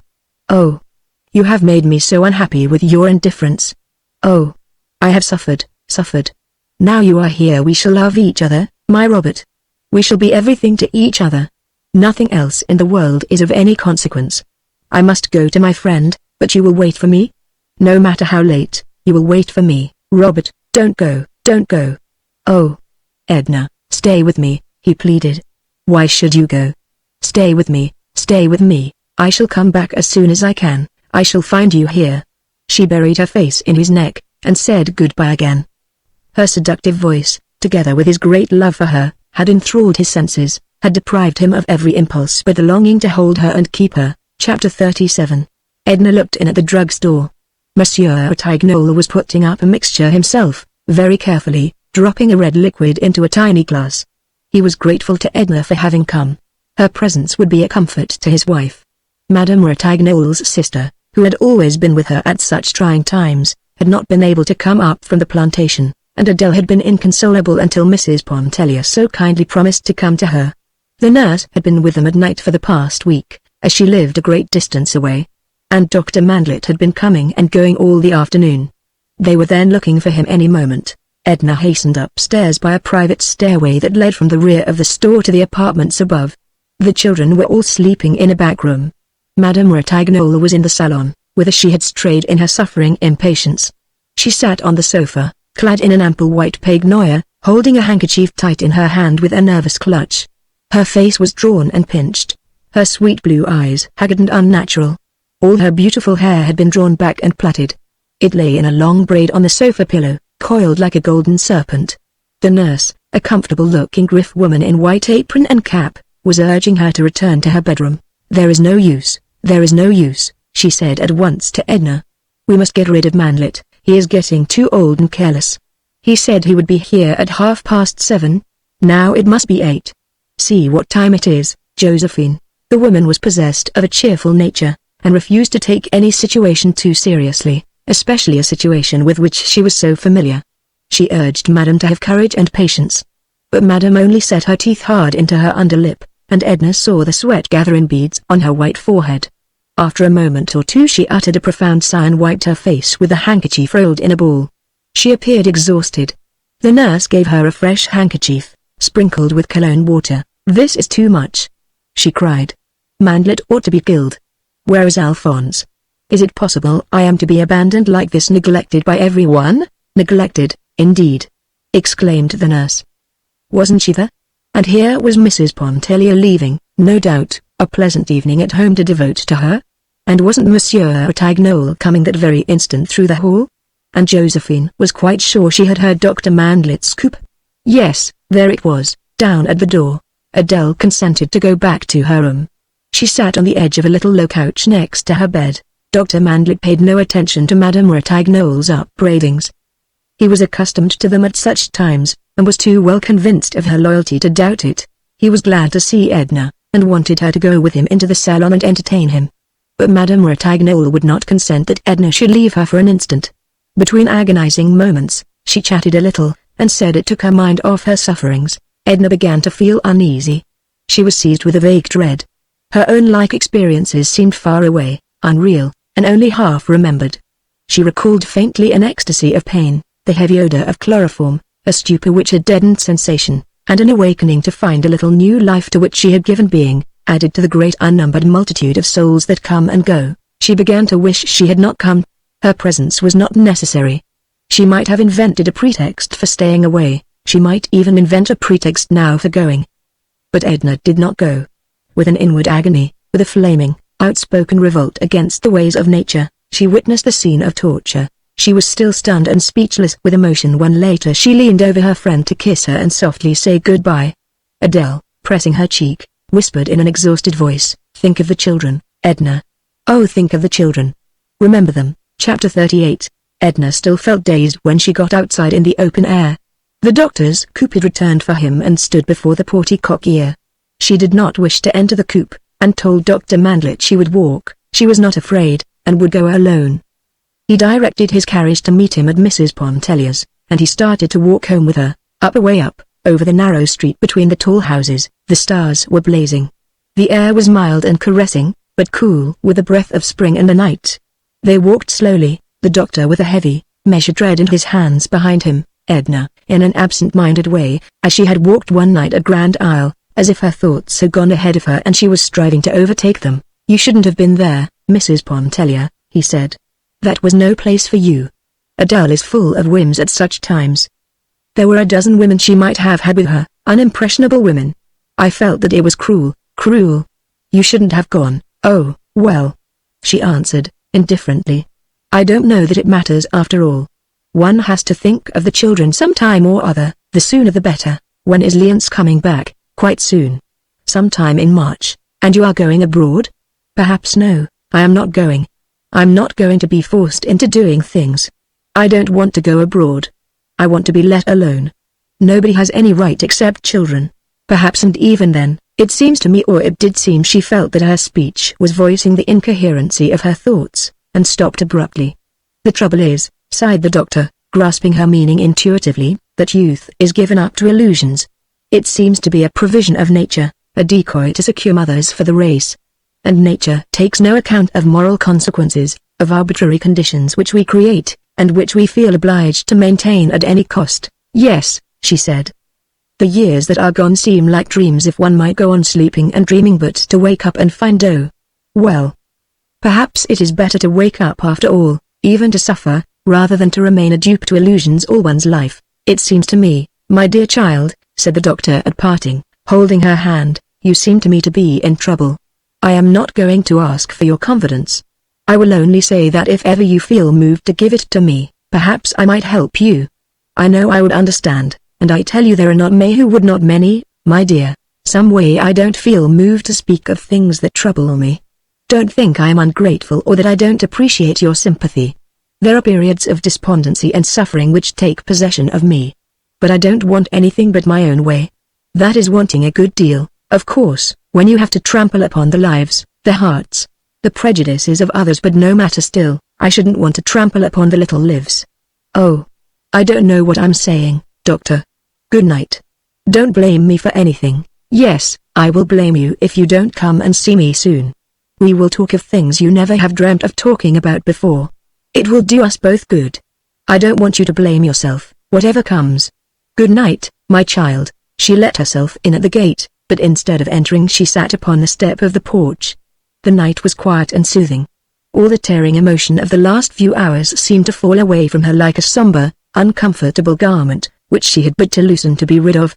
She went back to that hour before Adele had sent for her, and her senses kindled afresh in thinking of Robert's words, the pressure of his arms, and the feeling of his lips upon her own. She could picture at that moment no greater bliss on earth than possession of the beloved one. His expression of love had already given him to her in part. When she thought that he was there at hand, waiting for her, she grew numb with the intoxication of expectancy. It was so late, he would be asleep perhaps. She would awaken him with a kiss. She hoped he would be asleep that she might arouse him with her caresses. Still, she remembered Adele's voice whispering, "Think of the children, think of them." She meant to think of them. The determination had driven into her soul like a death wound, but not tonight.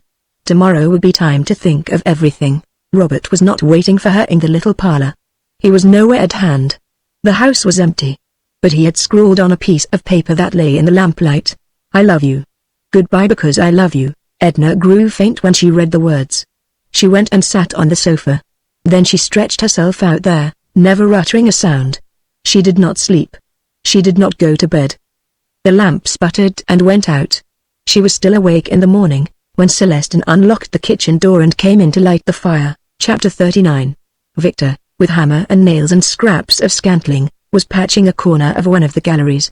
Marie-Equita sat nearby, dangling her legs, watching him work, and handing him nails from the toolbox.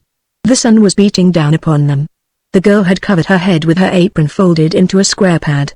They had been talking for an hour or more. She was never tired of hearing Victor describe the dinner at Mrs. Pontellier's. He exaggerated every detail, making it appear a veritable Lucullean feast.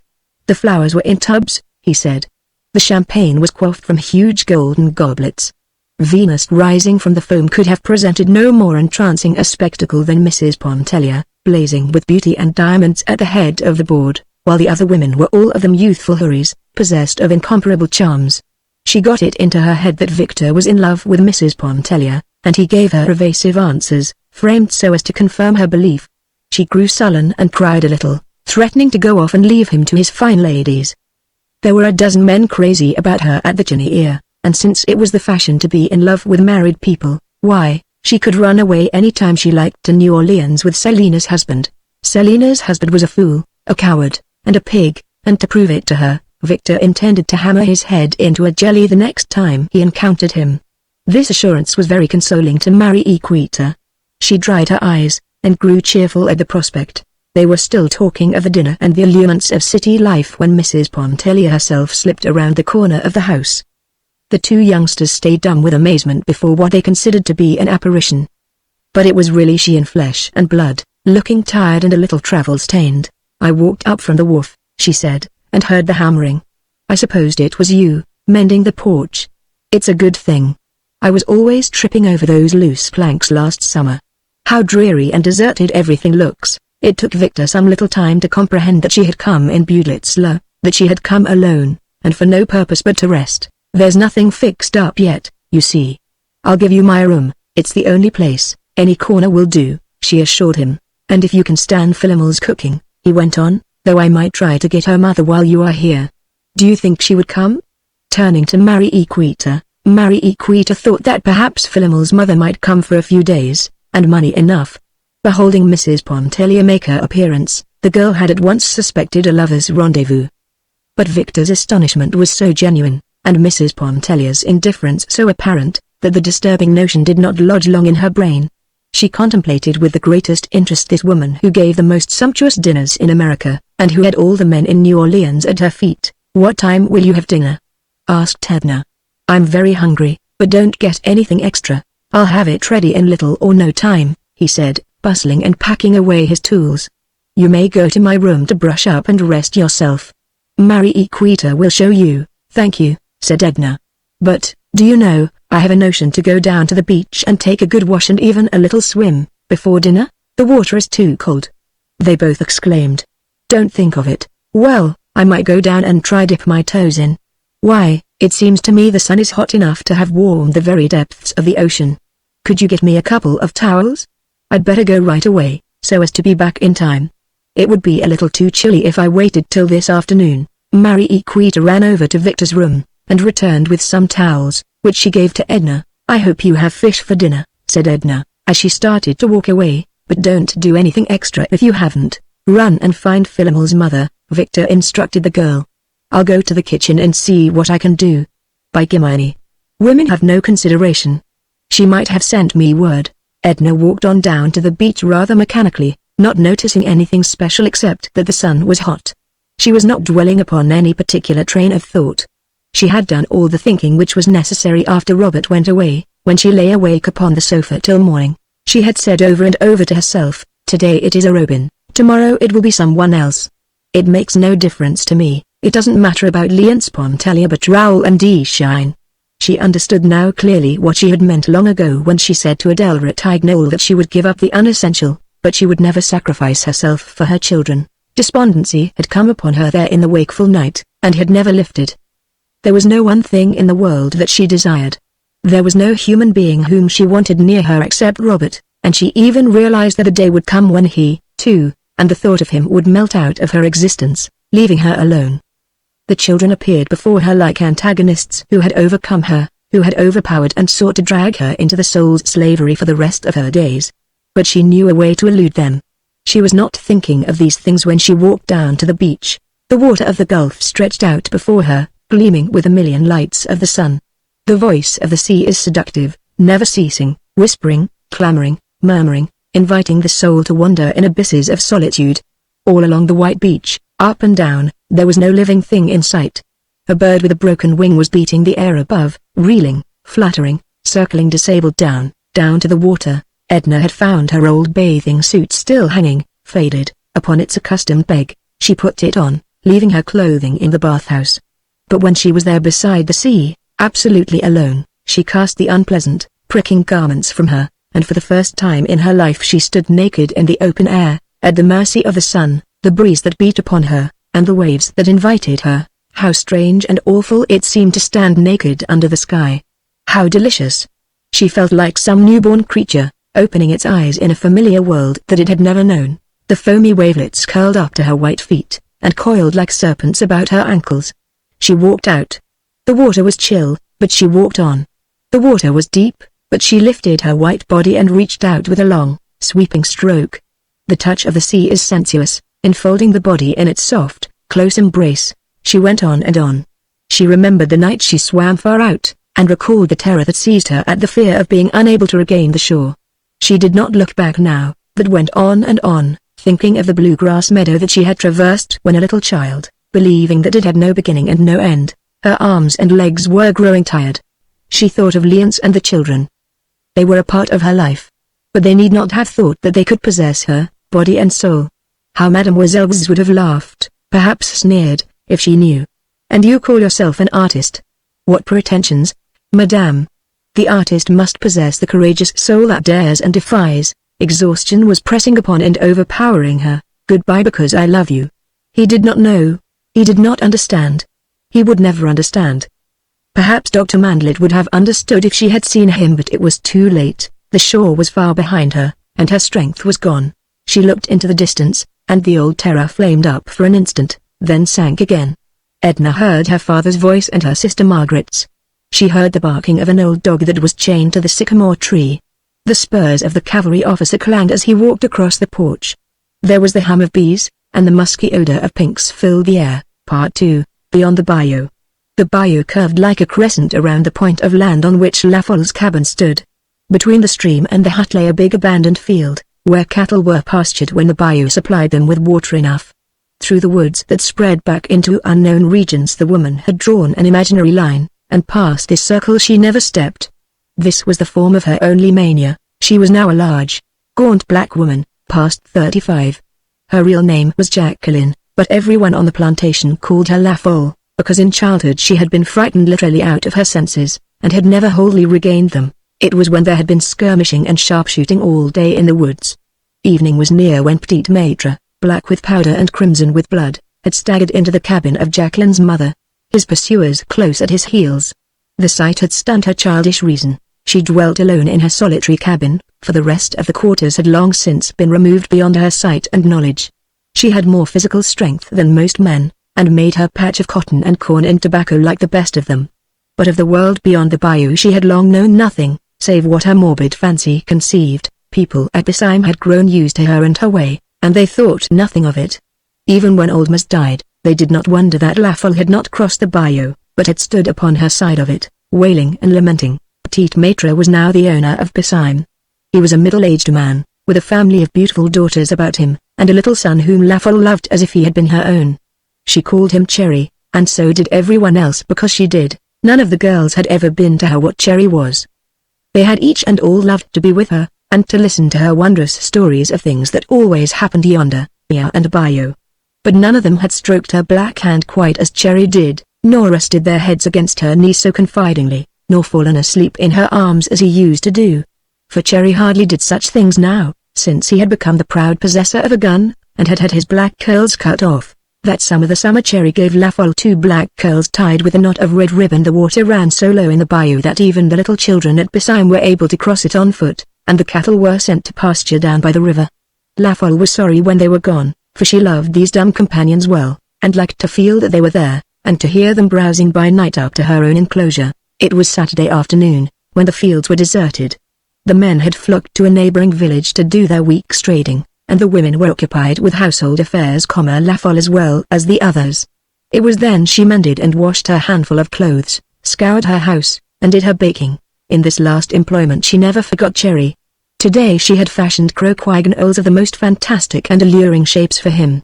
So when she saw the boy come trudging across the old field with his gleaming little new rifle on his shoulder, she called out gaily to him, "Cherry! Cherry!" But Cherry did not need the summons, for he was coming straight to her. His pockets all bulged out with almonds and raisins and an orange that he had secured for her from the very fine dinner which had been given that day up at his father's house. He was a sunny-faced youngster of 10. When he had emptied his pockets, Lafol patted his round red cheek, wiped his soiled hands on her apron, and smoothed his hair. Then she watched him as, with his cakes in his hand, he crossed her strip of cotton back of the cabin, and disappeared into the wood. He had boasted of the things he was going to do with his gun out there. "You think they got plenty deer in the wood, Lafol?"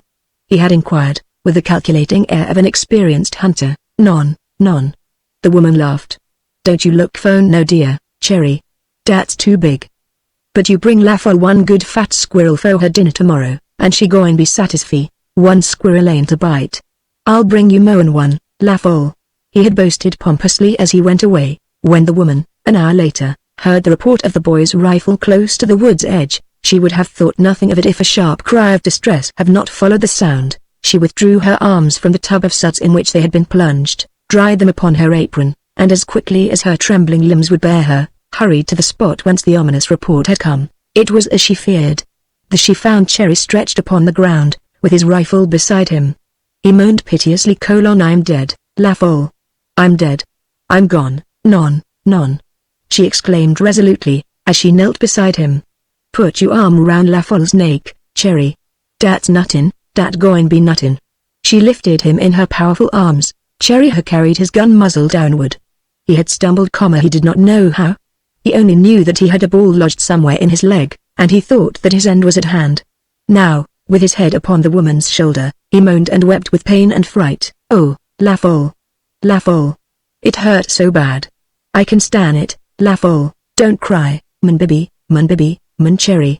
The woman spoke soothingly as she covered the ground with long strides. "Lafole goin' mind you. Dr. Bonfils goin' come make mun Cherry well again." She had reached the abandoned field. As she crossed it with her precious burden, she looked constantly and restlessly from side to side. A terrible fear was upon her, the fear of the world beyond the bayou, the morbid and insane dread she had been under since childhood. When she was at the bayou's edge she stood there, and shouted for help as if her life depended upon it. "No, petite maître. Petite maître. Venez donc. Oh secours. Oh secours." No voice responded. Cherry's hot tears were scalding her neck. She called for each and every one upon the place, and still no answer came. She shouted, she wailed, but whether her voice remained unheard or unheeded, no reply came to her frenzied cries.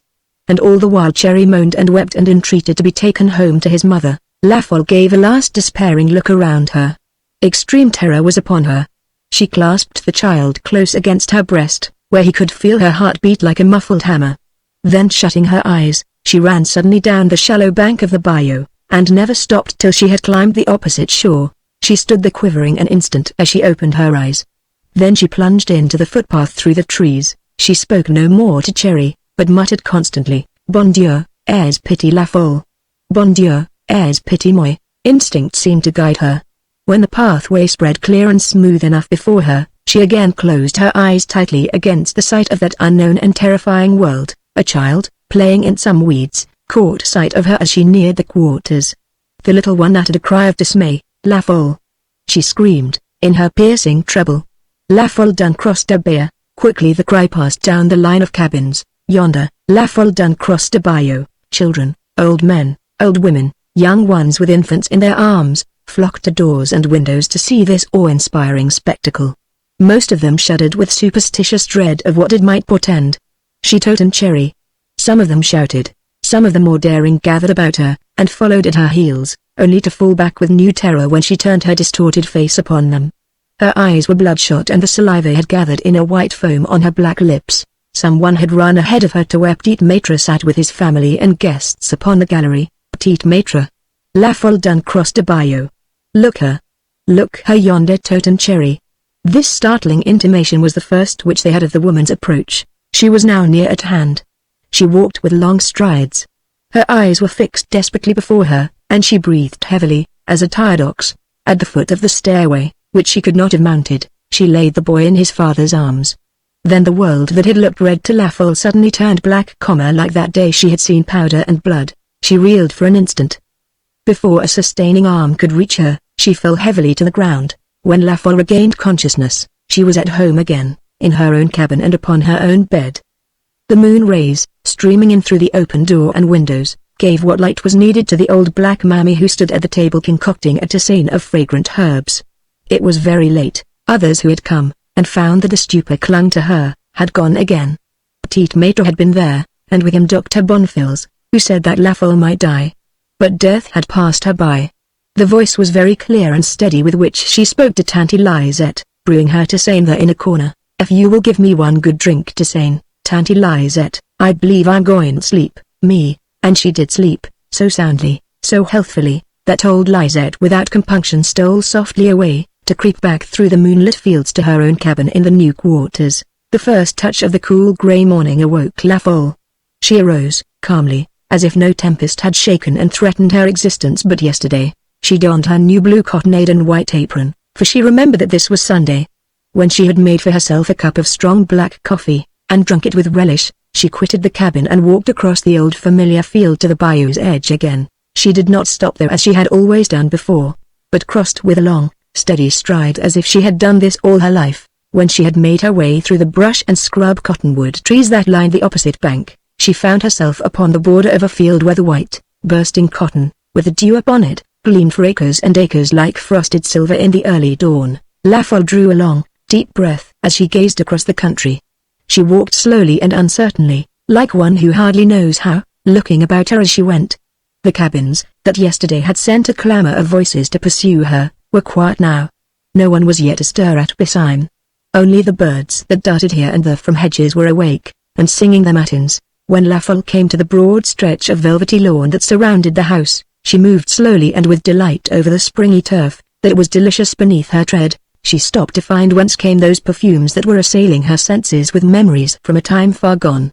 There they were, stealing up to her from the thousand blue violets that peeped out from green, luxuriant beds. There they were, showering down from the big waxen bells of the magnolias far above her head, and from the jessamine clumps around her. There were roses, too, without number. To right and left palms spread in broad and graceful curves. It all looked like enchantment beneath the sparkling sheen of dew. When La Folle had slowly and cautiously mounted the many steps that led up to the veranda, she turned to look back at the perilous ascent she had made. Then she caught sight of the river, bending like a silver bow at the foot of Bisheim. Exultation possessed her soul. La Folle rapped softly upon a door near at hand. Cherry's mother soon cautiously opened it. Quickly and cleverly she dissembled the astonishment she felt at seeing La Folle. "Ah, La Folle. Is it you, so early? Madame. I come ax how my po' lil' Cherry do, mornin'. He is feeling easier, thank you, La Folle. Dr. Bonfils says it will be nothing serious. He is sleeping now. Will you come back when he awakes? Non, Madame. I'm going wait yet till Cherry wake up." La Folle seated herself upon the topmost step of the veranda.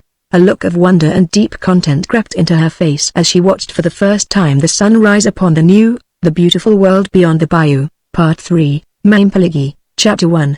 When the war began, there stood on Côte Joyeuse an imposing mansion of red brick, shaped like the Pantheon. A grove of majestic live oaks surrounded it.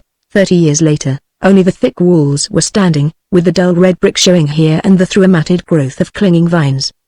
The huge round pillars were intact, so to some extent was the stone flagging of hall and portico. There had been no home so stately along the whole stretch of Côte Joyeuse. Everyone knew that, as they knew it had cost Philippe Varmont $60,000 to build. Away back in 1840. No one was in danger of forgetting that fact, so long as his daughter Piligi survived. She was a queenly, white-haired woman of 50. Mainpiligi, they called her, though she was unmarried, as was her sister Pauline, a child in Mainpiligi's eyes, a child of 35.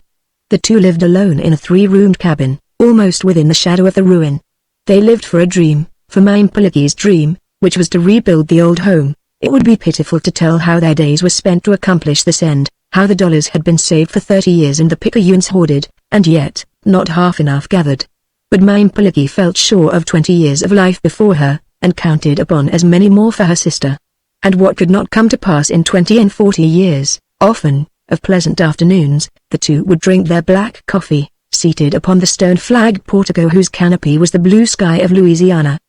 They loved to sit there in the silence, with only each other and the sheeny, prying lizards for company, talking of the old times and planning for the new, while light breezes stirred the tattered vines high up among the columns, where owls nested. "We can never hope to have all just as it was, Pauline," Mainpiligi would say. "Perhaps the marble pillars of the salon will have to be replaced by wooden ones, and the crystal candelabra left out. Should you be willing, Pauline?" "Oh, yes, si so, I shall be willing." It was always, yes, si so, or no, si so, just as you please, si so, with poor little Mamselle Pauline. For what did she remember of that old life and that old spender? Only a faint gleam here and there, the half-consciousness of a young, uneventful existence, and then a great crash. That meant the nearness of war, the revolt of slaves, confusion ending in fire and flame, through which she was borne safely in the strong arms of Piligi, and carried to the log cabin which was still their home. Their brother, Leandra, had known more of it all than Pauline, and not so much as Piligi. He had left the management of the big plantation with all its memories and traditions to his older sister, and had gone away to dwell in cities. That was many years ago. Now, Leandra's business called him frequently and upon long journeys from home, and his motherless daughter was coming to stay with her aunts at Côte Joyeuse. They talked about it, sipping their coffee on the ruined portico. Mamselle Pauline was terribly excited. The flush that throbbed into her pale, nervous face showed it, and she locked her thin fingers in and out incessantly. "But what shall we do with l'appetit, si so, Where shall we put her? How shall we amuse her? Senor, she will sleep upon a cot in the room next to ours, responded Mampoligi, and live as we do. She knows how we live, and why we live, her father has told her. She knows we have money and could squander it if we chose. Do not fret, Pauline, let us hope La Petite is a true varmint. Then Mampoligi rose with stately deliberation and went to saddle her horse, for she had yet to make her last daily round through the fields, and Mamselle Pauline threaded her way slowly among the tangled grasses toward the cabin. The coming of La Petite, bringing with her as she did the pungent atmosphere of an outside and dimly known world, was a shock to these two, living their dream life.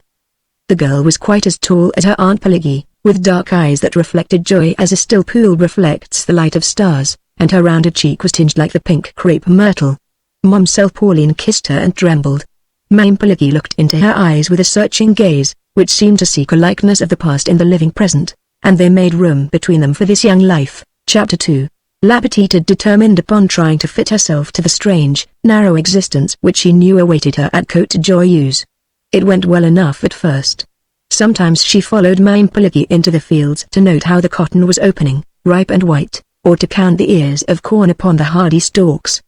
But oftener she was with her Aunt Pauline, assisting in household offices, chattering of her relief past, or walking with the older woman arm in arm under the trailing moss of the giant oaks. Mamselle Pauline's steps grew very buoyant that summer, and her eyes were sometimes as bright as a bird's, unless La Petite were away from her side, when they would lose all other light but one of uneasy expectancy. The girl seemed to love her well in return, and called her endearingly Tante. But as the time went by, La Petite became very quiet, not listless, but thoughtful, and slow in her movements. Then her cheeks began to pale, till they were tinged like the creamy plumes of the white crepe myrtle that grew in the ruin. One day when she sat within its shadow, between her aunts, holding a hand of each, she said, "Tante Pelagi, I must tell you something, you and Tante." She spoke low, but clearly and firmly. "I love you both, please remember that I love you both. But I must go away from you. I can't live any longer here at Côte Joyeuse." A spasm passed through Mamselle Pauline's delicate frame. La Petite could feel the twitch of it in the wiry fingers that were intertwined with her own. Mampoligi remained unchanged and motionless. No human eye could penetrate so deep as to see the satisfaction which her soul felt. She said, "What do you mean, Petite? Your father has sent you to us, and I am sure it is his wish that you remain. My father loves me, Tante Pelagi, and such will not be his wish when he knows. Oh," she continued with a restless movement, "it is as though a weight were pressing me backward here. I must live another life, the life I lived before. I want to know things that are happening from day to day over the world, and hear them talked about. I want my music, my books, my companions. If I had known no other life but this one of privation, I suppose it would be different. If I had to live this life, I should make the best of it. But I do not have to, and you know, Tante Pelagi, you do not need to. It seems to me," she added in a whisper, "that it is a sin against myself." Tante! What is the matter with Tante? It was nothing, only a slight feeling of faintness, that would soon pass. She entreated them to take no notice, but they brought her some water and fanned her with a palmetto leaf. But that night, in the stillness of the room, Mamselle Pauline sobbed and would not be comforted. Mampoligi took her in her arms. "Pauline, my little sister Pauline," she entreated, "I never have seen you like this before. Do you no longer love me? Have we not been happy together, you and I?" "Oh, yes, si so Is it because La Petite is going away?" "Yes, si so Then she is dearer to you than I," spoke Mampoligi with sharp resentment. "Than I, who held you and warmed you in my arms the day you were born, than I, your mother, father, sister, everything that could cherish you." "Pauline, don't tell me that." Mamselle Pauline tried to talk through her sobs. "I can't explain it to you, si so I don't understand it myself. I love you as I have always loved you, next to God. But if La Petite goes away I shall die. I can't understand, help me, si so She seems like a savior, like one who had come and taken me by the hand and was leading me somewhere I want to go." Mampoligi had been sitting beside the bed in her peignoir and slippers. She held the hand of her sister who lay there, and smoothed down the woman's soft brown hair. She said not a word, and the silence was broken only by Mamselle Pauline's continued sobs. Once Mampoligi arose to mix a drink of orange flower water, which she gave to her sister, as she would have offered it to a nervous, fretful child. Almost an hour passed before Mame spoke again. Then she said, Pauline, you must cease that sobbing, now, and sleep. You will make yourself ill. L'appétit will not go away. Do you hear me? Do you understand? She will stay, I promise you. Mademoiselle Pauline could not clearly comprehend, but she had great faith in the word of her sister, and soothed by the promise and the touch of Mame strong, gentle hand, she fell asleep. Chapter 3. Mame, when she saw that her sister slept, arose noiselessly and stepped outside upon the low-roofed narrow gallery. She did not linger there, but with a step that was hurried and agitated, she crossed the distance that divided her cabin from the ruin. The night was not a dark one, for the sky was clear and the moon resplendent. But light or dark would have made no difference to Mame. It was not the first time she had stolen away to the ruin at night time, when the whole plantation slept, but she never before had been there with a heart so nearly broken. She was going there for the last time to dream her dreams, to see the visions that hitherto had crowded her days and nights, and to bid them farewell. There was the first of them. Awaiting her upon the very portal, a robust old white-haired man, chiding her for returning home so late. There are guests to be entertained. Does she not know it? Guests from the city and from the near plantations. Yes, she knows it is late. She had been abroad with Felix, and they did not notice how the time was speeding. Felix is there, he will explain it all. He is there beside her, but she does not want to hear what he will tell her father. Mame had sunk upon the bench where she and her sister so often came to sit. Turning, she gazed in through the gaping chasm of the window at her side. The interior of the ruin is ablaze. Not with the moonlight, for that is faint beside the other one, the sparkle from the crystal candelabra, which negroes, moving noiselessly and respectfully about, are lighting, one after the other. How the gleam of them reflects and glances from the polished marble pillars. The room holds a number of guests. There is old Monsieur Lucien Sanchon, leaning against one of the pillars, and laughing at something which Monsieur Laferme is telling him, till his fat shoulders shake. His son Jules is with him, Jules, who wants to marry her. She laughs. She wonders if Felix has told her further yet. There is young Jerome Laferme playing at checkers upon the sofa with Leandra. Little Pauline stands annoying them and disturbing the game. Leandra reproves her. She begins to cry, and old Black Clementine, her nurse, who is not far off, limps across the room to pick her up and carry her away. How sensitive the little one is. But she trots about and takes care of herself better than she did a year or two ago, when she fell upon the stone hall floor and raised a great bobo on her forehead. Pelagi was hurt and angry enough about it, and she ordered rugs and buffalo robes to be brought and laid thick upon the tiles, till the little one's steps were surer. Il ne faut pas faire mal à Pauline. She was saying it aloud, faire mal à Pauline, but she gazes beyond the salon, back into the big dining hall, where the white crepe myrtle grows. Ha! How low that bat has circled. It has struck Mame full on the breast. She does not know it. She is beyond there in the dining hall, where her father sits with a group of friends over their wine. As usual they are talking politics. How tiresome. She has heard them say la guerre oftener than once. La guerre. Bah. She and Felix have something pleasanter to talk about, out under the oaks, or back in the shadow of the oleanders, but they were right.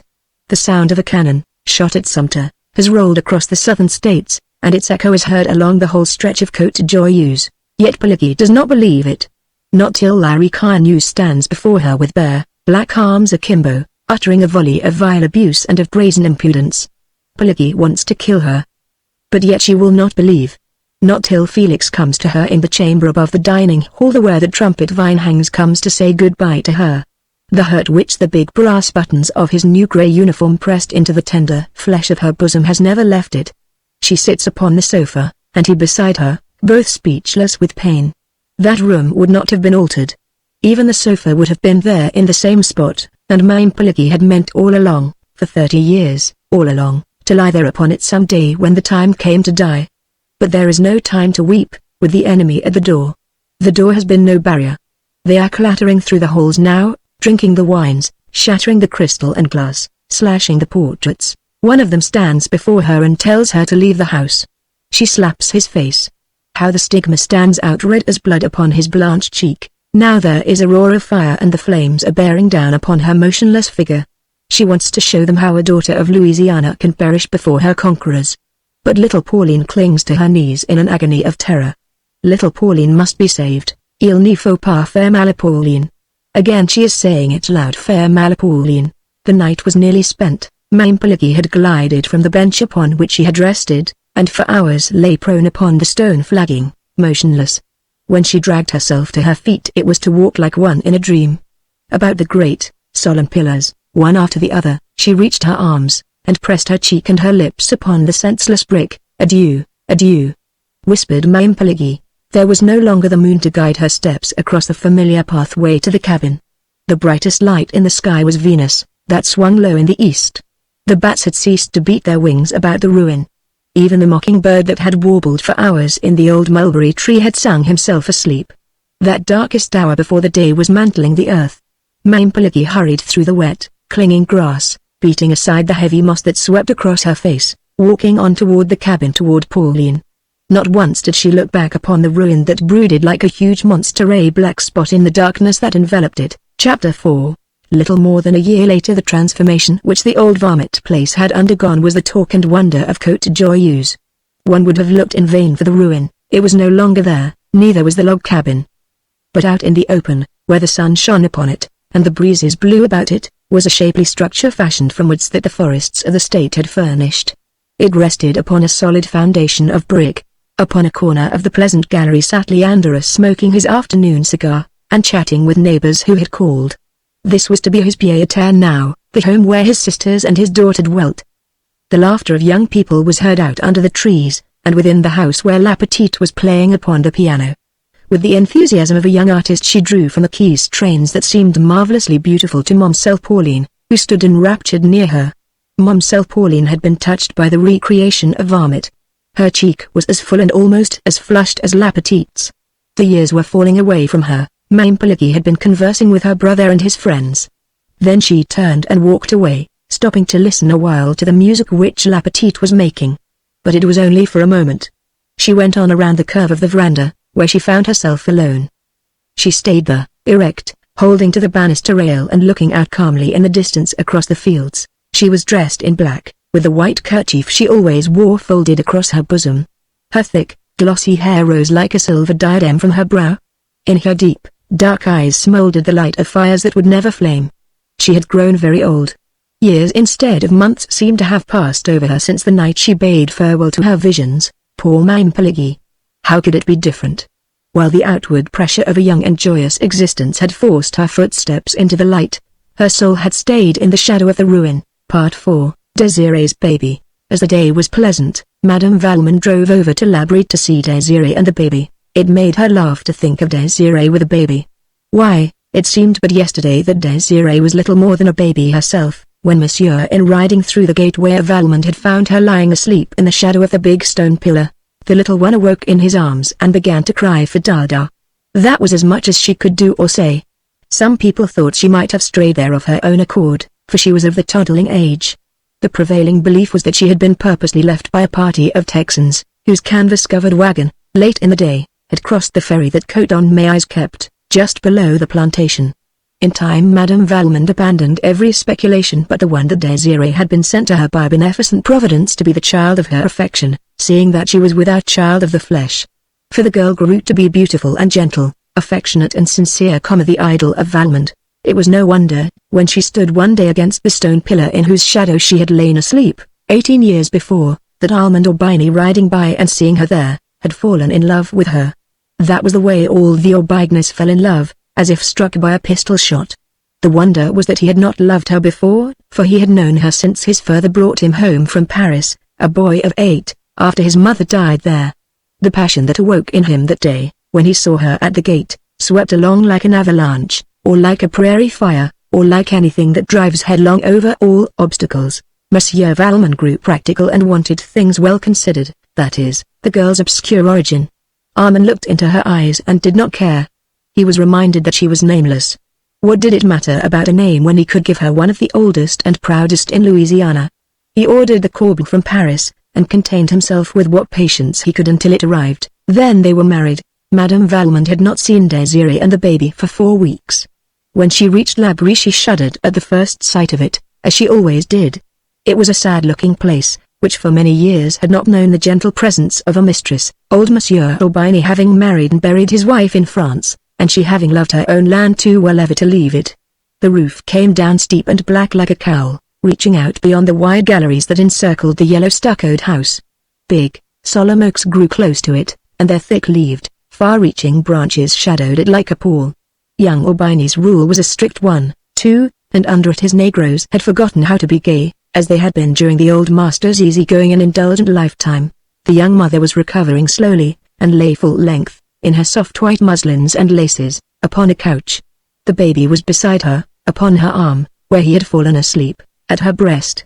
The yellow nurse-woman sat beside a window fanning herself. Madame Valmont bent her portly figure over Désirée and kissed her, holding her an instant tenderly in her arms. Then she turned to the child. "This is not the baby," she exclaimed, in startled tones. French was the language spoken at Valmont in those days. "I knew you would be astonished," laughed Désirée, "at the way he has grown. The little cock and elate. Look at his legs, Mama, and his hands and fingernails, real fingernails. Zandrine had to cut them this morning. Isn't it true, Zandrine?" The woman bowed her turbaned head majestically. "May I see, Madame? And the way he cries," went on Désirée, "is deafening. Armand heard him the other day as far away as La Blanche's cabin." Madame Valmont had never removed her eyes from the child. She lifted it and walked with it over to the window that was lightest. She scanned the baby narrowly, then looked as searchingly at Zandrine, whose face was turned to gaze across the fields. "Yes, the child has grown, has changed," said Madame Valmont, slowly, as she replaced it beside its mother. "What does Armand say?" Désirée's face became suffused with a glow that was happiness itself. "Oh, Armand is the proudest father in the parish, I believe, chiefly because it is a boy, to bear his name, though he says not, that he would have loved a girl as well. But I know it isn't true. I know he says that to please me. And Mama," she added, drawing Madame Valmont's head down to her, and speaking in a whisper, "he hasn't punished one of them, not one of them, since baby is born. Even Négrillon, who pretended to have burnt his leg that he might rest from work, he only laughed, and said Négrillon was a great scamp. Oh, Mama, I'm so happy, it frightens me." What Désirée said was true. Marriage, and later the birth of his son, had softened Armand Aubigny's imperious and exacting nature greatly. This was what made the gentle Désirée so happy, for she loved him desperately. When he frowned she trembled, but loved him. When he smiled, she asked no greater blessing of God. But Armand's dark, handsome face had not often been disfigured by frowns since the day he fell in love with her. When the baby was about 3 months old, Désirée awoke one day to the conviction that there was something in the air menacing her peace. It was at first too subtle to grasp.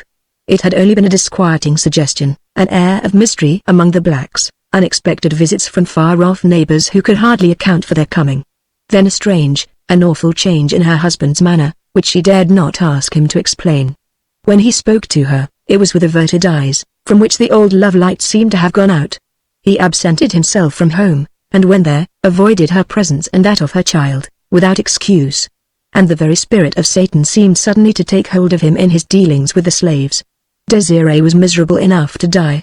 She sat in the room, one hot afternoon, in her peignoir, listlessly drawing through her fingers the strands of her long, silky brown hair that hung about her shoulders.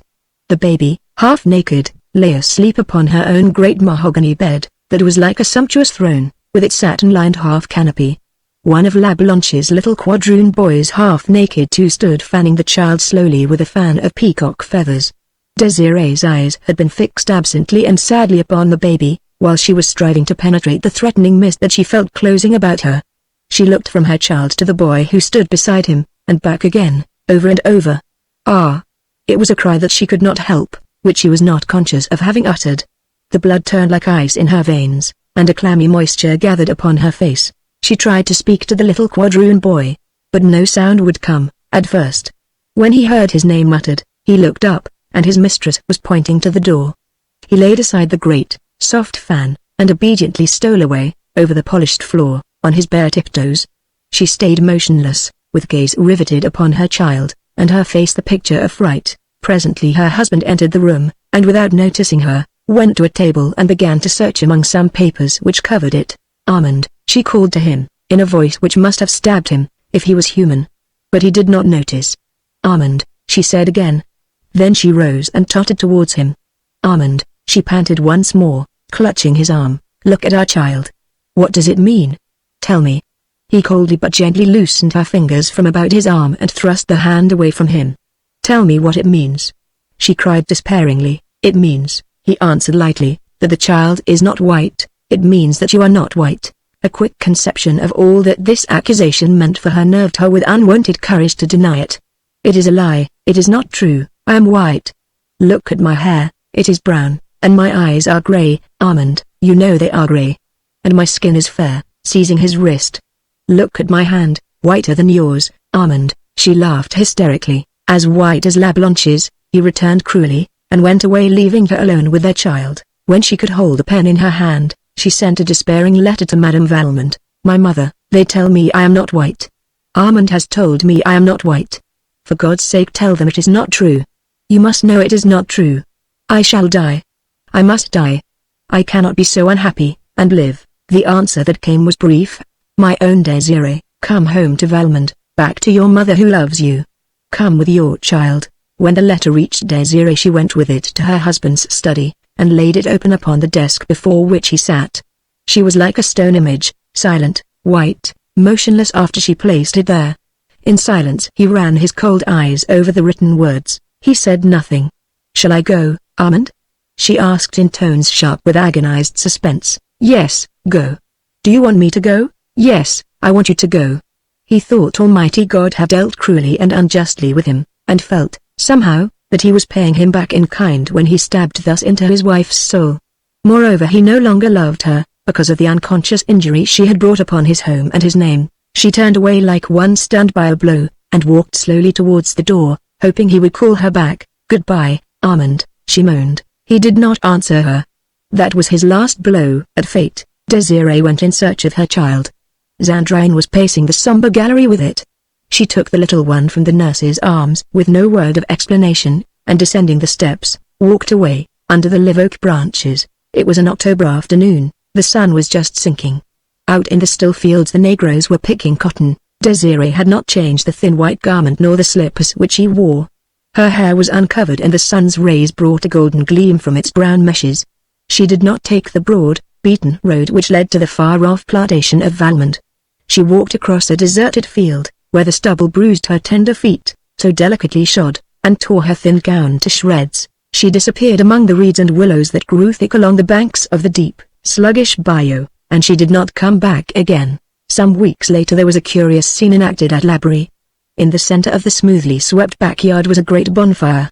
Armand Aubigny sat in the wide hallway that commanded a view of the spectacle, and it was he who dealt out to a half-dozen negroes the material which kept this fire ablaze. A graceful cradle of willow, with all its dainty furbishings, was laid upon the pyre, which had already been fed with the richness of a priceless layette. Then there were silk gowns, and velvet and satin ones added to these, laces, too, and embroideries, bonnets and gloves, for the corbel had been of rare quality. The last thing to go was a tiny bundle of letters, innocent little scribblings that Désirée had sent to him during the days of their espousal. There was the remnant of one back in the drawer from which he took them. But it was not Désirée's, it was part of an old letter from his mother to his father. He read it. She was thanking God for the blessing of her husband's love : "But above all," she wrote, "night and day, I thank the good God for having so arranged our lives that our dear Armand will never know that his mother, who adores him, belongs to the race that is cursed with the brand of slavery." Part 5. A respectable woman, Mrs. Baroda was a little provoked to learn that her husband expected his friend, Gouvernail, up to spend a week or two on the plantation. They had entertained a good deal during the winter. Much of the time had also been passed in New Orleans in various forms of mild dissipation. She was looking forward to a period of unbroken rest, now, and undisturbed tête-à-tête with her husband, when he informed her that Gouvernail was coming up to stay a week or two. This was a man she had heard much of but never seen. He had been her husband's college friend, was now a journalist, and in no sense a society man or a man about town, which were, perhaps, some of the reasons she had never met him. But she had unconsciously formed an image of him in her mind. She pictured him tall, slim, cynical, with eyeglasses, and his hands in his pockets, and she did not like him. Gouvernail was slim enough, but he wasn't very tall nor very cynical, neither did he wear eyeglasses nor carry his hands in his pockets. And she rather liked him when he first presented himself. But why she liked him she could not explain satisfactorily to herself when she partly attempted to do so. She could discover in him none of those brilliant and promising traits which Gaston, her husband, had often assured her that he possessed. On the contrary, he sat rather mute and receptive before her chatty eagerness to make him feel at home and in face of Gaston's frank and wordy hospitality. His manner was as courteous toward her as the most exacting woman could require, but he made no direct appeal to her approval or even esteem. Once settled at the plantation, he seemed to like to sit upon the wide portico in the shade of one of the big Corinthian pillars, smoking his cigar lazily and listening attentively to Gaston's experience as a sugar planter. "This is what I call living," he would utter with deep satisfaction, as the air that swept across the sugar field caressed him with its warm and scented velvety touch. It pleased him also to get on familiar terms with the big dogs that came about him, rubbing themselves sociably against his legs. He did not care to fish, and displayed no eagerness to go out and kill grosbeaks when Gaston proposed doing so. Gouvernail's personality puzzled Mrs. Baroda, but she liked him. Indeed, he was a lovable, inoffensive fellow. After a few days, when she could understand him no better than at first, she gave over being puzzled and remained piqued. In this mood she left her husband and her guest, for the most part, alone together. Then finding that Gouvernail took no manner of exception to her action, she imposed her society upon him, accompanying him in his idle strolls to the mill and walks along the Butter. She persistently sought to penetrate the reserve in which he had unconsciously enveloped himself. "When is he going, your friend?" she one day asked her husband. "For my part, he tires me frightfully. Not for a week yet, dear. I can't understand. He gives you no trouble." "No. I should like him better if he did, if he were more like others, and I had to plan somewhat for his comfort and enjoyment." Gaston took his wife's pretty face between his hands and looked tenderly and laughingly into her troubled eyes. They were making a bit of toilet sociably together in Mrs. Baroda's dressing room. "You are full of surprises, Ma Belle," he said to her. "Even I can never count upon how you are going to act under given conditions." He kissed her and turned to fasten his cravat before the mirror. "Here you are," he went on, taking poor Gouvernail seriously and making a commotion over him, the last thing he would desire or expect, commotion. She hotly resented. "Nonsense. How can you say such a thing? Commotion, indeed. But, you know, you said he was clever, so he is. But the poor fellow is run down by overwork now. That's why I asked him here to take a rest." "You used to say he was a man of ideas," she retorted, unconciliated. "I expected him to be interesting, at least. I'm going to the city in the morning to have my spring gowns fitted. Let me know when Mr. Gouvernail is gone. I shall be at my Aunt Octavie's." That night she went and sat alone upon a bench that stood beneath a live oak tree at the edge of the gravel walk. She had never known her thoughts or her intentions to be so confused. She could gather nothing from them but the feeling of a distinct necessity to quit her home in the morning. Mrs. Baroda heard footsteps crunching the gravel, but could discern in the darkness only the approaching red point of a lighted cigar. She knew it was Gouvernail, for her husband did not smoke. She hoped to remain unnoticed, but her white gown revealed her to him. He threw away his cigar and seated himself upon the bench beside her, without a suspicion that she might object to his presence. "Your husband told me to bring this to you, Mrs. Baroda," he said, handing her a filmy, white scarf with which she sometimes enveloped her head and shoulders.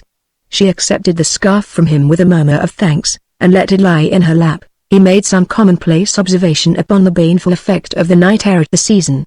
Then as his gaze reached out into the darkness, he murmured, half to himself, "Night of south winds, night of the large few stars, still nodding night." She made no reply to this apostrophe to the night, which, indeed, was not addressed to her. Gouvernail was in no sense a diffident man, for he was not a self-conscious one. His periods of reserve were not constitutional, but the result of moods. Sitting there beside Mrs. Baroda, his silence melted for the time. He talked freely and intimately in a low, hesitating drawl that was not unpleasant to hear. He talked of the old college days when he and Gaston had been a good deal to each other, of the days of keen and blind ambitions and large intentions. Now there was left with him, at least, a philosophic acquiescence to the existent order, only a desire to be permitted to exist, with now and then a little whiff of genuine life, such as he was breathing now. Her mind only vaguely grasped what he was saying. Her physical being was for the moment predominant. She was not thinking of his words, only drinking in the tones of his voice. She wanted to reach out her hand in the darkness and touch him with the sensitive tips of her fingers upon the face or the lips. She wanted to draw close to him and whisper against his cheek. She did not care what, as she might have done if she had not been a respectable woman. The stronger the impulse grew to bring herself near him, the further, in fact, did she draw away from him. As soon as she could do so without an appearance of too great rudeness, She rose and left him there alone. Before she reached the house, Gouvernail had lighted a fresh cigar and ended his apostrophe to the night. Mrs. Baroda was greatly tempted that night to tell her husband, who was also her friend, of this folly that had seized her. But she did not yield to the temptation. Beside being a respectable woman, she was a very sensible one, and she knew there are some battles in life which a human being must fight alone. When Gaston arose in the morning, his wife had already departed. She had taken an early morning train to the city. She did not return till Gouvernail was gone from under her roof. There was some talk of having him back during the summer that followed. That is, Gaston greatly desired it, but this desire yielded to his wife's strenuous opposition. However, before the year ended, she proposed, wholly from herself, to have Gouvernail visit them again. Her husband was surprised and delighted with the suggestion coming from her. "I am glad, cher ami, to know that you have finally overcome your dislike for him. Truly he did not deserve it." "Oh," she told him, laughingly, after pressing a long, tender kiss upon his lips, "I have overcome everything. You will see. This time I shall be very nice to him." Part 6, The Kiss. It was still quite light out of doors, but inside, with the curtains drawn and the smouldering fire sending out a dim, uncertain glow, the room was full of deep shadows. Brantain sat in one of these shadows. It had overtaken him and he did not mind. The obscurity lent him courage to keep his eaves fastened as ardently as he liked upon the girl who sat in the firelight. She was very handsome, with a certain fine, rich coloring that belongs to the healthy brune type. She was quite composed, as she idly stroked the satiny coat of the cat that lay curled in her lap, and she occasionally sent a slow glance into the shadow where her companion sat. They were talking low, of indifferent things which plainly were not the things that occupied their thoughts. She knew that he loved her, a frank, blustering fellow without guile enough to conceal his feelings, and no desire to do so. For 2 weeks past he had sought her society eagerly and persistently. She was confidently waiting for him to declare himself, and she meant to accept him. The rather insignificant and unattractive Brantain was enormously rich, and she liked and required the entourage which wealth could give her. During one of the pauses between their talk of the last tea and the next reception, the door opened and a young man entered whom Brantain knew quite well. The girl turned her face toward him. A stride or two brought him to her side, and bending over her chair before she could suspect his intention, for she did not realize that he had not seen her visitor, he pressed an ardent, lingering kiss upon her lips. Brantain slowly arose, so did the girl arise, but quickly, and the newcomer stood between them, a little amusement and some defiance struggling with the confusion in his face. "I believe," stammered Brantain, "I see that I have stayed too long. I had no idea, that is, I must wish you goodbye." He was clutching his hat with both hands, and probably did not perceive that she was extending her hand to him. Her presence of mind had not completely deserted her, but she could not have trusted herself to speak. "Hang me if I saw him sitting there, Natty. I know it's deuced awkward for you. But I hope you'll forgive me this once, this very first break." "Why, what's the matter?" "Don't touch me, don't come near me," she returned angrily. "What do you mean by entering the house without ringing?" "I came in with your brother, as I often do," he answered coldly, in self-justification. "We came in a side way. He went upstairs and I came in here hoping to find you." The explanation is simple enough and ought to satisfy you that the misadventure was unavoidable. "But do say that you forgive me, Nathalie," he entreated, softening. "Forgive you? You don't know what you are talking about. Let me pass. It depends upon a good deal whether I ever forgive you." At that next reception which she and Brantain had been talking about, she approached the young man with a delicious frankness of manner when she saw him there. "Will you let me speak to you a moment or two, Mr. Brantain?" she asked with an engaging but perturbed smile. He seemed extremely unhappy, but when she took his arm and walked away with him, seeking a retired corner, a ray of hope mingled with the almost comical misery of his expression. She was apparently very outspoken. "Perhaps I should not have sought this interview, Mr. Brantain, but, oh, I have been very uncomfortable, almost miserable since that little encounter the other afternoon.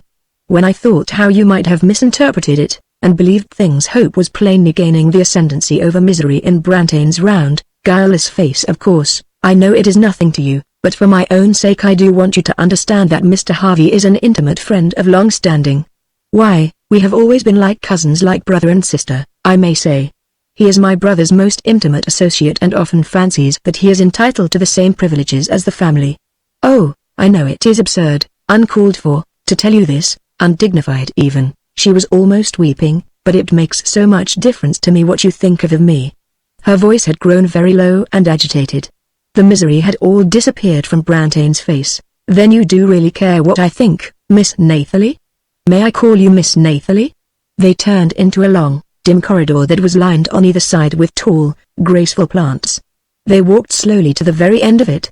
When they turned to retrace their steps, Brantain's face was radiant and hers was triumphant. Harvey was among the guests at the wedding, and he sought her out in a rare moment when she stood alone. "Your husband," he said, smiling, "has sent me over to kiss you." A quick blush suffused her face and round polished throat.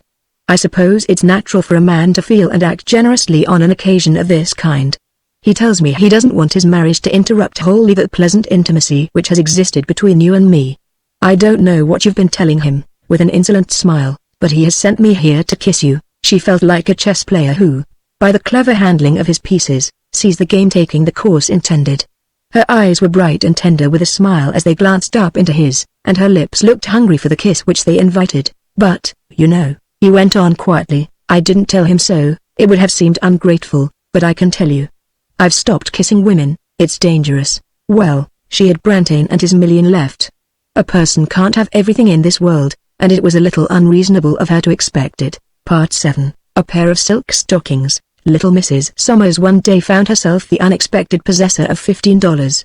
It seemed to her a very large amount of money, and the way in which it stuffed and bulged her worn old portemonnaie gave her a feeling of importance such as she had not enjoyed for years. The question of investment was one that occupied her greatly. For a day or two she walked about apparently in a dreamy state, but really absorbed in speculation and calculation. She did not wish to act hastily, to do anything she might afterward regret. But it was during the still hours of the night when she lay awake revolving plans in her mind that she seemed to see her way clearly toward a proper and judicious use of the money. $1 or $2 should be added to the price usually paid for Janie's shoes, which would ensure lasting an appreciable time longer than they usually did. She would buy so and so many yards of percale for new shirt-waists for the boys and Janie and Mag. She had intended to make the old ones do by skillful patching. Mag should have another gown. She had seen some beautiful patterns, veritable bargains in the shop windows. And still there would be left enough for new stockings, 2 pairs apiece, and what darning that would save for a while. She would get caps for the boys and sailor hats for the girls. The vision of her little brood looking fresh and dainty and new for once in their lives excited her and made her restless and wakeful with anticipation. The neighbors sometimes talked of certain better days that little Mrs. Somers had known before she had ever thought of being Mrs. Somers. She herself indulged in no such morbid retrospection. She had no time, no second of time to devote to the past. The needs of the present absorbed her every faculty.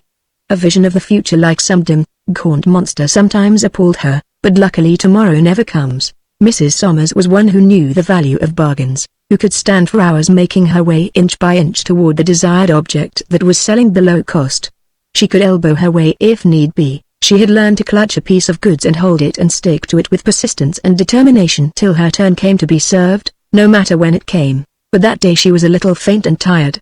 She had swallowed a light luncheon no. When she came to think of it, between getting the children fed and the place righted, and preparing herself for the shopping bout, she had actually forgotten to eat any luncheon at all. She sat herself upon a revolving stool before a counter that was comparatively deserted, trying to gather strength and courage to charge through an eager multitude that was besieging breastworks of shirting and figured lawn. An all-gone limp feeling had come over her and she rested her hand aimlessly upon the counter. She wore no gloves. By degrees she grew aware that her hand had encountered something very soothing, very pleasant to touch. She looked down to see that her hand lay upon a pile of silk stockings. A placard nearby announced that they had been reduced in price from $2.50 to $1.98, and a young girl who stood behind the counter asked her if she wished to examine their line of silk hosiery. She smiled, just as if she had been asked to inspect a tiara of diamonds with the ultimate view of purchasing it.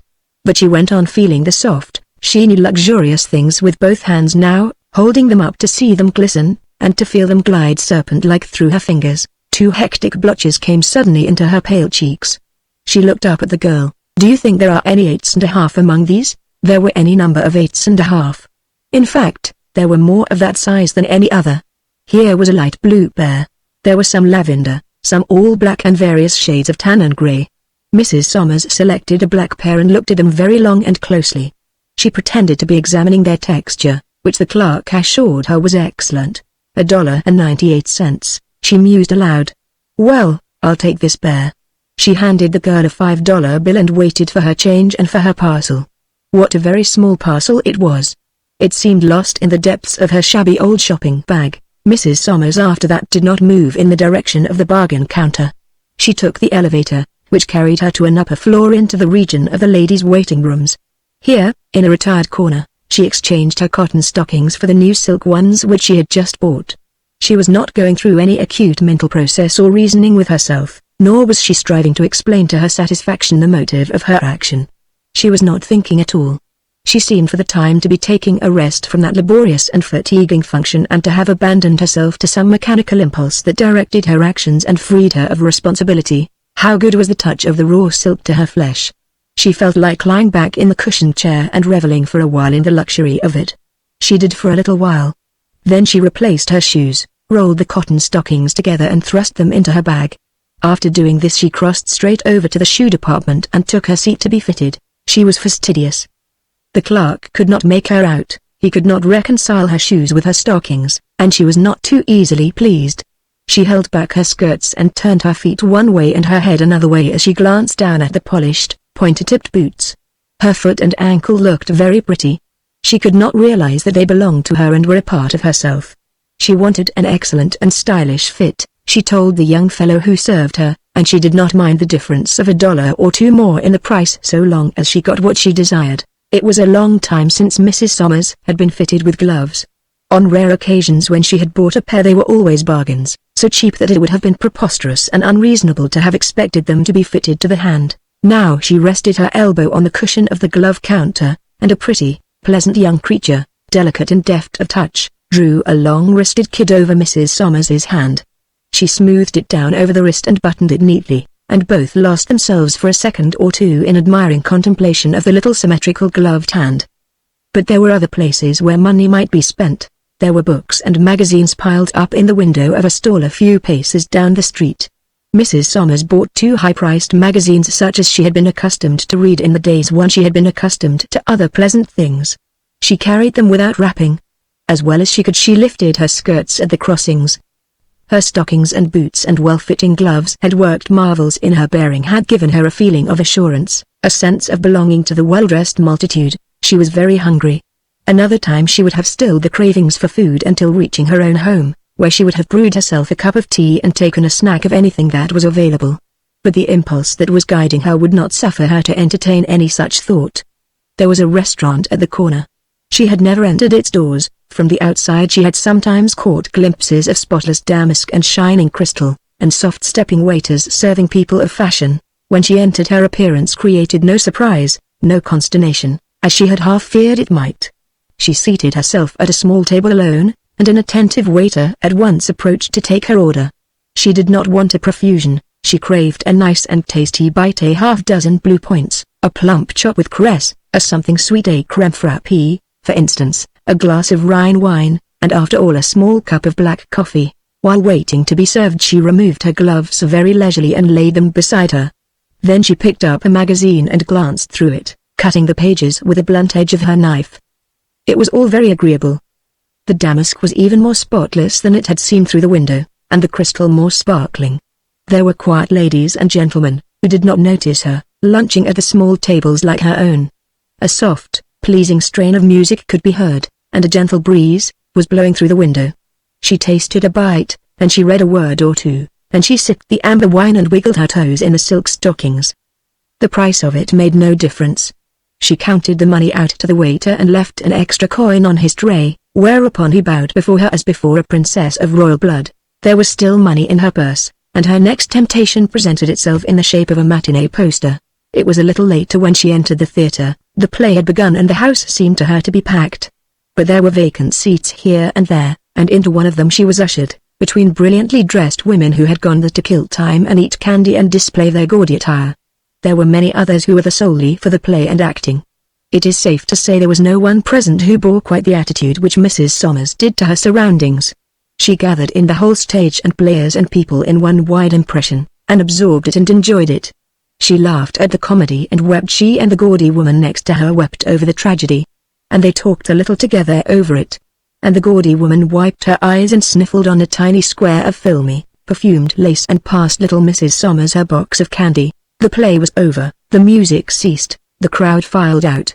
It was like a dream ended. People scattered in all directions. Mrs. Somers went to the corner and waited for the cable car. A man with keen eyes, who sat opposite to her, seemed to like the study of her small, pale face. It puzzled him to decipher what he saw there. In truth, he saw nothing unless he were wizard enough to detect a poignant wish, a powerful longing that the cable car would never stop anywhere, but go on and on with her forever. Part 8, The Locket, Chapter 1. One night in autumn a few men were gathered about a fire on the slope of a hill. They belonged to a small detachment of Confederate forces and were awaiting orders to march. Their grey uniforms were worn beyond the point of shabbiness. One of the men was heating something in a tin cup over the embers. Two were lying at full length a little distance away, while a fourth was trying to decipher a letter and had drawn close to the light. He had unfastened his collar and a good bit of his flannel shirt front. "What's that you got around your neck, Ned?" asked one of the men lying in the obscurity. Ned or Edmund mechanically fastened another button of his shirt and did not reply. He went on reading his letter. "Is it your sweetheart's picture?" "'Tain't no gal's picture," offered the man at the fire. He had removed his tin cup and was engaged in stirring its grimy contents with a small stick. "That's a charm, some kind of hoodoo business that one o' them priests gave him to keep him out o' trouble. I know them Catholics. That's how come Frenchy got permitted and never got a scratch since he's been in the ranks. Hey, French. Ain't I right?" Edmund looked up absently from his letter. "What is it?"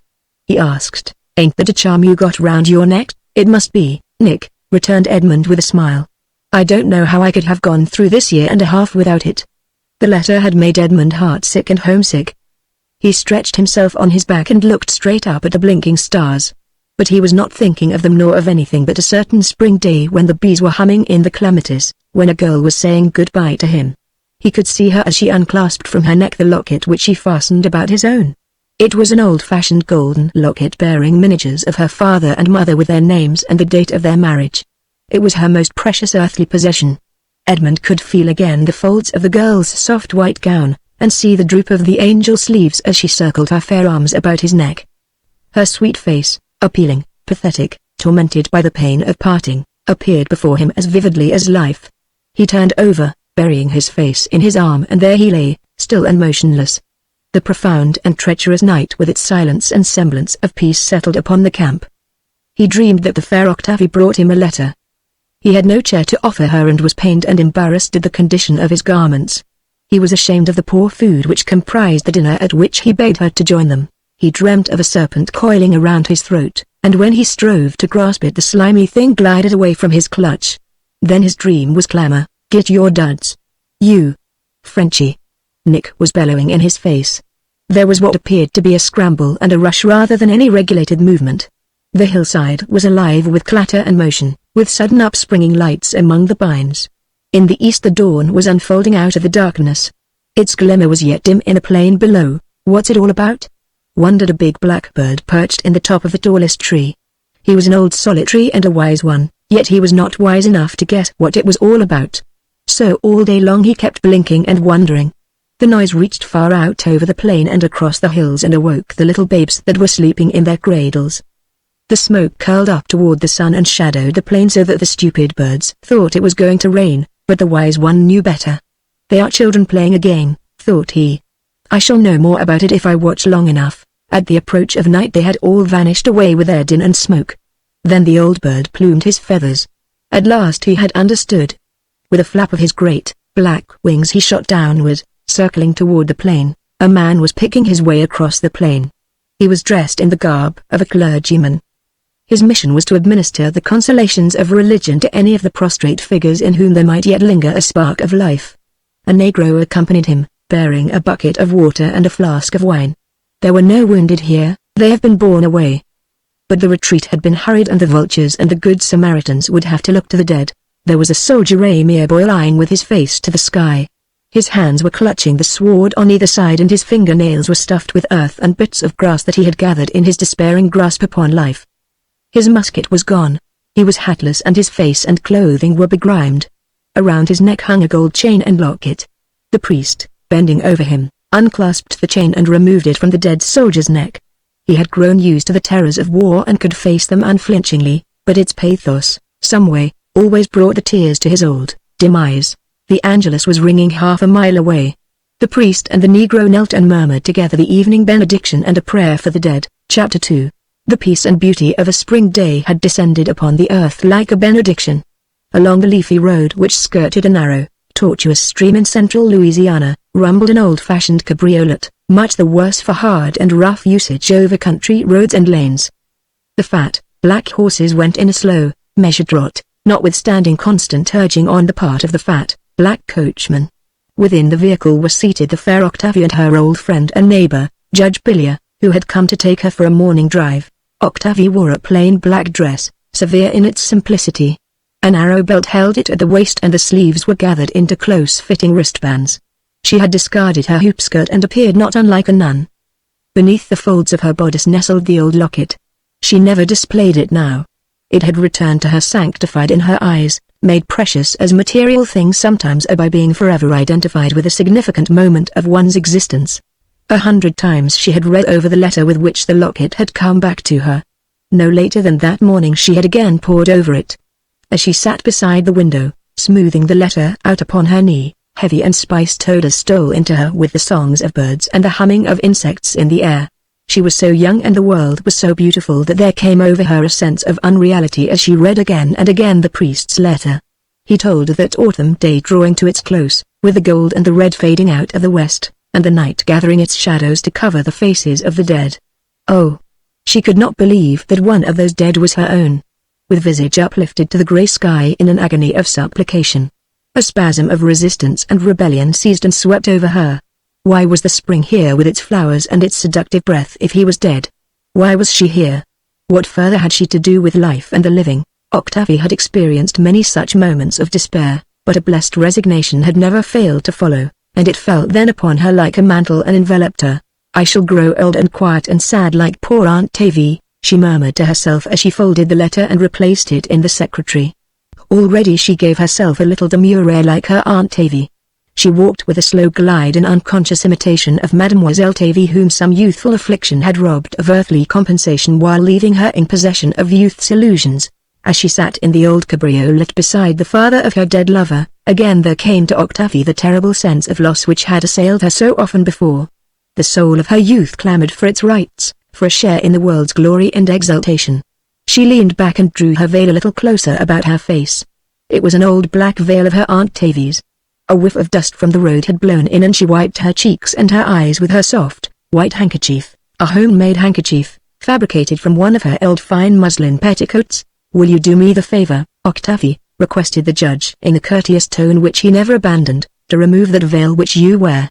It seems out of harmony, some way, with the beauty and promise of the day." The young girl obediently yielded to her old companion's wish and unpinning the cumbersome, somber drapery from her bonnet, folded it neatly and laid it upon the seat in front of her. "Ah!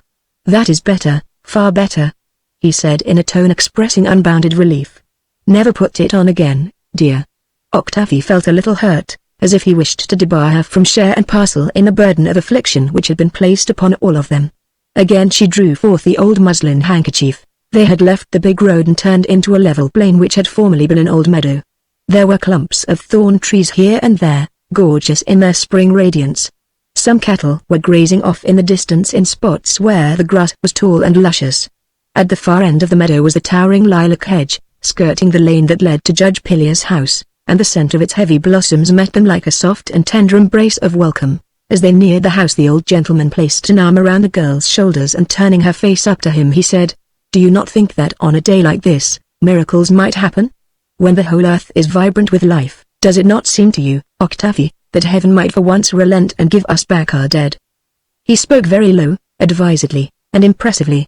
In his voice was an old quaver which was not habitual and there was agitation in every line of his visage.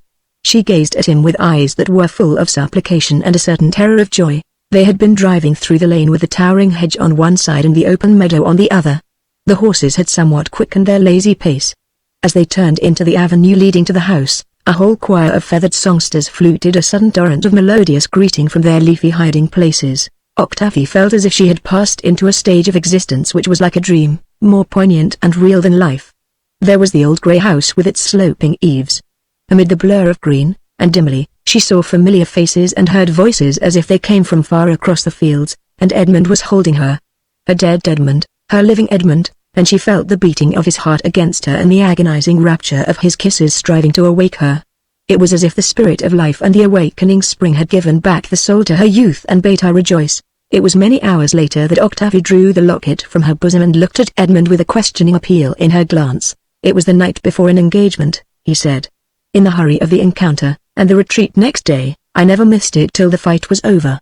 I thought of course I had lost it in the heat of the struggle, but it was stolen, stolen." She shuddered, and thought of the dead soldier with his face uplifted to the sky in an agony of supplication. Edmund said nothing, but he thought of his messmate, the one who had lain far back in the shadow, the one who had said nothing. Part 9, A Reflection. Some people are born with a vital and responsive energy.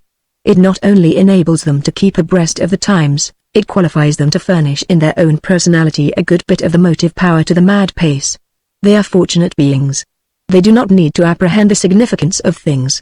They do not grow weary nor misstep, nor do they fall out of rank and sink by the wayside to be left contemplating the moving procession.